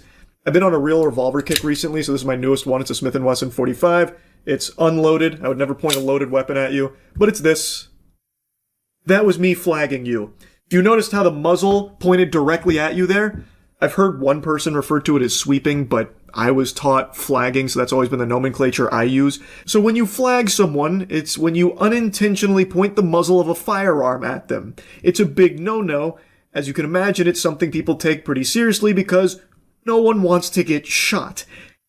And in this video, it is so fucking obvious Christy has no clue what she is doing. Obviously what you're supposed to do, and it doesn't take some kind of enlightened super genius intellect to put this puzzle together, you're supposed to point a firearm in a safe direction.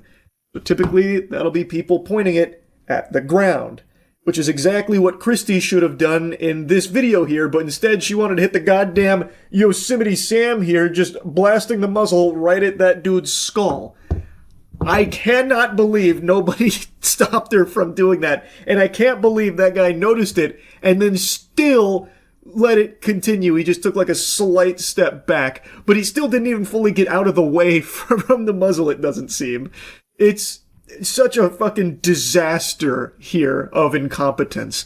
Now, if she was completely alone and she wants to hold the gun like that, okay, I suppose. I'm guilty of doing that too. I have a picture of me when I cosplayed as John Wick with my AR where I'm pointing it in the air on the back of a fucking dirt bike. But I was completely alone in that photo. There was no one around me. And so that one's a little bit different than her pointing it right at that guy's head. Anyway though, just wanted to make fun of this a bit. That's it. So yeah.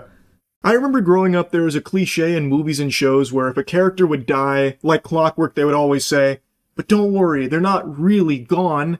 They still live on in your heart forever." And it's about how the character's memory and their legacy is able to transcend death. And they're alive to a certain extent because you remember them. It's metaphorical. But in reality, in the modern day and age, this idea can actually be literal. Thanks to technology! Did that scare you? Did that jump scare you? Does technology frighten you? Well, this one might. Thanks to our advances in one field in particular, AI, there are some fucking worms, some parasitic zombies out there that when someone passes away, they then get dollar signs in their eyes like Mr. Krabs because they can still get some usefulness out of them. They can parade that corpse around thanks to AI, where they can kind of like revive it with some of this like fucking forbidden necromancy, so they can continue to squeeze doubloons out of their image. It's like Kabuto from Naruto, where he like revives ancient ninjas to use for his own gain. Except in this way, there is no semblance of humanity left in the corpses. It is literally just these husks, these like fucking skinwalkers that just only care about money, that will use AI to bring someone back so they can continue to make money off of them even after they've died. And unfortunately, there is no one that has been exploited more, both while they were alive in their elder years and now, especially since they've passed away, than Stan Lee. And unfortunately, Stan Lee has been like this golden goose that they continue to parade around. He passed away many years ago, and since then he has been fucking minted on the blockchain as an NFT. His Twitter account was still actively being used to peddle some dog shit. He's been used in multiple like crypto projects. It goes on and on, out the wazoo. And now Los Angeles Comic-Con has announced that there is going to be an AI Stan Lee attending, where guests can pay money to get a picture with AI Stan Lee, as well as have a conversation with him. So fork over some clams and you get to interact with AI Stan Lee. Excelsior! It's exactly what he would want, I'm sure. The people that own his image now get to just continue to put him on the puppet strings and have him dance for them, where they can put whatever words in his mouth that they want. And of course he has no say-so in it because he is no longer here. He shed the mortal coil quite a long time ago, and yet since then, somehow, there are still people that are using him to make money for themselves. It's just greed. I think it is so sick and twisted. And the company that owns his likeness is trying to prop this up as like a positive thing. So the studio that owns the rights to his likeness is Cartoon Studios, and the company that developed the hologram is called Proto Hologram, and they have big plans for rapid commercial expansion of its Stan Lee IP. This was a human being, by the way, that they're now talking about like it's the fucking E3 showcase and how they're going to be like unveiling a new console here. We got big plans for Stan Lee now that he's dead, and we can do whatever we want with his likeness. Yeah, get excited. It's big moves coming from our Stan Lee IP. How is that anything but ghoulish? Oh my god. Such as collectible cards and a refresh of his wax statue. Collectible cards. They're making a Stan Lee trading card game. Oh my fucking goodness. And of course, the hologram AI is part of the same push. So comic book fans can enter a special 1,500 square foot booth to interact with AI Stan Lee, who appears in the rectangular box. The AI avatar may even make a surprise appearance in other parts of the convention, such as a panel. So even when he's dead, he's still being put to work. What great news, Cartoon Studios. Wow, what saints over there. And if being trapped as an AI construct after your death for an eager audience feels a bit like something that would happen in a Marvel comic book, the folks behind the Lee avatar have already worked out a defense of the project. We'll never put words in his mouth that aren't in line with things he spoke about in his lifetime. This is according to Bob Saboni, who is the head of the Stan Lee division at Cartoon Studios. They have their own division at Cartoon Studios dedicated to figuring out ways to still use Stan Lee's image to make money off of him. Of course, with no say-so from Stan Lee, he is dead. So by the very definition, you are putting words in his mouth because he is not saying those words. He never said those words. He is not with us any longer. This is the worst goddamn defense of it you could possibly muster. No matter how you spin it, these are not his words. You can try and base it off things he said in the past, whatever, doesn't change the fact that they are still not his words and his thoughts. It's fucking crazy. They are all designed to just make money off of him. Fortunately, with decades of footage capturing his thoughts on so many subjects, we can build a voice that stays true. Not always word for word, but always faithful in spirit, context, and intent. Bull fucking loney. That is Barnack Hall. That is horseradish. The intent is just for you to make money off of Stan Lee. It's so sick, man. Holy shit. Now, there is some cases where AI, after an actor passes away, like, I can actually understand. James Earl Jones.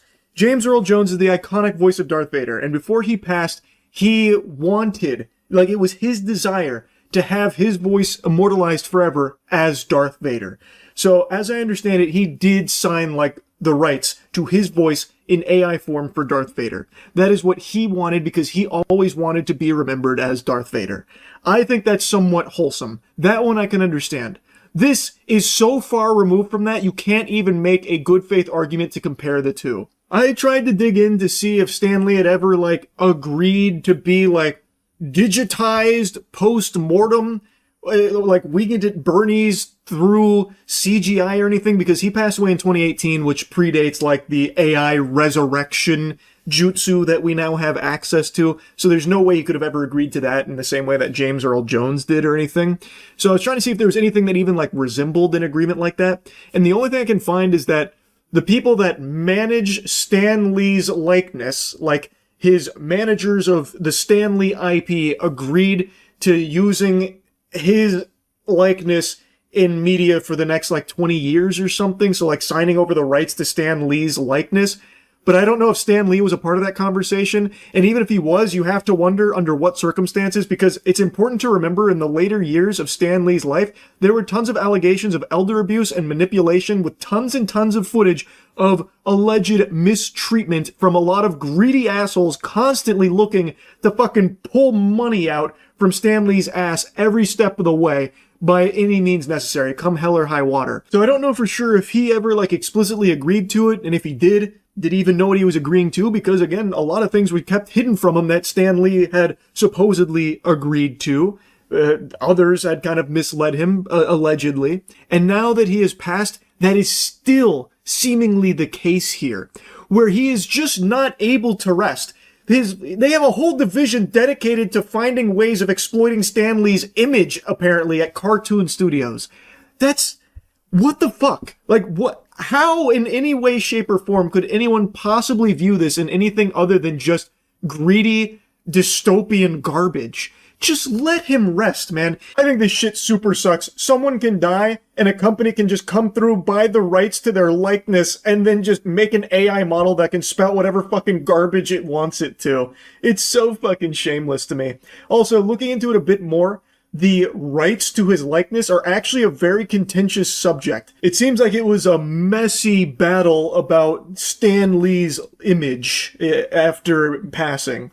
So there's a lot of meat and potatoes there, but ultimately I guess it ended up in the hands of Cartoon Studios, who now has a whole section carved out to finding ways to milk Stan Lee's image even further, making a collectible trading card game, the AI attendance at Comic Cons. I imagine there will be another big Web3 crypto push for Stan Lee's image here, would be my guess, as part of their Stan Lee IP expansion protocol that they're excited about. I hate it. That's really about it. See ya. I, like most people, enjoyed Neil deGrasse Tyson's work. I loved Cosmos, I liked Star Talk, and I thought of him as a very positive figure in the scientific community, making science fun for everyone, entertaining to a younger demographic, and just enjoyable overall. And that all changed when I followed him on Twitter. This dude's Twitter is fucking nuts. It seems like he's completely separated himself from even the most basic level of humanity. It's like he went so deep into the cosmos that he popped out of the universe's asshole, saw a bunch of shit that he didn't like, re-entered the universe's butthole like a finger during a prostate exam, and now he's just a weird Twitter lunatic. Today, in light of the recent tragedies, he had the audacity to tweet this shit out.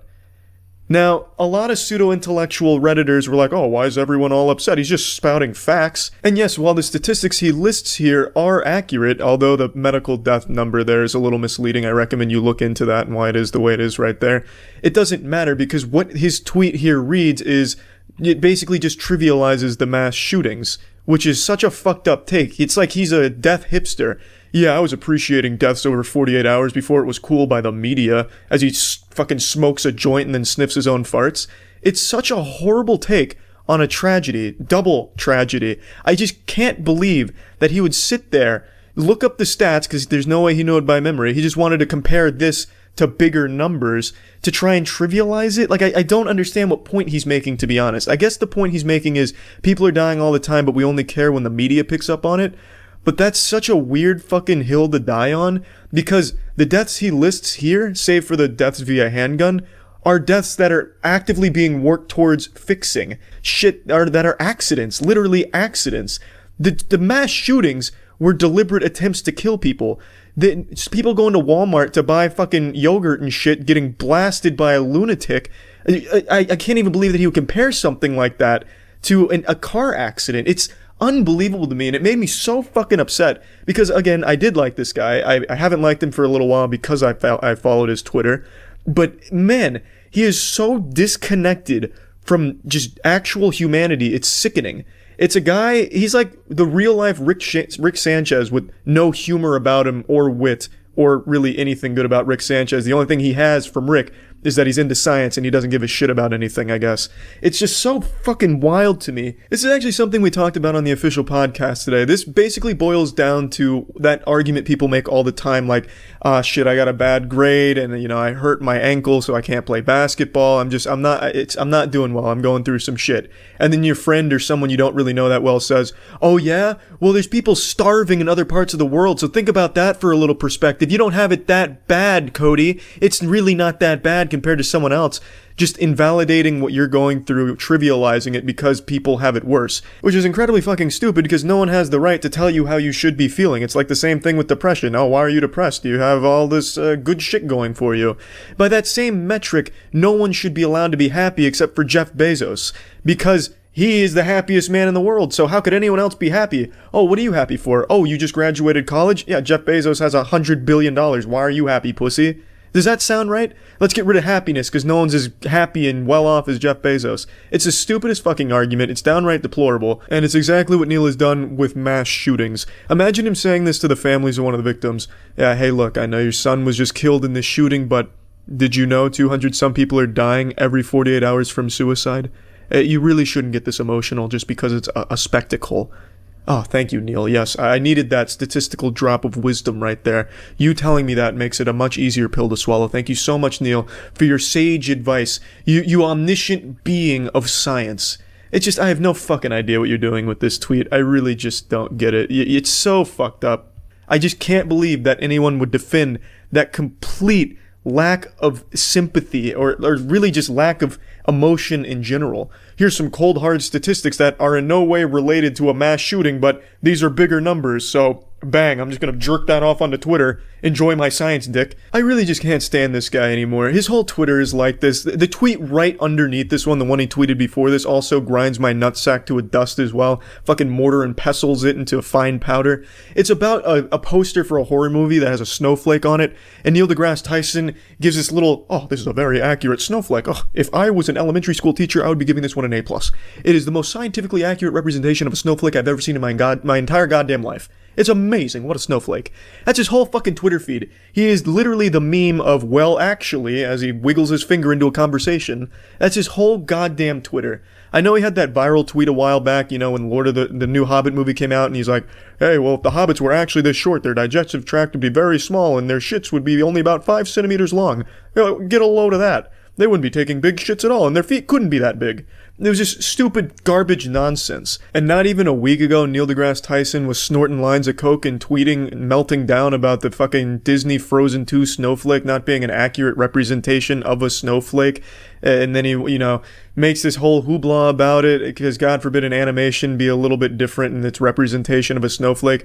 So Neil deGrasse Tyson's just the preeminent expert on all things snowflake related, and shame on Disney for not contacting him about how it should look in their movie. I don't know if this was supposed to be a joke, but it doesn't read as a joke, it doesn't work as a joke, and then he goes on to like justify him criticizing it and wanting it changed, so he clearly didn't frame it as a joke. He was just like, hey, this is fucking wrong, and I'm Neil deGrasse Tyson, so I'm putting my whole fucking dick in here, and I just don't get it. This man doesn't understand like humanity anymore. All he understands is garbage, Twitter garbage, and shit like that. He's a shit poster, an edgelord shit poster now.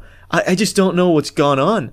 He's just become, well, it's not even he's become, his whole Twitter's been like this, but he's just this fucking Twitter asshole, man, and it's super sad. But he's been like a harmless edgelord, like the Disney Frozen 2 shit. that's pretty trivial in comparison to his tweet today. That's just downright evil in my opinion. Yeah, let me go ahead and take this stance on it where only 34 people died. Look at all these other people that have died over 48 hours. Pretty silly in comparison, right? You guys only care about the big spectacles. You're such a fucking asshole, Neil. You really are, man. Just take a step back and realize the kind of shit that you're saying and how it comes across. I really don't even know your intention behind the tweet. Some people are saying, oh, he had a good intention behind it but framed it wrong and phrased it wrong in a bad way. But I don't see how that's ever a good intention, to point out other problems that people are aware exist and are actively trying to work on, whereas mass shootings in the US are a huge problem that no one really has a solution on. So what's the point in comparing the two? There's no overlap. Yeah, they're both problems. That's the only thing they have in common. It's just so insensitive and fucked up. That's about it. So yeah. Do we have any golfers in here right now? Come on, golfing enthusiasts. Stand up and make some noise. Now, if you're a golfer who loves to hit on the cart girl, keep making noise, and please, for the love of God, check yourself into Arkham Asylum ASAP. Please don't thank me. Thank you. I am being dangerous. You do recognize that you are absolutely stunning, right? I just saw this golden nugget here today, and I've got to show you perhaps the most aggressive and most inefficient Riz ever captured on camera. Now, to briefly explain what a cart girl is to those who might not know, it's an employee of the golf course who rides around in what's fundamentally an ambulance for people that are really hungry or thirsty on the course. They bring a bunch of, like, snacks and stuff so that way you can purchase them to, re-energize. Well, this gentle sir here, after tipping a fedora, decides that he wanted a little more than refreshments from the cart girl this time around. So, I don't know exactly what led to it, but you can see in the beginning he said, please don't thank me, and then goes on to say that I'm being dangerous. So I have to imagine it went like this. She approaches in the cart and she says, hey sir, do you need beverages? And he's like, I'm being dangerous, you're beautiful. Most men, I would imagine, most men, especially of an older generation, they're not used to seeing such apparent beauty. No, when they see someone just as breathtaking as you, it is a wonderful thing to find someone attractive and then to have their attention. Brother, you don't have her attention, you have her held hostage. She is working, she is obligated to interact with you, and you also have your entire arm on the steering wheel of the golf cart. She couldn't leave, even if she made a mad dash to try and get out of there, pedal to the metal. He has got her trapped in his spider web here, locked into this cutscene that she can't skip. I also hate the way he talks. He talks like a pinky up old school Redditor gloating about understanding a Rick and Morty joke. Like he talks like he's giving some kind of self-help speech. It's so annoying. It's just the way he goes on. Like it's like a drama club thespian troupe type monologue that he gives here. And it also doesn't make any sense. Like, what do you mean most older men probably haven't seen beauty like her? Wouldn't older men have been exposed to more beauty because they've been around longer? What, just because this guy watches porn or something? He thinks, like, old men must not have seen what I've seen. I understand how to handle myself around attractive women. I consume porn. For however fleeting it may be. And so for me as a man, to see someone as stunning as you, it is exhilarating. So imagine being in your presence, being in your orbit, these older gentlemen who have never seen such beauty. I would imagine that they are just taken so aback that they become monkeys, like most men are. More into understanding why I feel what I feel. I don't know why he's so aggressively yelling it at her. You're stunning! And then he also takes these long pauses. I would imagine your beauty takes older men and reduces them to primates. Not like me, nope, not like me. You see, I can understand your beauty doth has tingled my very soul. It is exhilarating, exquisite, even the subtle vicissitudes of love blossoming on the course.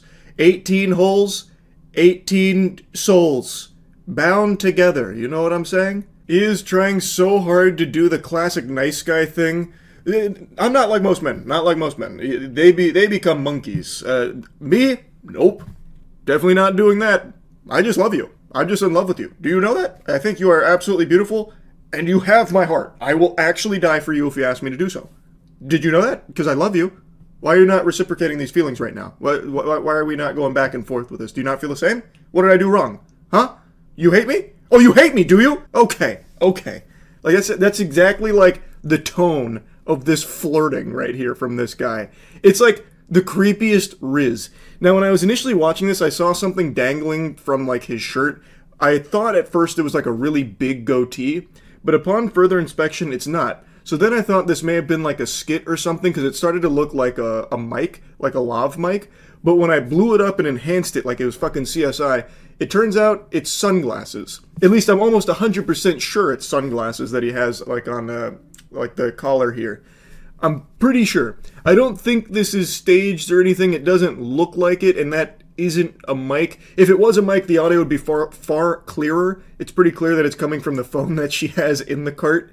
But anyway, I just wanted to throw that out there, that I went through like a whole investigation here to see what that fucking dangling thing was. Are you doing car? Yes. But I will tell you this, if I do see you again, which I hope I do, I think I'll be around. I'm going to want to talk to you more. I like being in your orbit. I hope you are told on a daily basis that you are treasured. Much as I hate to say this, I am going to miss you. I want to enjoy every moment. And I hate knowing that this moment is going to end. You have beautiful golfing in front of me.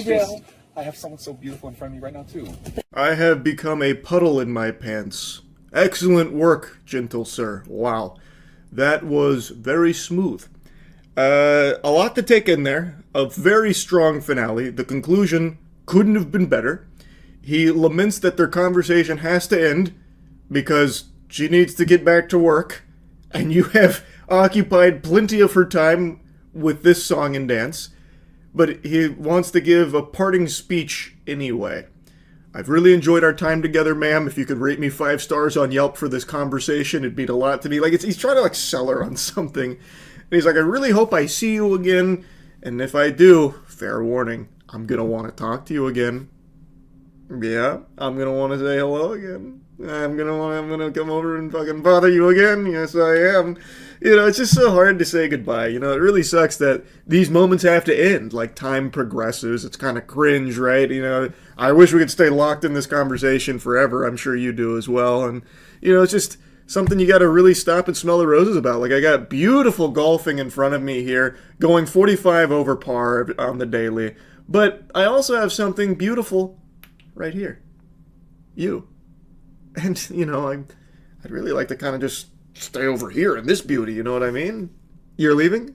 Oh, okay. Okay, you're leaving? All right. Now, I think there is a strong lesson here, a good takeaway for those watching at home. Don't be like this guy. Not just on the golf course, you know, like, this guy, he's shanking the drives when it comes to flirting. Like, these are some really rough slices. And this kind of tactic will be bad no matter where it is deployed here.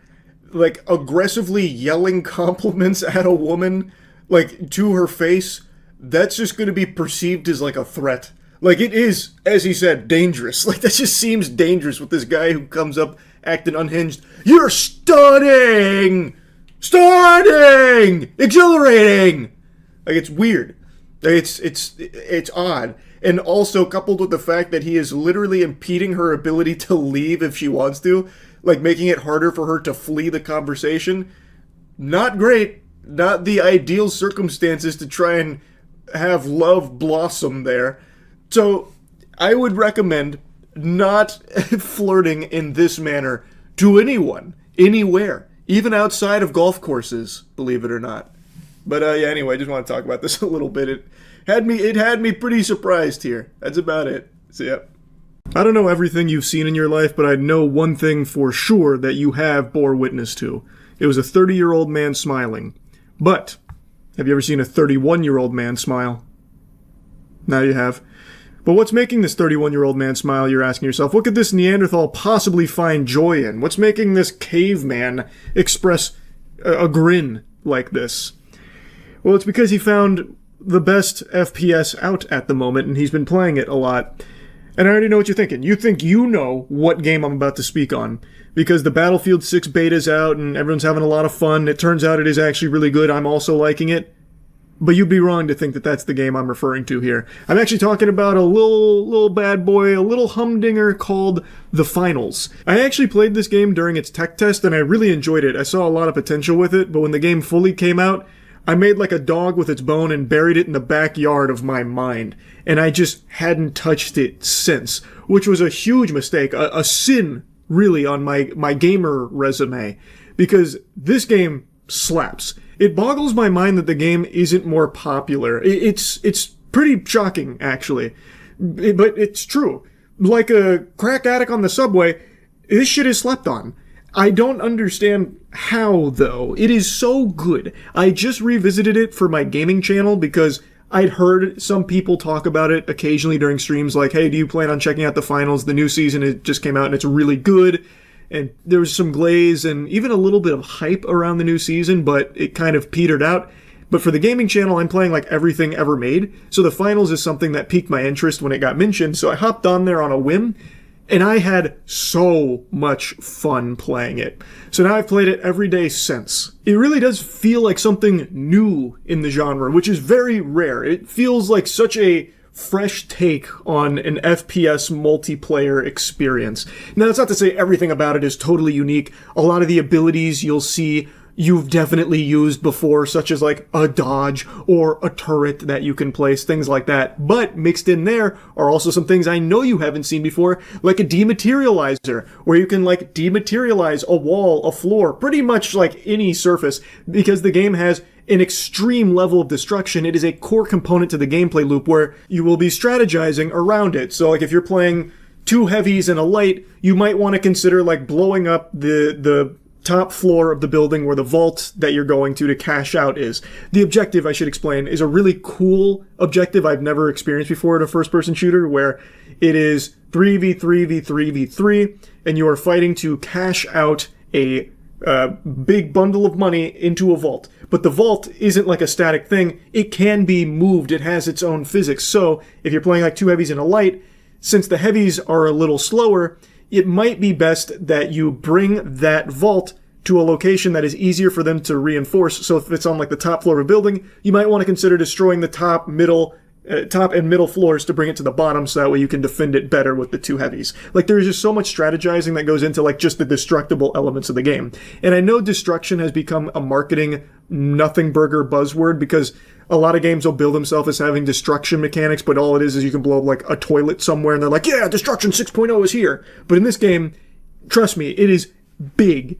Like Battlefield 6, actually, in the beta, destruction is actually finally back in Battlefield in a big way, but I would argue the finals has even more of it, and it's even more integral to the experience. Not to like compare the two, but I just want to make a mention, like, the destruction is really important here. But it's not like the main selling point.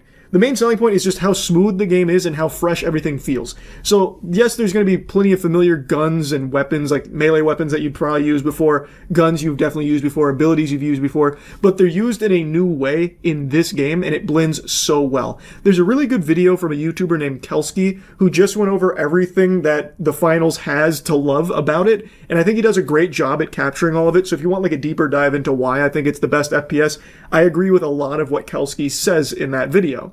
But I also wanted to drop you some of my random clips over the last couple days of playing the finals. These are in no like particular order. They're not even that impressive, but this is just the first time in a long time where I've really been like hooked on a first-person shooter multiplayer game. So I just wanted to drop these here and just put this game on your radar as something to maybe check out if you want like a fun first-person shooter to hop into. I saved it. Oh, I'm clutch.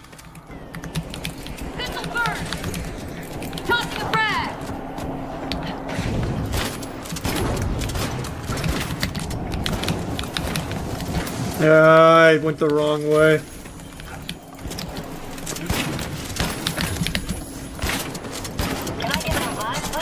Clutch. I've learned. Yep. I've learned. I understand it now, baby. Huge. Solo team wipe. Well, not fully solo. Almost fully solo teamed wipe them.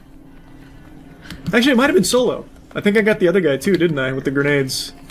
I know they're mad too. I gave them those vegetables. They said, no, please. Not that. Not the broccoli. Not the cruciferous greens. And I said, it's gotta be done. Oh shit.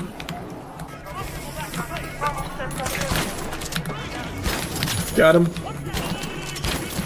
Clean. You're welcome, boys. Yeah, one of them just left. They gave up. Easy dub. I think I really demoralized them when I came and just fucking clapped both of their cheeks in the very first vault. Wait. Got it. Double assist.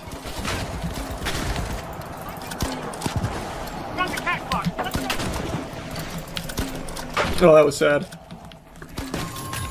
That was very sad. Wow. This guy's got 14 frags right now. Man might drop a 20 burger on their skulls. Just reload.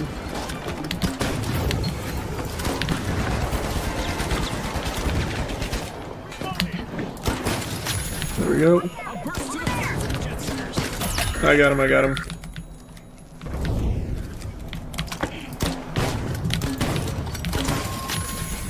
A little revive would be nice, maybe? Teammates back! We're down to the last 30 seconds. Which team will triumph? The teams need to push hard to secure their victory. I'm just gonna rip it right here, raw. Clean sweep, dirty intention! What a slaughter. I'm double digits. He's in 20 kill ballpark. And our other guy still has 0. I don't even know how it's possible to have 0 right now with the slaughter we've been putting on him. It's been a full-blown hurtin'. Spread out, spread out, spread out.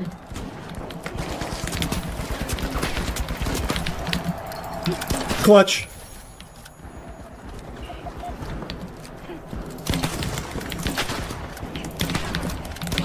Oh, no, no, no! I had that too.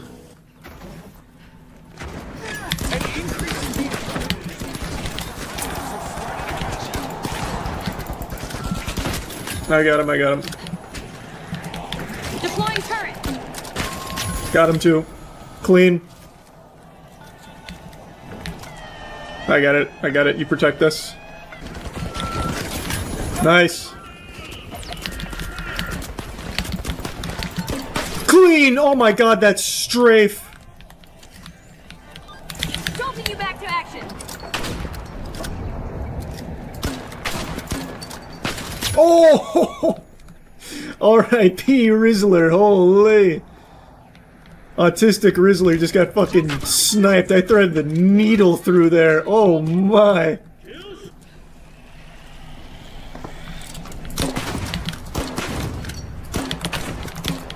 Got him. Got him too. Oh, he's still alive. Nope, no he's not. No, he's not. No, the fuck he's not. Not on my watch. Let's go! That's a team wipe. Oh, that's my turret.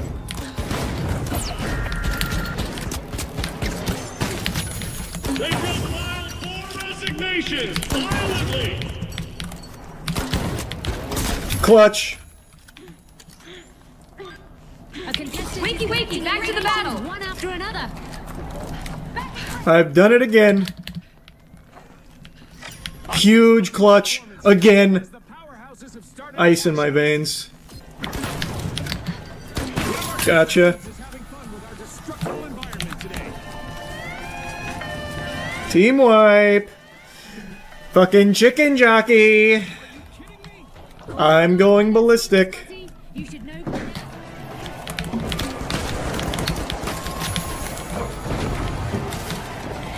Easy. So easy! Bang! What an animal. What an animal. 8-0 in the final round. I absolutely farted on him. I straight pooted on him out here. Holy, that was easy. Damn, 26-3 I think is what that said. Nice, bronze 4. We're already cruising up the ranks. I don't know why I feel so inclined to at least briefly talk about this, but it's just kind of a captivating story. I'm sure you've at least heard some whispers about this supervillain, but there is a serial sperm bank donor who has now fathered over 500 children, which has caused a lot of outrage because there are real dangers associated with this, because he's got more kids than a male seahorse, right? And they deliver like 2,000 babies at once. He's on track to match the seahorse numbers. So the problem is, these kids will grow up, and there's a chance that they find each other and never know they're related. So it could lead to inbreeding and incest. It's an incest concern, which is why a lot of people now are starting to rally against this sperm donor, because it's a big deal. He has too many kids. He needs to be cut off. The bartender needs to shut that shit down at the sperm bank. Tell the goddamn milkman here that, you know, no more deliveries. They've got plenty of supply for a lifetime. His name is Jonathan Jacob Meyer, and his name even sounds made up. That sounds like some John Jacob Jingleheimer Smith shit right there. But he's apparently well known in the sperm scene. In fact, he was even blacklisted from donating sperm in the Netherlands in 2017. It is just a legitimate problem. I went over it a bit more on stream, so I'll show you some clips from that before getting back into it. Did you hear of the serial sperm donor with 500 plus children who's being sued for increased incest risk? Yeah, what's his name? Caleb texted me. It's like he has like an NPC name. It's like John Madison or something. Well, it's probably not John Madison. That's one of the fucking founding fathers. But, oh, it's James Madison. What's the guy's name? Jonathan Jacob. Jonathan Jacob Meyer. Jonathan Jacob Meyer has donated sperm to at least 13 clinics, including 11 in the Netherlands, where he was blacklisted in 2017 for fathering 102 children. Man's out here trying to be the next Genghis Khan. Be the dad to half the population. The group alleges that the serial donor has lied about the number of children he's fathered. We're taking action against this man because the government is doing nothing. He has global reach via the internet, and he does business with large international sperm banks. Do they like him? Do the sperm banks like him? Is he providing them like a valuable service that they defend him? I have to imagine they have access to plenty of sperm. They probably don't need them, right? Would I ever donate sperm? Probably not. Not even because I think it'd be like a yucky, weird experience. I just feel bad because I'd condemn a kid to be short. And not everyone can deal with such a burden. Yeah, I wouldn't want him to grow up to have like short man syndrome, like short man rage. If I had known he had already fathered more than 100 children, I would have never chosen this donor. When I think about the consequences this could have for my child, I'm sick to my stomach. Going to the court is the only way to protect my child.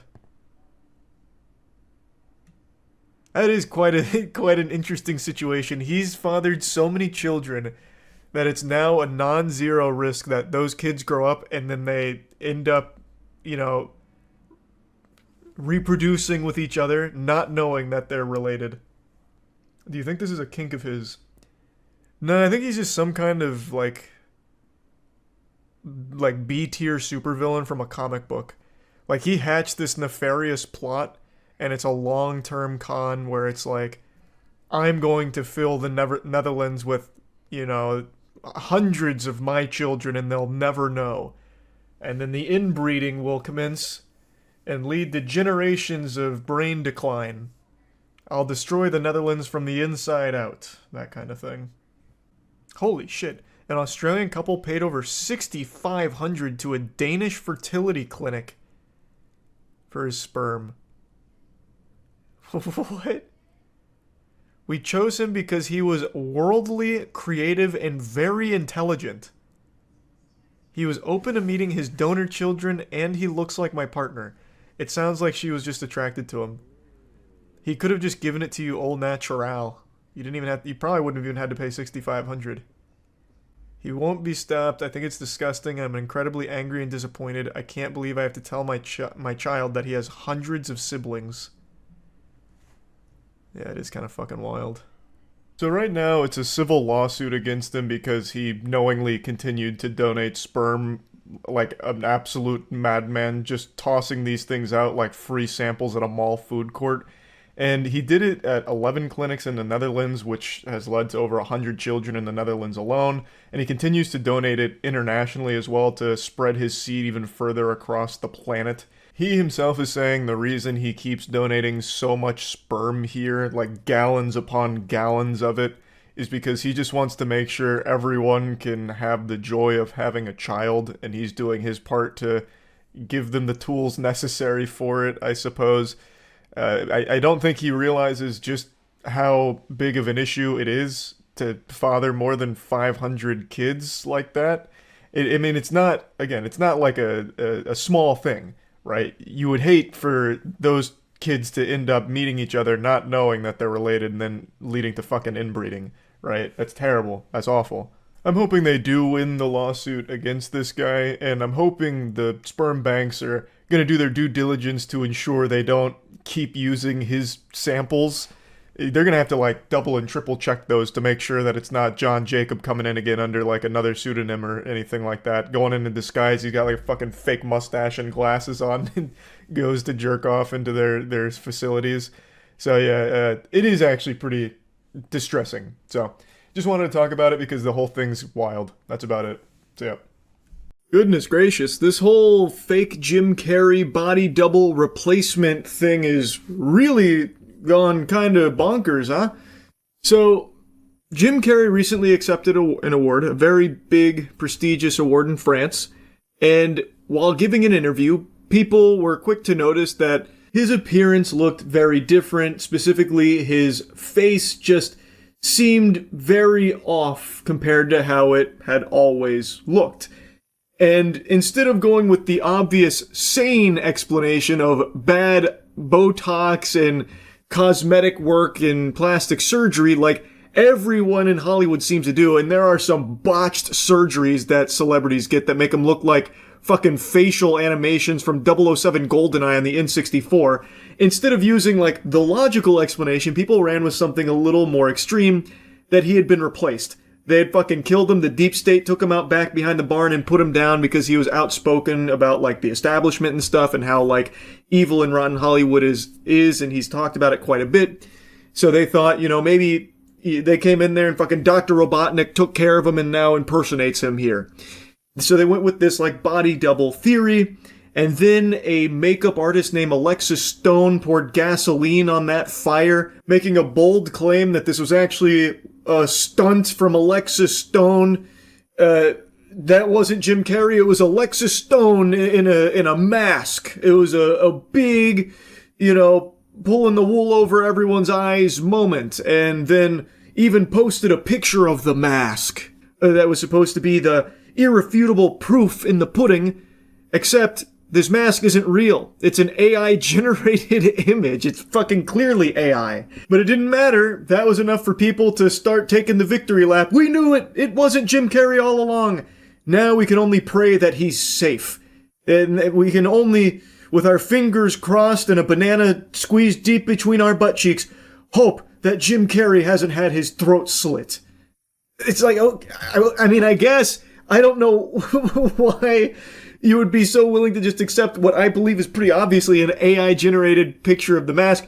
And also, if this really was an Alexis Stone stunt, it would be easily provable by having footage behind the scenes or pictures behind the scenes. But instead, the only proof was 2 photos of Jim Carrey at the event and then this AI mask. And people were like, I knew it.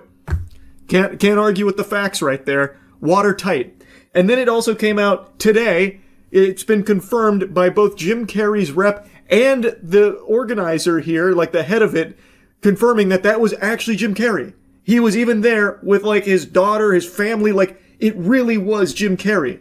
So the truth of the matter was he just got bad plastic surgery done. He's had some bad Botox injected there, like countless other Hollywood celebrities. It's not uncommon or unusual. This shit happens all the time. I can't wrap my head around why this one was so big. I guess because it is so like uncanny, and Jim Carrey has been like outspoken about like Hollywood norms and stuff. I guess it is odd that he of all people would have work done like that, especially like very noticeable work. That is peculiar, but it is something that happens in Hollywood all the time. And it sucks, but it is what it is. And the links people ran with it in like the most wacky ways were mind-boggling. I saw a viral post about a picture of Jim Carrey from 2006 versus Jim Carrey in 2026 saying, "What happened? This can't be the same guy." I was like, brother, what the fuck? Did you just blow in from Stupid Town? It's been 20 years. He's kind of old now. He's getting older. And now he's like getting plastic surgery done. So yeah, he looks different. But even if he didn't have any work done, he's not going to look the same as he did 20 years ago. Nobody does. Like, what the fuck is happening here? Now, all cards on the table, I do think there probably have been a few instances where a very powerful person or celebrity has been swapped out for like a body double, a stunt double, like once or twice here and there, but probably not like a permanent switcheroo, but like maybe once or twice, when Howard Lutnick has been in the Oval Office giggling anytime Epstein's name has been brought up, maybe it's actually Epstein in a Howard Lutnick skin suit, like that's the disguise and why he can't stop laughing every time that gets brought up. Maybe that's possible. But for something like this Jim Carrey situation, I think it's just so obviously Botox, because we've seen that kind of thing before where someone gets work done and it looks like they're fucking cell shaded out of Borderlands or something, right? Like it does happen. And the way he was like talking and emoting during the interviews, there's no way a mask could do that. There's just absolutely no way. But, maybe you're not convinced. Maybe you think that Jim Carrey's rep and the award organizer are in on the scheme from the nefarious puppet masters pulling the strings trying to convince you that this is Jim Carrey when it's not. That's your prerogative at the end of the day. Anyway, I'll show you some stream clips where we were going over the interview and comparing things and then looking at the Alexis Stone post for the evidence. But I think one thing's very clear. Alexis Stone was just trying to suckle clout from this whole thing, from the virality of all of it. What do you think about the fake Jim Carrey? We talked about it a little bit. I don't think it's actually a fake Jim Carrey, but he had that classic Hollywood work done to him, and boy howdy did it not go well. But I truly don't think that's like a body double or a replacement. I think it looks too close. The big difference is the eyes, but I think that's just bad Botox. Here, I'll pull it up. Receiving their awards, and I was like, I'm dead. And I made mistakes, and I was like a novice, but I felt a lot of love, and I felt a lot of appreciation that I tried. Then I watched everybody talking 1,000 miles an hour up there, receiving their awards, and I was like, I'm dead. This isn't the whole interview, but it's from this clip here. It looks like porcelain skin, looks very uncanny. So people are speculating that this is a body double or Jim Carrey's been replaced. He kind of looks like the villain from Long Legs. Yeah. The big thing people point to are the eyes. Let me show you. Because if you compare the eyes here compared to like every other time, it's very different. But I truly just believe that's the result of bad Botox, because that is a very real thing that can happen. So here's like older Jim Carrey eyes, and here's Jim Carrey during that interview. But that's just like a very real thing Botox does. People also said the eye color changed. Not really. I think he just has a lot more light in his eyes, so his eyes look lighter. I don't really think they've changed eye color or anything. Imagine your plastic surgery is so bad people think you got replaced. I know, man. Have you ever seen a good facelift? They always look like plastic figurines. That's because you only can notice the bad ones. So many celebrities have had plastic surgery and you just don't know it. It's gotta be reptilians, not stunt actor performers. But always be reptilians, I suppose. That is always a feasible explanation. Look at Alexis Stone Instagram. They did a Jim Carrey mask that wasn't Jim himself. I don't believe that for a second. That sounds more like an easy marketing stunt. Let me see. Who is it? Alexis Stone? I mean, what is this the evidence? Alexis Stone is Jim Carrey in Paris. And then it's just 2 photos at the Paris premiere with no, like, behind the scenes or anything of the mask. If it's a mask, it should be super easy to show that, right? Yeah, there's nothing. There's no further info on it. It's just these 2 pictures from Alexis Stone. I can do that too. I can say I went to the premiere as Jim Carrey and just post this on my Instagram as well. It'd be really easy for Alexis Stone to show that this is not Jim Carrey and it's actually a mask. Are we staring down the pipe of the end times? Are we about to experience an apocalyptic flood a mere 3 or so weeks away, as prophesied by a guy on TikTok? A chosen one, whom the Lord apparently dropped this patch note to with a little sneak peek, giving him a warning, and then also issuing him the noble task of building arcs to save as many as possible. On the surface, it might sound silly that a lot of people are genuinely questioning if this prophecy is going to come true, much like the last Doomsday TikTok prediction. But when you really dive into the meat and potatoes of it and get into the weeds, it's even sillier that anyone, even a single person, would for some reason believe this. It is always just a source, trust me bro type moment. A guy on TikTok claims he received a vision from God, and he draws a big distinction that this is not a prophecy per se, just a vision of the end. That on December 25th, the world would, start flooding, wiping us all out, and that he is now, going the route of Noah, needing to build arcs to save people. And that's exactly what he's been doing. His math, I think, is a little off when it comes to his estimations on how many people they can hold.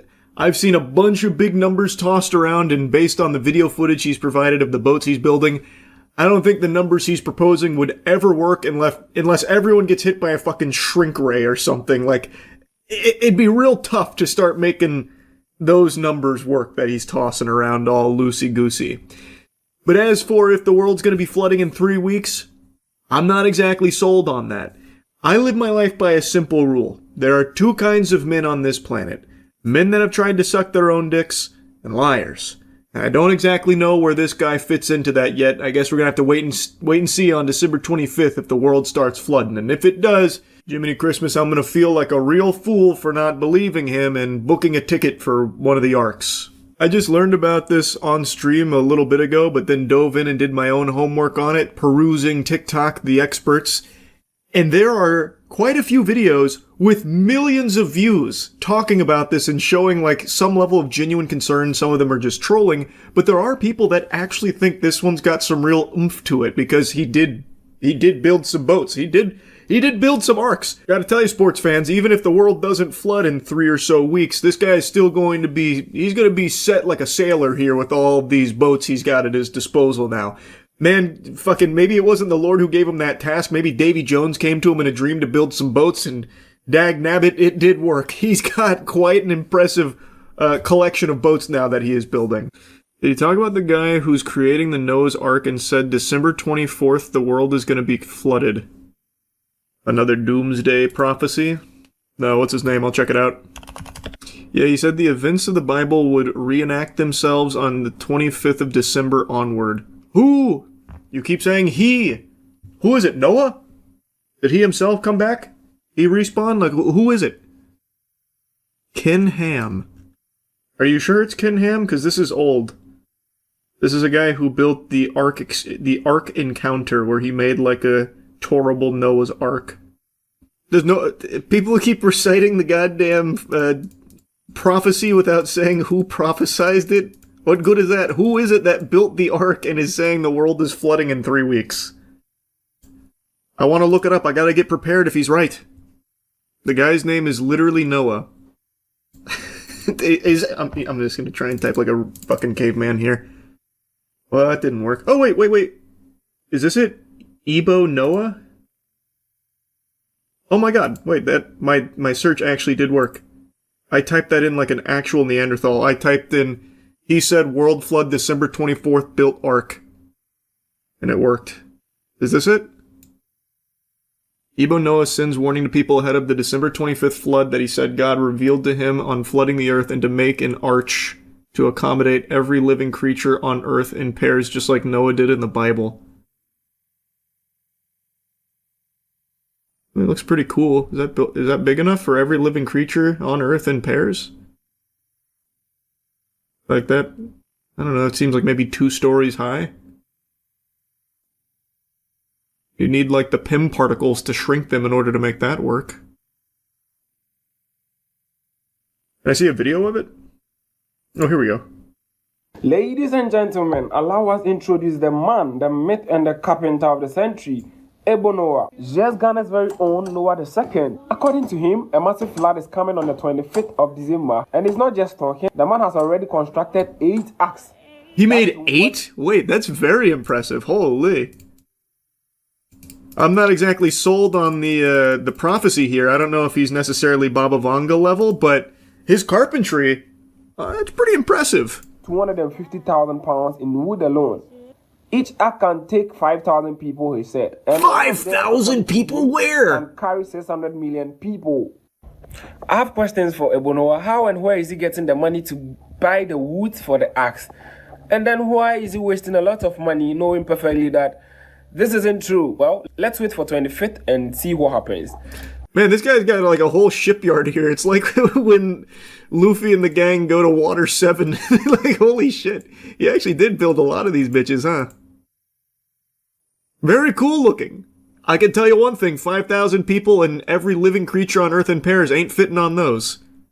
It's for only those who have a covenant with God. Oh, sword clashing sound effect there. Okay, I will never insult you.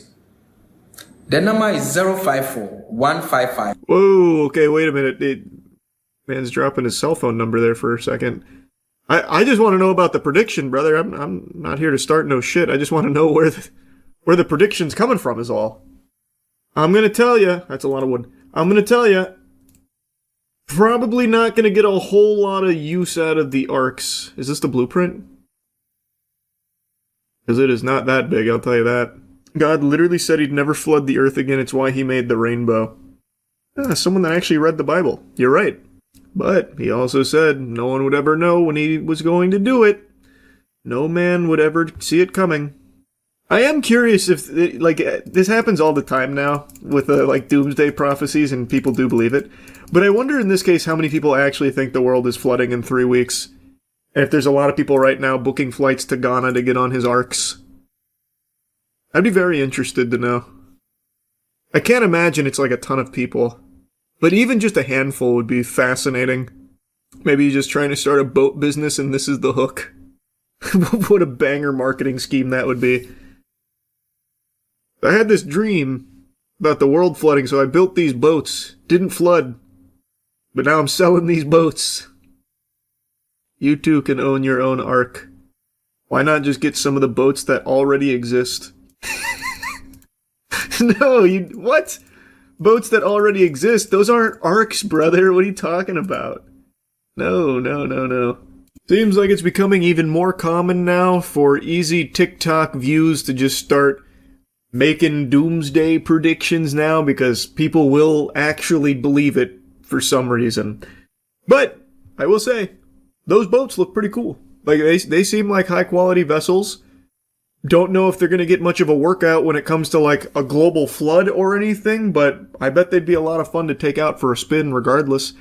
Anyway, though, that's really about it. So, yeah. Yeah, I'll start it.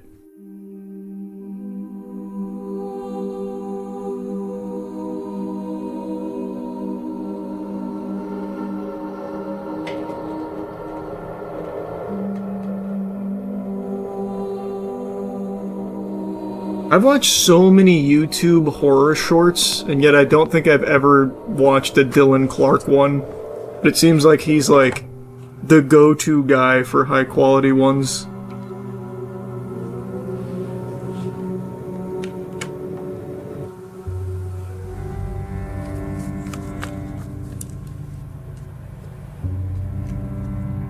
What does God look like? I'm going to show you a painting, or rather, a photograph of a painting. Just take a moment and stare at it. What do you see? Nothing. If the answer is nothing, if it just looks black to you, don't worry, that's what I see too. But that's not what everyone sees. The painting I've chosen for this project is titled Portrait of God. While most viewers see nothing, some insist they see a person in the darkness, one that they can describe and draw out with consistent details. It's a man, or close to a man. Wrinkled, Skinny. Really skinny. He looks skinny. He's smiling. He's grinning. He smiles down at us. Almost looks like the corners of his mouth got smudged. Like he's wearing a mask. It's too wide. That guy sounds like me when I'm doing my wizard voice in RP. His eyes are big. They're big. They've got this glint in them. This speckle of light in them. Honestly, it's unsettling. Of course it's frightening. That kind of power should be. I don't like looking at it. I don't like it. It's beautiful. Maybe it's just a trick of the light. Maybe they're seeing something they want to see. But how are their descriptions so consistent? Maybe they really are having a religious experience. And why does God appear to them and not us?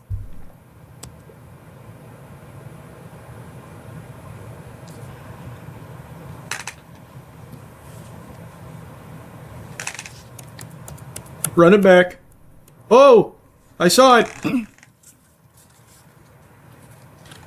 My God! They had a big grin! I'm going to show you a painting, or rather, a photograph of a painting. Just take a moment and stare at it.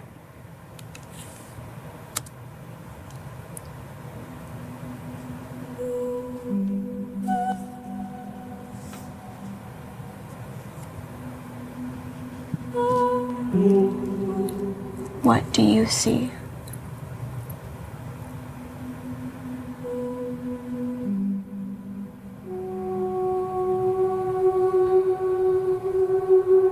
Does she see it?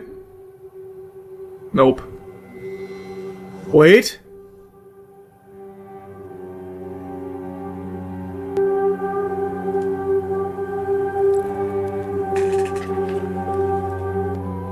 It's there, it's coming into focus. He's not being shy.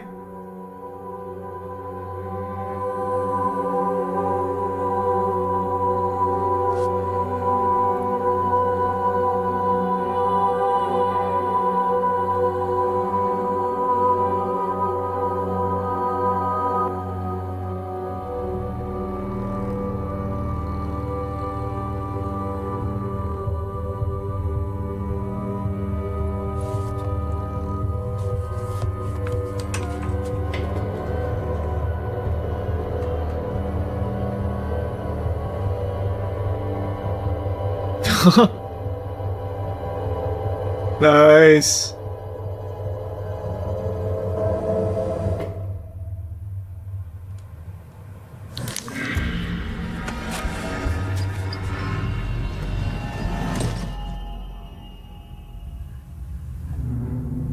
Oh no, now she's in the portrait.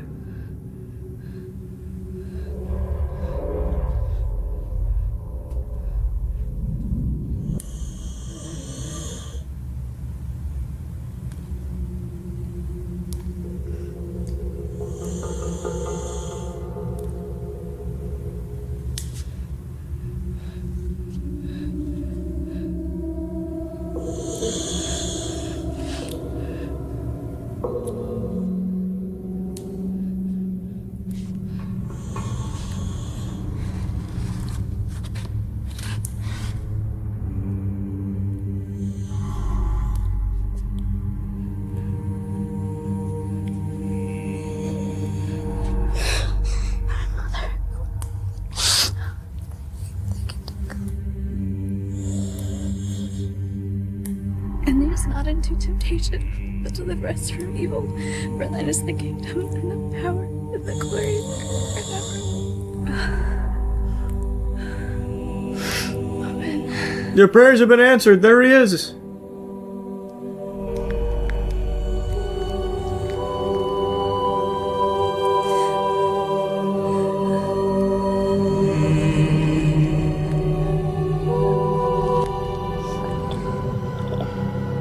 This looks like the jump scare guy from that mining horror game that I played a while back. Like in the tunnels.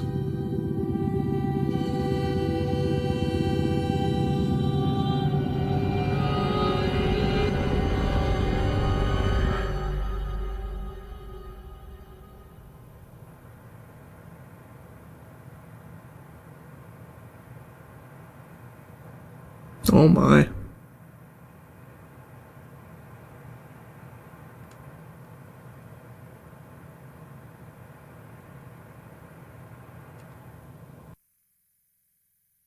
That was good.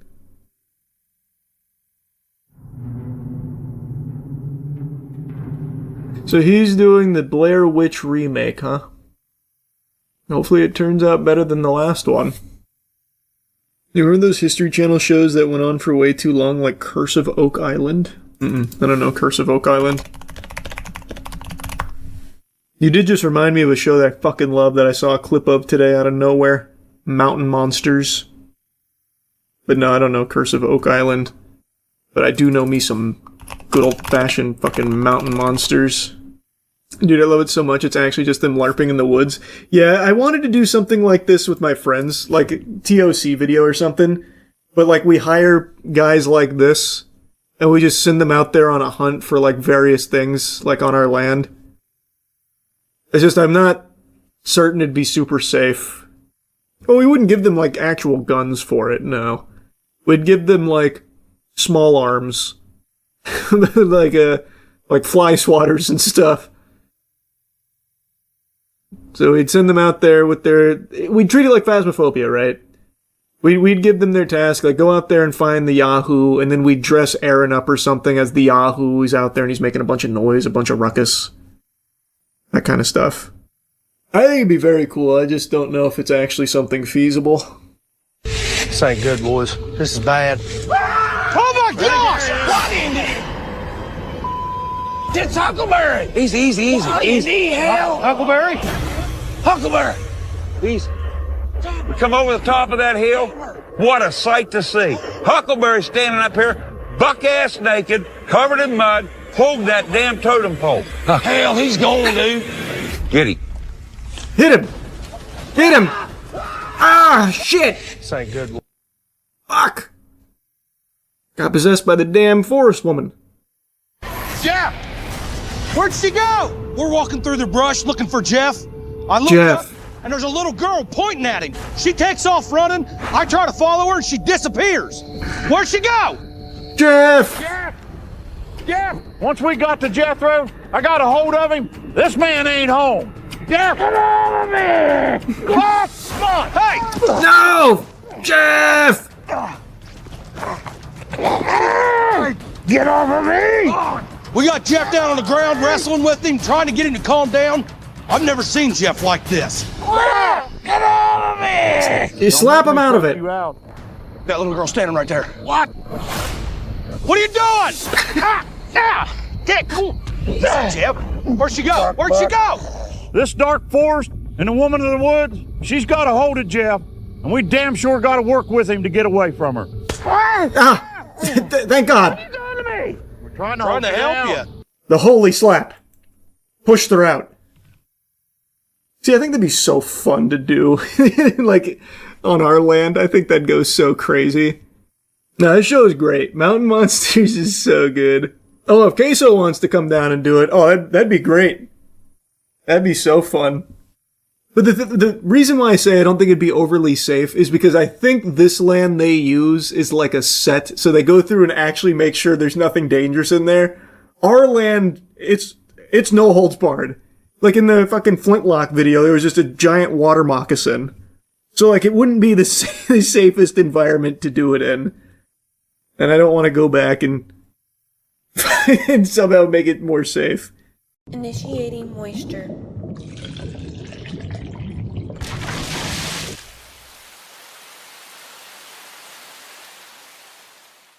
Welcome to the Moist Meter. Today we'll be analyzing the moisture within, the evil within too. There's not a whole lot of evil within here, and there's not a whole lot of moisture within here either. I don't mean to immediately spoil that off the bat, but I've been reading the reviews for this game, and everyone's giving it like an 8 out of 10, and I wholeheartedly disagree with that, and I really just can't understand what could have warranted that high of a score for this game. I think it's an enjoyable game, but it's just barely above average with a ton of flaws. Now, it seems that every reviewing outlet is just comparing it to the first Evil Within, which I really enjoyed, and it seems all the reviewing outlets are echoing the same thing. It's better than the predecessor in this area and that area, so here's an 8 out of 10 and 9 out of 10. but it's all in regards to the previous game, not as an actual game itself. It's just better than the last one, so we're going to give it a higher score. And I think that's really misleading, because there's a lot of problems with this game. I think it's still enjoyable, but there's definitely objectively a lot wrong. The first being uninspired voice acting. The voice acting is just laughably bad at some points. A lot of times it feels like I'm playing House of the Dead and listening to Goldman talk to me. There's certain times where I felt, I could do a better job, and when I do voice acting and I hear that shit back, I'd rather be listening to a fucking urine stream hitting a toilet bowl. And it's enough to really take you out of the experience, and the game's supposed to really be an emotional journey, but the voice acting turns it into this comedy experience, and the script doesn't do it any favors. The dialogue can be so laughably bad. It feels like some 12-year-old wearing a trench coat was trying to think of some edgy lines and they threw them in here, and it just comes across so flat and bad. And the main story really isn't that bad. There's a lot of pacing issues, but the story overall is exciting, it's interesting, and it's different, which I always welcome. But it's really held back by some truly horrible dialogue and awful voice acting. They would have been better off just doing a Banjo-Kazooie route and just having grunts for all the characters than having the actors they had in here. Just have them fucking farting into the mic at different pitches, that would have been better. The voice acting really was just one of the worst things about the title. Especially towards the end, that's when the voice acting really rears its ugly head and starts throwing small dicks into the glory hole. There's a really emotional scene where the main character Sebastian does something really traumatic, and his response was just a simple no, uttered with the same intensity and emotion I would give if I accidentally spilt a little water on my kitchen floor. Now, aside from just bad writing, bad voice acting, another thing that was really not great about this game was the gameplay, and I'm seeing a lot of praise for it from the reviewing outlets because they're comparing it to the first one, which was mechanically not great, and I will say, the gameplay has improved over the first one, but that doesn't mean it's good. I mean, it's like comparing, you last 4 seconds during sex, and then the next time you last 5. Yeah, it's improvement, but that doesn't make it that great either.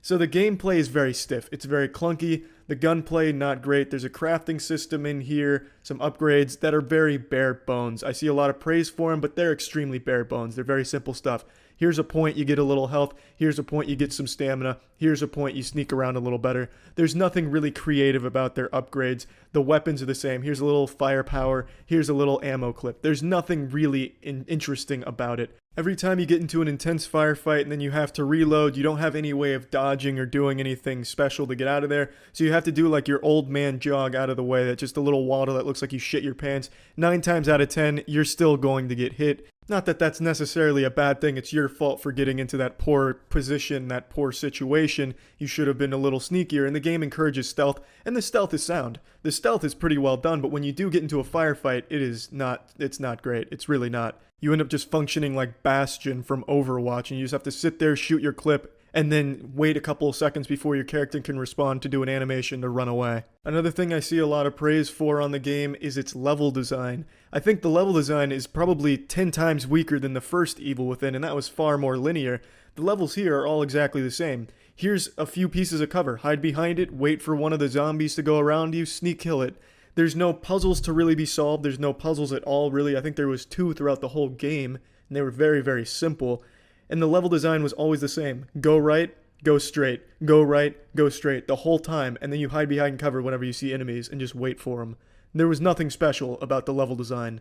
It wasn't inventive, as a lot of review outlets are claiming. Now let's get to some things I liked about the game, and a lot of things I can agree with the other reviewers out there. The atmosphere of this game is fantastic. I love the little haunting atmosphere they have going on. Union as a setting is really nice and interesting. And I think one of the main villains, the artist, is fantastic. Hunting him led to some really memorable moments, a lot of really cool set pieces, and a lot of awesome environments. The artist definitely was the best part of the story and the best part of just playing through the game. There's also a certain charm to playing this game, and the story is good enough to make you want to finish it and see how it ends, even though there's quite a few plot holes in there. I also really enjoyed the soundtrack to this game. The music was absolutely beautiful, especially at the end of the game. Truly just a fantastic fit for the tone. Everything just kind of fit with what was going on. Music was truly a massive improvement over the last one. Just fantastic score here. There's also quite a bit of content here. It took me 10.5 hours to beat the game, and that was without playing a whole ton of side missions. I also didn't even find all of the weapons either. So there's a lot to do and a lot to find within Union here. And there should be, because this is a $60 price tag, so there should be a lot of content. Now let's pop this shit into the moist meter. I'm giving this a 55%. Like I said, I feel it's a barely above average game. It's enjoyable, but it has a ton of flaws to it. And it's also not really a survival horror type of game, it's more of an action type of game. If you're someone who enjoys a more old school experience and doesn't mind clunky controls and a lot of different superficial problems, you'll probably enjoy this. And if you're a fan of Resident Evil games, you'll definitely probably enjoy this one. But from a purely objective standpoint, I really can't understand how every single reviewer out there is giving it anywhere from an 8 to 9 and everything in between. I haven't seen anything even below an 8 for this game yet, and I just don't understand it because there's such glaring issues with this game in every possible department. Yes, it's still a fun game to play, and yes, there is improvements over the first one, but that doesn't make it an 8 or 9 game. Even compared to the last one, I don't think the improvements are that significant. In fact, I almost prefer the first game for the most part. But yeah, anyway, that's it. See ya. Initiating moisture.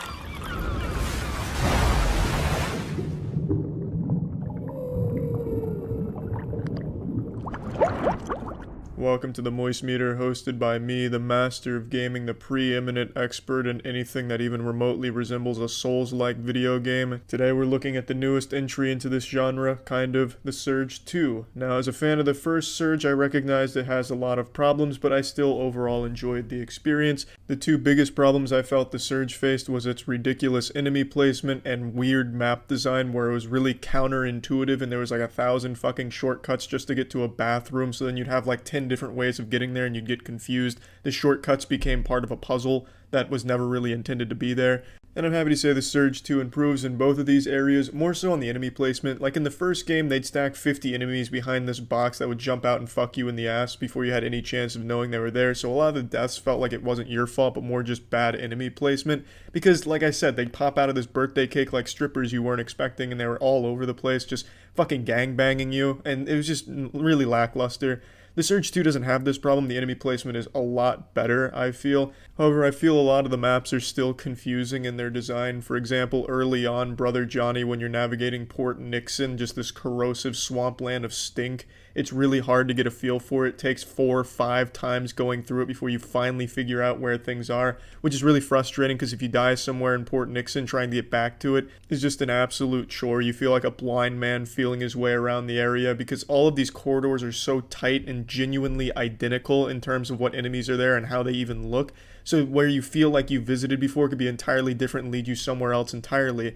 There are just so many nooks and crannies of these areas that it's so easy to get lost in. And again, there is a lot of shortcuts, which does help, and they cut back on the shortcuts this time so they actually feel meaningful and you can actually remember where they are, which is nice. But even still, the map design, I think, leads to a lot of confusion. But lackluster map design aside, I think the maps look very nice. I think it's a technical upgrade from the first one across the board, and I really feel like it's mainly just overall a much better experience than the first Surge, especially in terms of the weapons. I was finding weapons left and right that I had a lot of fun with. There's more weapon varieties. There's a whole lot of new fun finishers, of course, that are always satisfying to execute. Get a lot of parts, get a lot of weapons, and you're always constantly switching things out, trying new things out. See what really fits your playstyle. If you want something fast, have like fucking Valkyrie claws, go full Wolverine style on them like a fucking feral animal. You can do the hammer approach, which I gravitated towards early on in the game. And it never stops being satisfying, chopping through all of these mobs of enemies on your way to a boss or on your way to explore or find new things.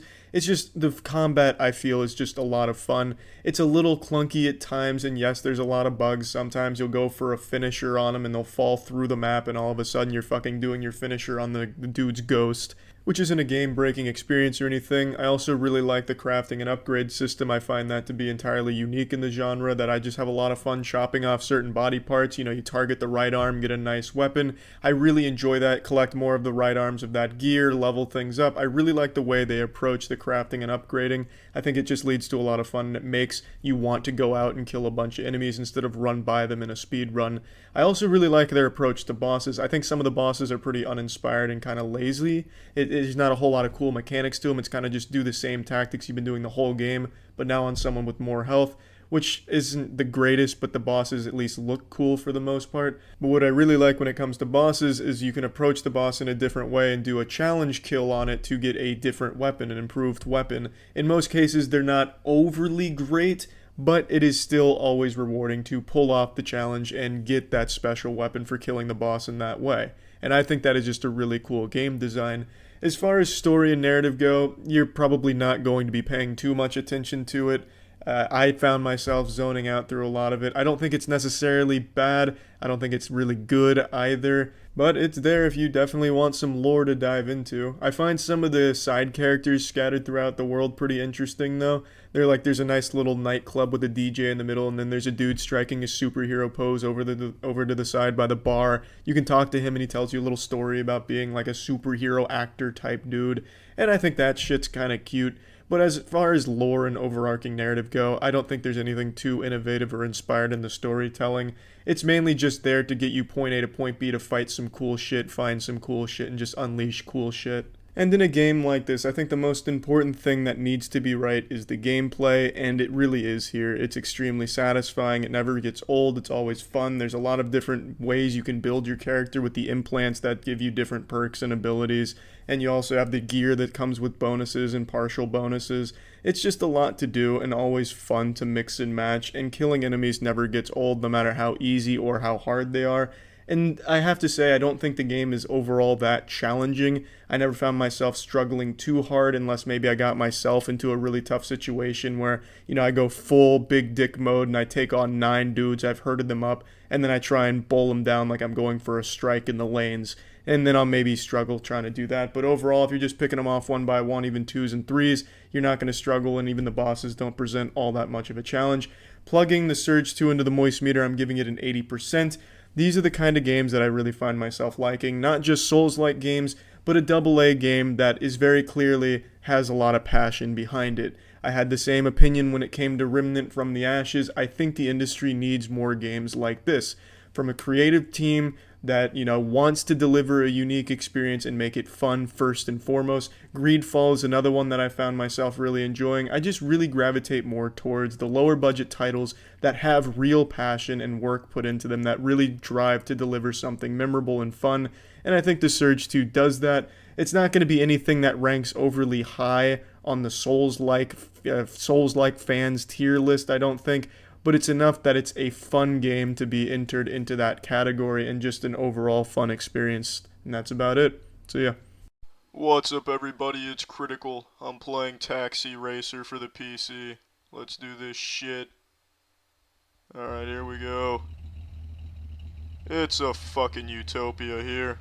A tropical paradise. Arrow keys move. Buildings exist. Green circles are— oh shit! I guess that's the most efficient way to pick up a passenger, just run their ass over.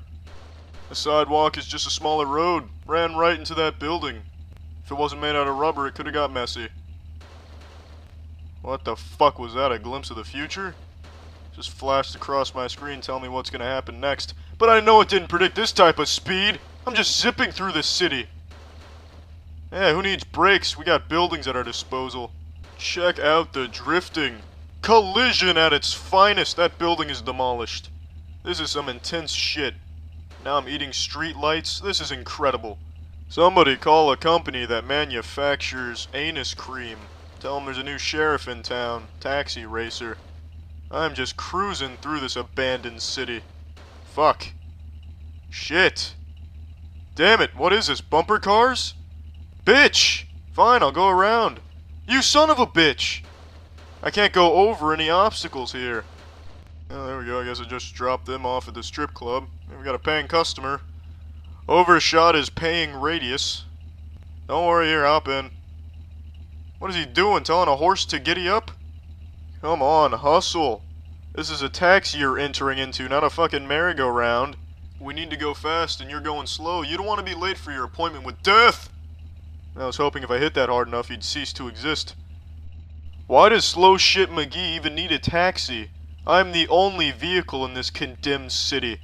Every other vehicle's already been consumed by this taxi company, along with all the civilians. He can just run to his destination without fear of slaughter and still get there in a reasonable time. Excuse me, building, I thought today was drive through the front doors of a building day. We're hanging a left. There it is. Oh shit! We almost exited reality. That was close. Fuck you, yellow lights. There you go. Enjoy your building area. Another green circle. Another human. Get your titties in the... What the fuck? Isn't this the same person I just dropped off 50 inches ago at that building? He must have just walked in there, got a boner, and decided to call it a day. Now he just spontaneously decides there's somewhere he's got to be. Somewhere worthy of his time. He's probably gonna go to a library now to get an erection and just peel out. Pardon me, I just really wanted to buy some coral. I only have 167 years before humans live in this city again. I gotta get my passenger to his destination quick. Completely missed the destination. Fuckle your seatbelt. We're going back for it, you son of a bitch. You wanted the taxi, so you're gonna get the taxi. Fuck that palm tree you wanted to look at. Fuck that palm tree too. Palm trees don't exist. You want to be dropped off on the sidewalk in the middle of nowhere, you bitch? Now your clone needs a ride. He's on a fucking treadmill getting to my taxi. Alright, where's he going? Oh shit. Physics gave up for a second. I don't give a shit, it's a fucking taxi. Why is this wild simulation of taxi driving called Taxi Racer? Who am I racing against? What am I racing against? My patience? It's just me transporting clones to unidentified locations in a post-apocalyptic city. Now I understand I'm racing the clock, but that doesn't mean you can call this a racing game. If that's my foe, you might as well call this Taxi Timer, or The Lion, the Witch, and the Taxi. This arrow can go thoroughly massage some ass cheeks. I'm taking my own route. Oh shit. My taxi got its wiener sucked by a cake bakery. I'm still... Oh, son of a bitch. Alright, you know what? I'm just gonna follow the arrow. Just ran into every fucking store available. How many coral stores are in this city?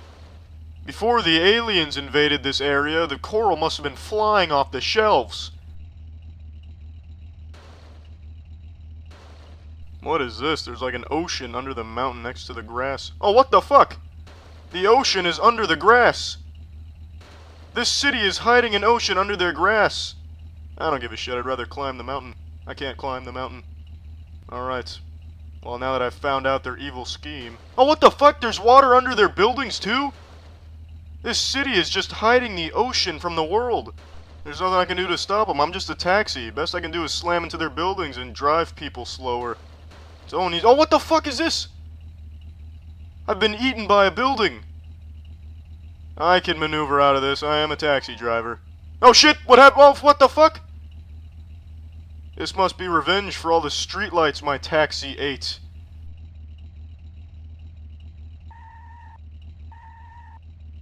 The mystery machine will surely get the job done. Let's go! Full speed ahead! Oh, look at the speed! Look at the speed! Oh shit, slowing down is impossible. Alright, there we go. Fuck, I parked really far away. We'll be here till tomorrow. Alright, that was a quick 24 hours. Damn it. Turning in this wagon is not easy. Alright, there's a good turn. Parking inside a building, all part of this strategic planning. There we go. Good turn. Oh, shit. Good turn. Pinball. Good turn. There we go. Good turn. Damn it! I might as well start transporting people on a hoverboard. This is impossible to control. Goodness gracious. Anything that can be hit has been hit. What the fuck? I got caught in a giant spider web. Is this building a giant magnet that just pulled my taxi to it? This is preposterous. I'm done playing this. Well, that's the end of this video. Remember to rate the video, comment the video, and subscribe if you want to see videos similar to this one. See ya. Initiating moisture.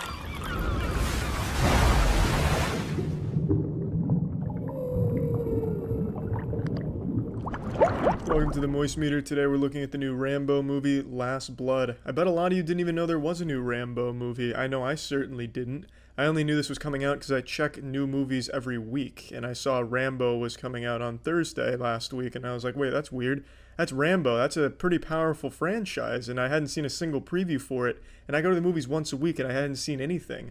which is really surprising to me. And I know action movie heroes, action stars, kind of a thing of the past, which is a goddamn shame. We still have a couple like John Wick and, well, I guess just John Wick. He's like the last action star. I guess I can't even think of another one, like maybe the Fortnite default character. I have no fucking idea. But even still, I figured Rambo would be kind of a big deal. And it really wasn't. I went opening day, and it was in the smallest theater they had available. It's just disrespectful to my boy Rambo. But anyway, the marketing campaign sucked ass, and I got a shit theater for it, but whatever. Since I went into this without seeing a preview, I didn't know if this was going to focus more on the emotional side of Rambo's journey trying to settle down, have a normal life, or more on like an ultra-violent gore fest type of deal where there's assholes being turned inside out, blood and rock and roll flying everywhere. I didn't know what approach it would take. It turns out it's a little bit of column A and a little bit of column B. Both are done decently enough. The latter being much better. The ultra-violent gore montage at the end is superb. I really enjoyed that start to finish. It was a lot of fun. The kills were very creative and very brutal, which I was very happy to see. And that's not to say the emotional stuff wasn't done decent. It was good. I thought the cast of characters around Rambo were good, and Rambo himself was alright. This thing is, with Rambo, his character is supposed to be so damaged and, you know, he's gone through all these horrible things, but that leads to some really awkward scenes in this movie where something really bad happens to someone he cares about a lot, and what he says and what he shows vary greatly. There's a huge disconnect. Something horrible happens, he says, shit, I'm real sad about this, but the way he's acting, it's just so goddamn stoic, as if he's not even there, as if someone was just holding up the line on a piece of paper and he read it. It's just odd. It just feels odd, and it makes the scene awkward, which takes the emotional aspect out of some of the shit that happens. Now, when Rambo's not in the emotional scenes, they're pretty good. And I don't think it's his fault or anything like that. I think that's just supposed to be how the character is, but it still makes it feel odd to watch it happen. And it makes the audience feel a bit awkward, because it's like, well, what is he really feeling? Does he even care? And then he goes into this fucking doomsday prepper mode where the second half of the movie's all about revenge. And he's got this entire fucking Home Alone, and you get to see all of the little traps that you have, like a 5-minute montage. One scene, something happens in the next scene with nothing really leading into each other. It's in a totally different state of mind for every character, and something totally different has happened. It's just really odd to keep track of how much time is passing.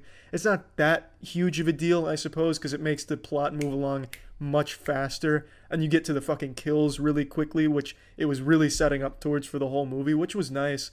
But it still makes it a little odd to watch it unfold in that way. Now, I'm going to plug this shit into the moist meter. I'm giving Rambo Last Blood a 65%. Now, I want to talk about another thing I had a problem with, but it's a spoiler. So this will now be a spoiler. So the movie's about his niece getting kidnapped and sold into sex slavery. She ODs, and she dies in Rambo's car. But the odd thing about this is Rambo saved her, put her in the car, and drove her across the border to bring her home. What I don't understand is why wouldn't Rambo take her to a hospital? He knew she was ODing, he saw it, and yet he's still driving in the middle of bumfuck nowhere, bringing her to a goddamn dilapidated barn in the middle of nowhere for no reason. Well, not for no reason, to get her out. But why wouldn't he stop for a hospital to take care of the overdosing problem that she eventually dies from? He had to have crossed the border, he had to gone by civilization at some point, and he didn't make a single stop to get her help at a hospital in the area. Which I just don't understand. And maybe maybe the problem is with time. I don't know how much time it passed from him saving her to her dying on the road. Maybe he was still in Mexico and he never got out, never left. But I really couldn't tell in the movie. And that was just a kind of big deal, because I feel like he could have saved her and everything would have been fine. The movie would have ended right there. It wouldn't have been a happy ending because a lot of bad shit happened to her. But it wouldn't have gone further, which would have been a shame because the kills and everything were great. But it just, from a plot perspective, made no sense to me. But again, the movie was enjoyable. I liked it, especially the end. It's just a lot of the stuff in the beginning was a little confusing, and it didn't do anything incredible, nothing overly creative. It was all pretty generic and by the books, but it worked. It worked well enough, and I really like to see Rambo in action. That's about it. See ya. Well, the boys' finale aired, and it's pretty much exactly what I was anticipating. Really underwhelming. The whole final season was unfortunately disappointing. Just a really weak finale, especially for all of the build-up that we've had for years now. And then, This season was billed as, Homelander snapping, it's about to be nuts to butts, there might even be fucking boobies blowing up all over the place, everyone's fucked, that kind of thing. And yet this whole final season felt like the smallest version of The Boys so far. They took something that was like really big in scale and like dialed it into something much tinier and teenier. It's just, I don't get it.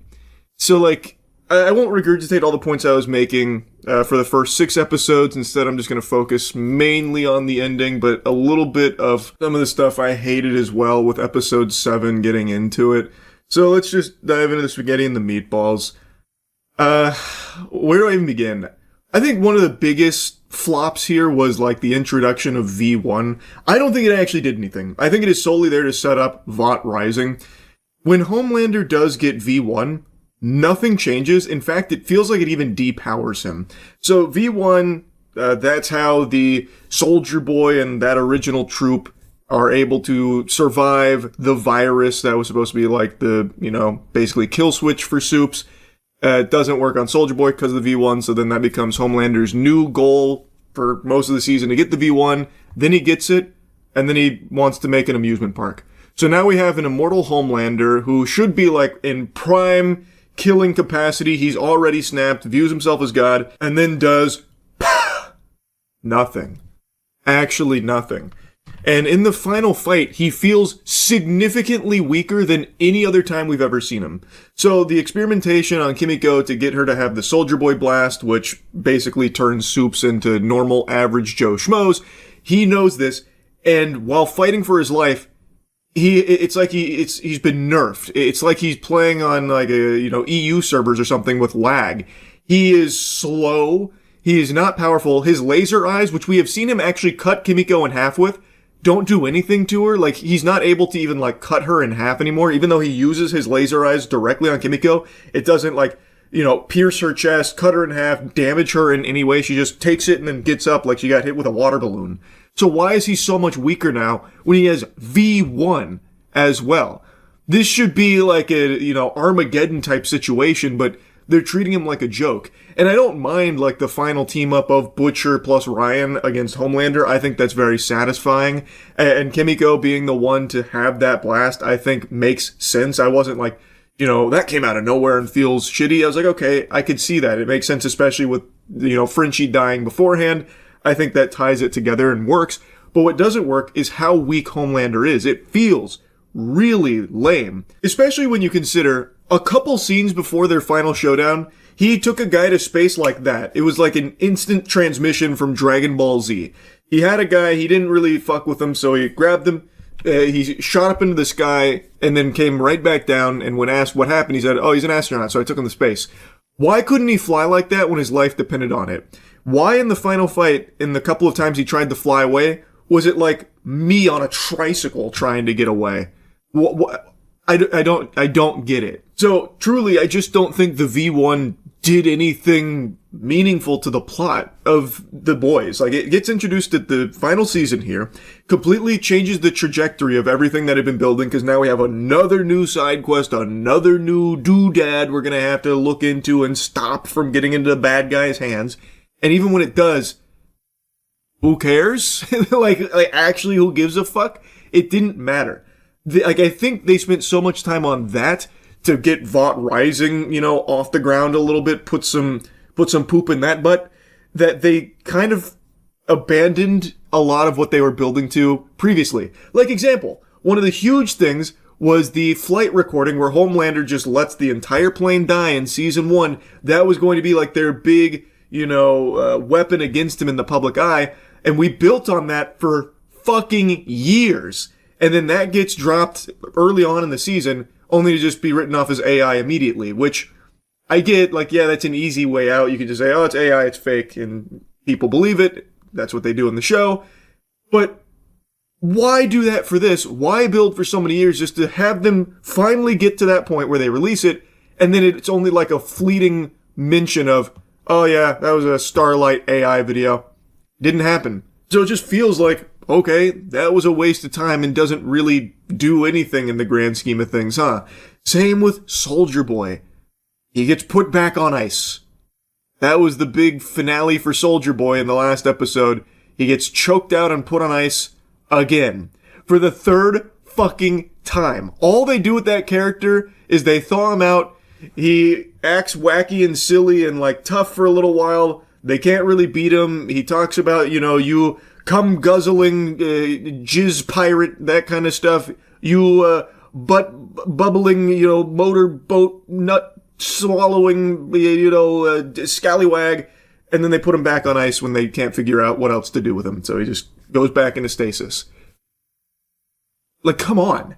That's not satisfying at all. Like, it really feels like so much of this was built upon the idea that they had to find ways to keep it milkable because they have so many other boys projects already in the works. So now we've waited all this time. This is supposed to be the big finale, and yet it feels like they're still just setting up things for other things outside the boys, which means the boys itself gets kind of strung dry and feels bland and feels like it's missing so many important components for closure. And there's just so many things I didn't like about this, man. And even going back a couple episodes, Black Noir 2's death. Like, I think the breakdown of their friendship was handled well. Like, I think that was entertaining and done decently enough because they gave enough time to flesh out the Deep specifically, as well as, like, his obsession with being in Homelander's good graces so he could suckle milk from Homelander's tit. And Black Noir 2 was kind of standing in his way, so they start to have the breakdown, and then he, steals some of Black Noir 2's credit. That further strains it, and then it eventually culminates with him killing his acting coach, and then Black Noir ends up killing a billion fish, which the Deep is rightfully blamed for because of the oil pipeline and stuff that he was talking about, which then causes him to be excommunicado from water itself. And because of that, he kills Black Noir too, but they don't have like a real final fight or anything. He strangles him with a cord and then stabs him in the face, like in the neck. Black Noir 2 can fly. He's bulletproof. How the fuck is he getting choked by a cord? Like, I understand the Deep is also superhuman, so he's got strength. The cord would break. Why wouldn't you just have them, like, actually fight? So that way it feels like, this was a big deal. This was a, death befitting of a character you've spent this much time with, but instead it's just a fucking whimper. He gets strangled by a goddamn ox cord and then stabs him, and that's the end of it. And then he never gets mentioned again. Black Noir 2's name never comes up again. Not once. So again, it just feels really underwhelming. Speaking of, another character, Sister Sage. Holy shit, I have never seen a character that's supposed to be the smartest character in the world be used so stupidly. Like, that character trait in other shows, like this is the smartest person ever, always leads to some really fascinating situations, and I think relies on good writing for it to work well. Here, that was just completely absent. Sister Sage at no point in this final season felt like the smartest character in the world. All she does is sit around, kind of do nothing. She then explains her goal of like, let everyone die so I can read in peace in my bunker. Like, okay, I guess. But she doesn't do anything to like actually get there using her intelligence at all. And then when she does, like, betray Homelander and go with the boys, she is the one that fucks everything because she, for some reason, decided to let Soldier Boy come through during the V1 transfer, and she didn't expect Soldier Boy to give Homelander the V1. Human emotion makes no sense. Love. I can't calculate it. I don't get love, which is a cliche I've seen explored and you've seen explored in other smart characters. Love, the X factor, the chemical X, no one can quite figure out the composition of it. Doesn't make any sense. It goes against logic. But it's like, why even bring Soldier Boy there in the first place? That did nothing to help with the goal of getting the V1. It just puts it in more jeopardy. So he shows up and then just does give Homelander the V1, and then she's fucking shell-shocked, and then spends the next episode just moping and watching Love Island and lobotomizing herself. And then when she does, like, dust it off after a motivational speech from Frenchie, she, like, helps one time with the experiment on Kimiko, which does actually have a big impact. But then that's it. In the final episode, she gets hit by the Kimiko, chest blast, the big beam, loses her powers, and becomes average, saying, I'm stupid like all of you, and then fucks off to Disney World, or, what was it, Universal Studios, I don't remember. She went to Orlando. So, she never did anything like the smartest character in the world was only the one capable of doing. She just does, like, basically nothing except check Frenchie's work and, like, change a couple numbers around to make it actually work better. It's just so weird because you would expect the smartest character in the world to have all these plans and account for everything imaginable, and like you're always playing into their palms because they know what's coming because they're that smart. But Sister Sage, the smartest person on the planet, she does nothing but eat Taco Bell, lobotomize herself, and doesn't actually do anything with her intelligence like ever. And then just goes to Orlando and that's it. It's just such a fucking wild usage of that kind of superpower, or really not even usage of it. It's, again, just underwhelming. I like, that's just the word to describe everything with this whole final season. Everything about it was just so underwhelming. And even in this final season, they still found ways to focus on shit that no one cares about. Like, why do we have it was like a 2-minute scene of two, like, throwaway villains sniffing each other's assholes, telling each other what they had for lunch.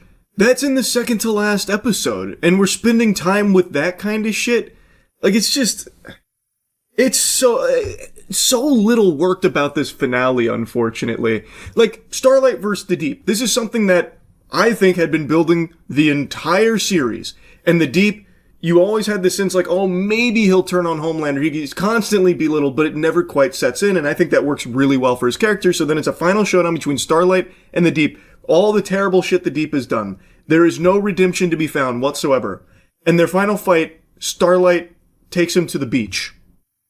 Why the fuck would she do that? That is where, presumably, he would be the most powerful. She has no idea that the ocean now rejects him. She is not aware of that at all. Why would she choose to take the Deep to the fucking sea to fight him? That makes no sense. That's the dumbest shit imaginable. What?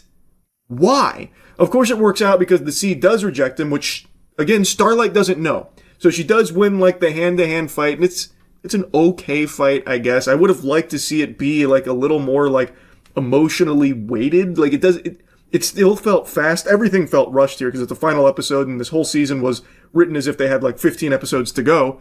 But it does ultimately end with him getting blasted into the sea, and it has kind of a callback to how he killed Black Noir's acting coach, the director. He gets ass murdered by a sea creature, a tentacle popping up from his butthole out of his mouth, and he dies there in the sea that now hates him because he betrayed them. Starlight had no idea that was the case. Why did she take him there? That's just ridiculous. Like, that is just dumb. There's a lot more I could yap about, but I've already been going for a little while, so let's just instead focus on some of the biggest things that make this so weak. And I've already touched on one of them, but the scale of it. This was billed as the Scorched Earth final season, and I think they did a great job building up to a Homelander just snapping and going fucking insano style on the entire planet. And that's what everyone, myself included, was expecting to happen with this season. But none of that ever gets there. At no point does he go Scorched Earth. And in fact, in this, like, genocide mode Homelander, he kills less people than he ever has in previous seasons and is far less threatening than he has ever been. I don't mind that they have him be like a sniveling, temper tantrum throwing loser that everyone makes fun of and constantly calls pathetic. I think that fits really well with what they've built for this character. But the whole thing is he has snapped. He is unhinged. He is a loose cannon. But he never actually does anything Scorched Earth. There is no big, like, holy shit moment or anything like that. It actually feels like a neutered Homelander. Especially in their big final fight, which I've already blabbered about. But one other thing I want to mention is, you remember how he kills Frenchie? He basically teleports across the building right in front of Frenchie. Why couldn't he do that in the White House? Why couldn't he just start doing that speed blitzing out of there, or just speed blitz insta-kill Kimiko, just fucking, one tap there. Like, it doesn't make sense. He had already lasered her in half earlier, and now his lasers are so weak, and now all of a sudden he's so slow, he can't fly away, he can't do anything we've seen him do before in the final fight. So the final fight doesn't even feel like a big moment either. It feels anticlimactic. It feels like it was like an inconvenience. The fights with Homelander and like with Soldier Boy were better. Like, I don't want to go back into like the nitty gritty because I've already been blabbering so much, but there's just so little about this finale, and really the whole final season worked. It's just such a letdown. Anyway, though, like I said, this season does not follow through on where they were building Homelander to this global threat. He keeps like giving lip service about it, like if you're a non-believer, get ready to face oblivion and that kind of stuff, but it never happens. It gets cut short, and even leading up to that, it doesn't happen. So you just have a final season that feels like it's the actual smallest season yet. Anyway, I do want to give a couple of mentions for things I did like in the finale. I had already mentioned a couple of things I liked throughout the season, which again were pretty sparse, but in the finale, I did think they did a few things pretty well. Notably, Butcher. I do think they did a good job with Butcher. Aside from the final fight where he's using less tentacles on Homelander than he did on fucking Newman, he's now much more content to not really be using his powers all that much for some reason. I don't know why he doesn't really go all out with it, but whatever. I do think when Homelander gets depowered, is no longer a soup, Butcher does a wonderful job of being that boogeyman. Just early, like moments earlier, we heard Homelander say, "Do you think I'm afraid of William Butcher?" And then we see him just crying, begging Butcher not to kill him as he menacingly walks towards him, just unflinching, just diabolical.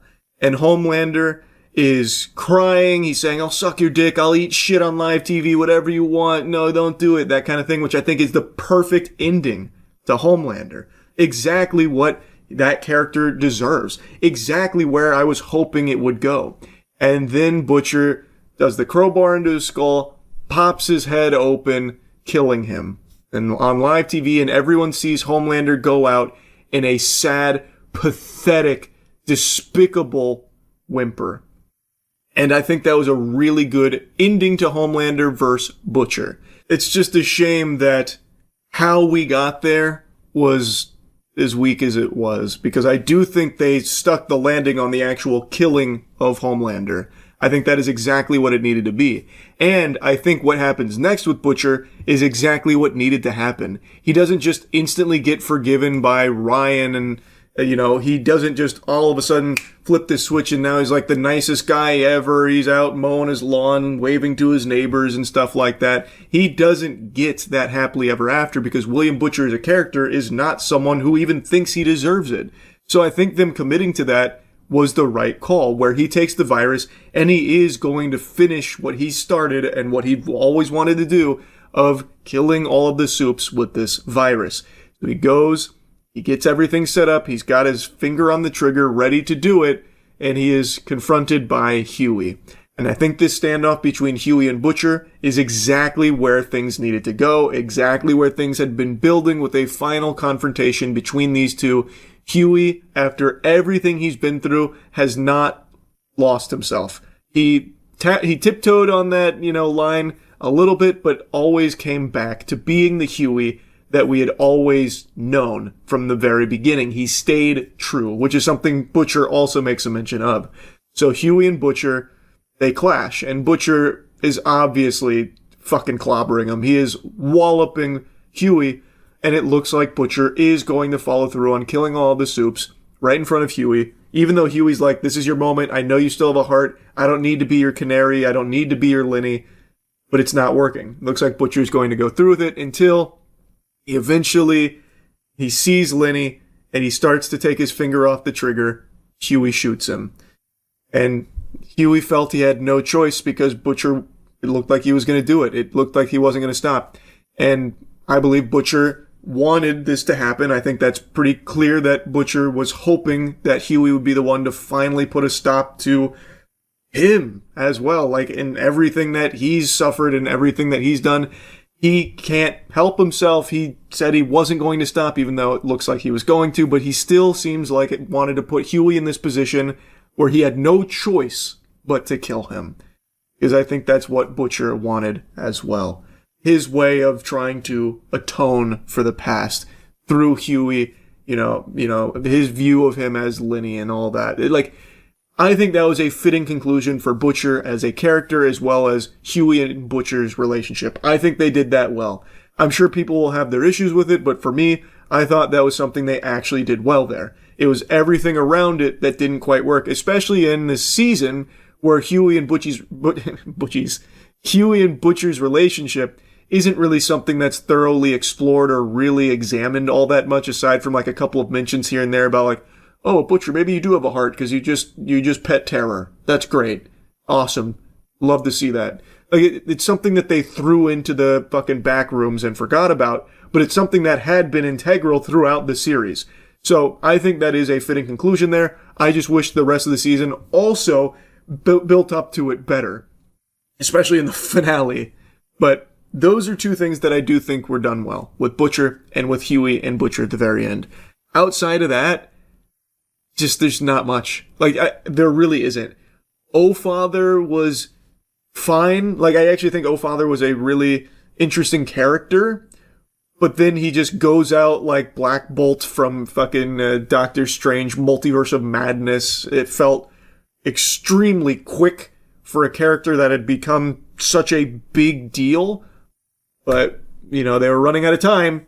They forgot that it was the final episode, so now they gotta rapid fire all of this shit. Ashley then, grows a conscience and decides to come around to help the boys, which gets them in the position to fight Homelander, which, they kind of sprinkled that seed of doubt, like maybe she'll turn, maybe she won't, even though in every other opportunity she doesn't, and then here all of a sudden she does make that decision, even though this is the one time when she turns that actually directly put her life in danger immediately because she goes into gunfire into an ambush to save them. Feels like if she was ever going to turn, it'd be on one of the safer ones, but here she does make the plunge and it saves the day. Everything just happens so fast. It feels very rushed, which I expected. I think most people expected, because this whole season had really dragged its feet and never really felt like we were reaching the end game. It never gets to where we were led to believe it would, with Homelander going scorched earth or anything. It's just not a good finale, and it was not a good final season, unfortunately. So yeah, anyway, just wanted to yap about it, give my thoughts on it. That's really about it. So yeah. You're not going to believe this, but the CEO of McDonald's just made a fool of himself. More of a clown than Ronald McDonald. He wanted to do this, I guess, short video to hype up the new Big Arch burger hitting their menu. So he wanted to show how much he enjoys the cuisine from McDonald's, and so they filmed a video of him eating his lunch, which consisted of the Big Arch burger. And this dude was acting like he was about to eat the Krabby Patty that killed the health inspector. He was afraid of it. There was actual fear and panic in his eyes as he was about to eat the burger, and he could only muster one baby bite out of it. And this is supposed to promote the burger, by the way. This coming from the CEO of the company, who seems like he is repulsed by it. Like it was a revolting experience for him. I don't understand, A, why they filmed it, B, how they watched what they filmed and then said, yep, that's good. Ship it. We're going to send that. Blows my mind. You know what's going to blow your mind, though? Is the newest Cheeky scent. It's licensed to clean, baby. It's available now at usecheeky.com. That one cooked extra hard on, I'll tell you what. That one's pretty special. Oh yeah, I saw the McDonald's CEO really enjoying the fine cuisine at McDonald's. He made this really cool video showing how much he enjoys the Big Arch, the new McDonald's burger, and you can tell he loved it. Chris K here with, you've heard about it, here it is, the Big Arch. Yes, this sir. This is something that we have tested already. Look how, you can already just tell from the packaging, that's like a fucking tungsten block of meat right there. So much high quality meat from McDonald's. In Portugal, and Chris Germany, is salivating. Canada. He can't love wait. This product, it is so good. I'm going to do a tasting right now, but I'm going to eat this for my lunch, just so you know. So here we go. First, holy cow! Yeah, oh that's my a big God. burger. Oh, You've got a very... You've been working out, Chris? How are you even holding that much? Good Lord, look at all that. Look at all that patty in there. Wow. Big arches, right? That's fucking turbo-sized, Chris. Ooh, golly. Unique kind of sesame, poppy sort of bun on it. We've got 2 quarter-pound patties, a delicious Big Arch sauce, and of course some lettuce. So, there's so much going on with this. First of all, let's try to get this thing... try and wrangle it, Chris. It's out of control. So much to it. It's a bucking bronco. There's also some crispy onions on here as well. I see those kind of coming out. All right, the moment of truth. Oh, look at the way he sinks his teeth in there. That's a big boy bite. That is so good. Almost got the whole thing in one bite for a big arch. I love that. That's a big bite for a big arch, and it's literally like Squidward's bite out of SpongeBob. Oh, wow, that's good stuff. Yeah, it's like some kind of poppy sesame bun going on here. Oh, yeah, my lunch, yeah. Look at his face, man. The CEO, too, by the way. I don't know why he thought this was a good idea. He clearly doesn't want to eat it. It's clearly not his lunch. It's a terrible marketing pitch. It looks like he's held hostage.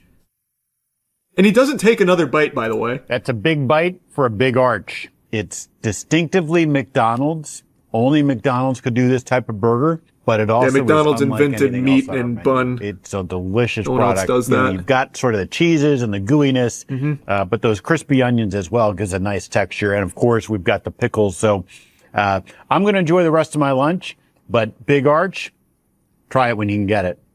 You know that went straight in the trash can. Look at that face. That face says, I'm going to go force myself to throw up in the toilet like it's a bulimic episode right now. He hated that. I really don't know what the thought process was here. I really don't. Should have gotten the guy who's eaten 50,000 Big Macs to be in the video. They absolutely should have. That's Dave Gorski.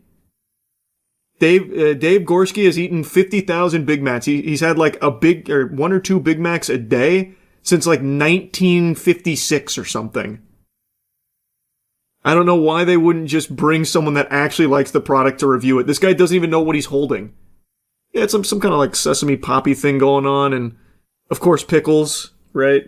Distinctly McDonald's. Being forced to eat the peasant gruel. True. But he loved it. That was his lunch. Can't wait to pick this shit up when it's available, the Big Arch Burger. Because they would have to pay them. Not really, brother. David Gorski would have done this in a heartbeat. He's gonna go get fucking 3 of these on launch, I bet. He's kept every receipt he's ever gotten from McDonald's since the 50s. You think he wouldn't do this for free? His whole health is reliant upon this franchise. 50s is crazy work. He's actually like a really cool guy too. Don! Jesus Christ, Don Gorski, not Dave Gorski. My bad, Don. Dude must have bowels of steel. I mean, he's fine. I imagine he is completely fine. Every time they do a checkup, they're like, yeah, I'm still alive and actually like super healthy. I live off Big Macs and pretty much nothing else. Because again, calories in versus calories out. I guess it doesn't... He's like a very living proof that it doesn't matter where the calories come from. And he lives a pretty active life from what I recall. When I started eating Big Macs in 1972, they came in a 70s, box like not this. 50s. Donald Gorski ate his first Big Mac on May 17th, 1972, and he says it was love at first bite. I actually ate 9 that day. I went there at 11 o'clock. I had my first 3 Big Macs ever. I could get 3 Big Macs, a fry, and a Coke for $1.87. In 1999, Donald set his first Guinness record for most Big Macs. I forgot that he keeps these too. That's actually adorable. He keeps his receipts, but I forgot he also kept these. I've had a big... I think he's just a pretty cool guy. Like, as odd as it is to live solely off of Big Macs for your main nutrition, he's like a normal guy outside of that. He's just a little quirky. Man's got a hobby. He thinks Big Macs are perfect, so he doesn't deviate from the path of God. You should find him and take him to Culver's. Imagine. I try and convert him. Don Gorski ate 34,000 Big Macs, and then one stupid asshole in Florida took him to Culver's and changed his whole outlook. Now he eats 24 chicken tenders per day. Have him do blind taste tests with different food places, see if he can tell the difference. That would be fun. I am confident he would be able to identify the Big Mac immediately. But I am curious how well versed he is in others, because he does eat other things. It's just primarily what he consumes on a daily basis is Big Macs. From what I recall. What do you get from Culver's? It depends. But mainly I've been getting their chicken and broccoli. They have legitimately the best broccoli in the game. Usually if you're getting fast food broccoli, you're begging for salmonella. Or like a listeria outbreak waiting to happen. But Culver's, their steamed broccoli is divine. And their chicken tenders are great. Also, it's not salmonella from broccoli. It would have been like E. coli, is what I meant to say. There's no Culver's near me. That's tough, man. I'm sorry to hear that. I think it's the best fast food out there, but soon it will be ruined. It can't stay that good forever. Private equity will step in at some point like they do everywhere else and tank it and shitify it. So I'm just enjoying it now while I can. Will you try the Big Arch Burger at McDonald's? I guess. Maybe. What Matt and I said we'll do is try the Big Arch Burger and the new Burger King Whopper, since they're changing the Whopper. It'll be a nice afternoon of mid for lunch. Well, shit for Burger King, but Big Arch will probably even it out with mid. Initiating moisture.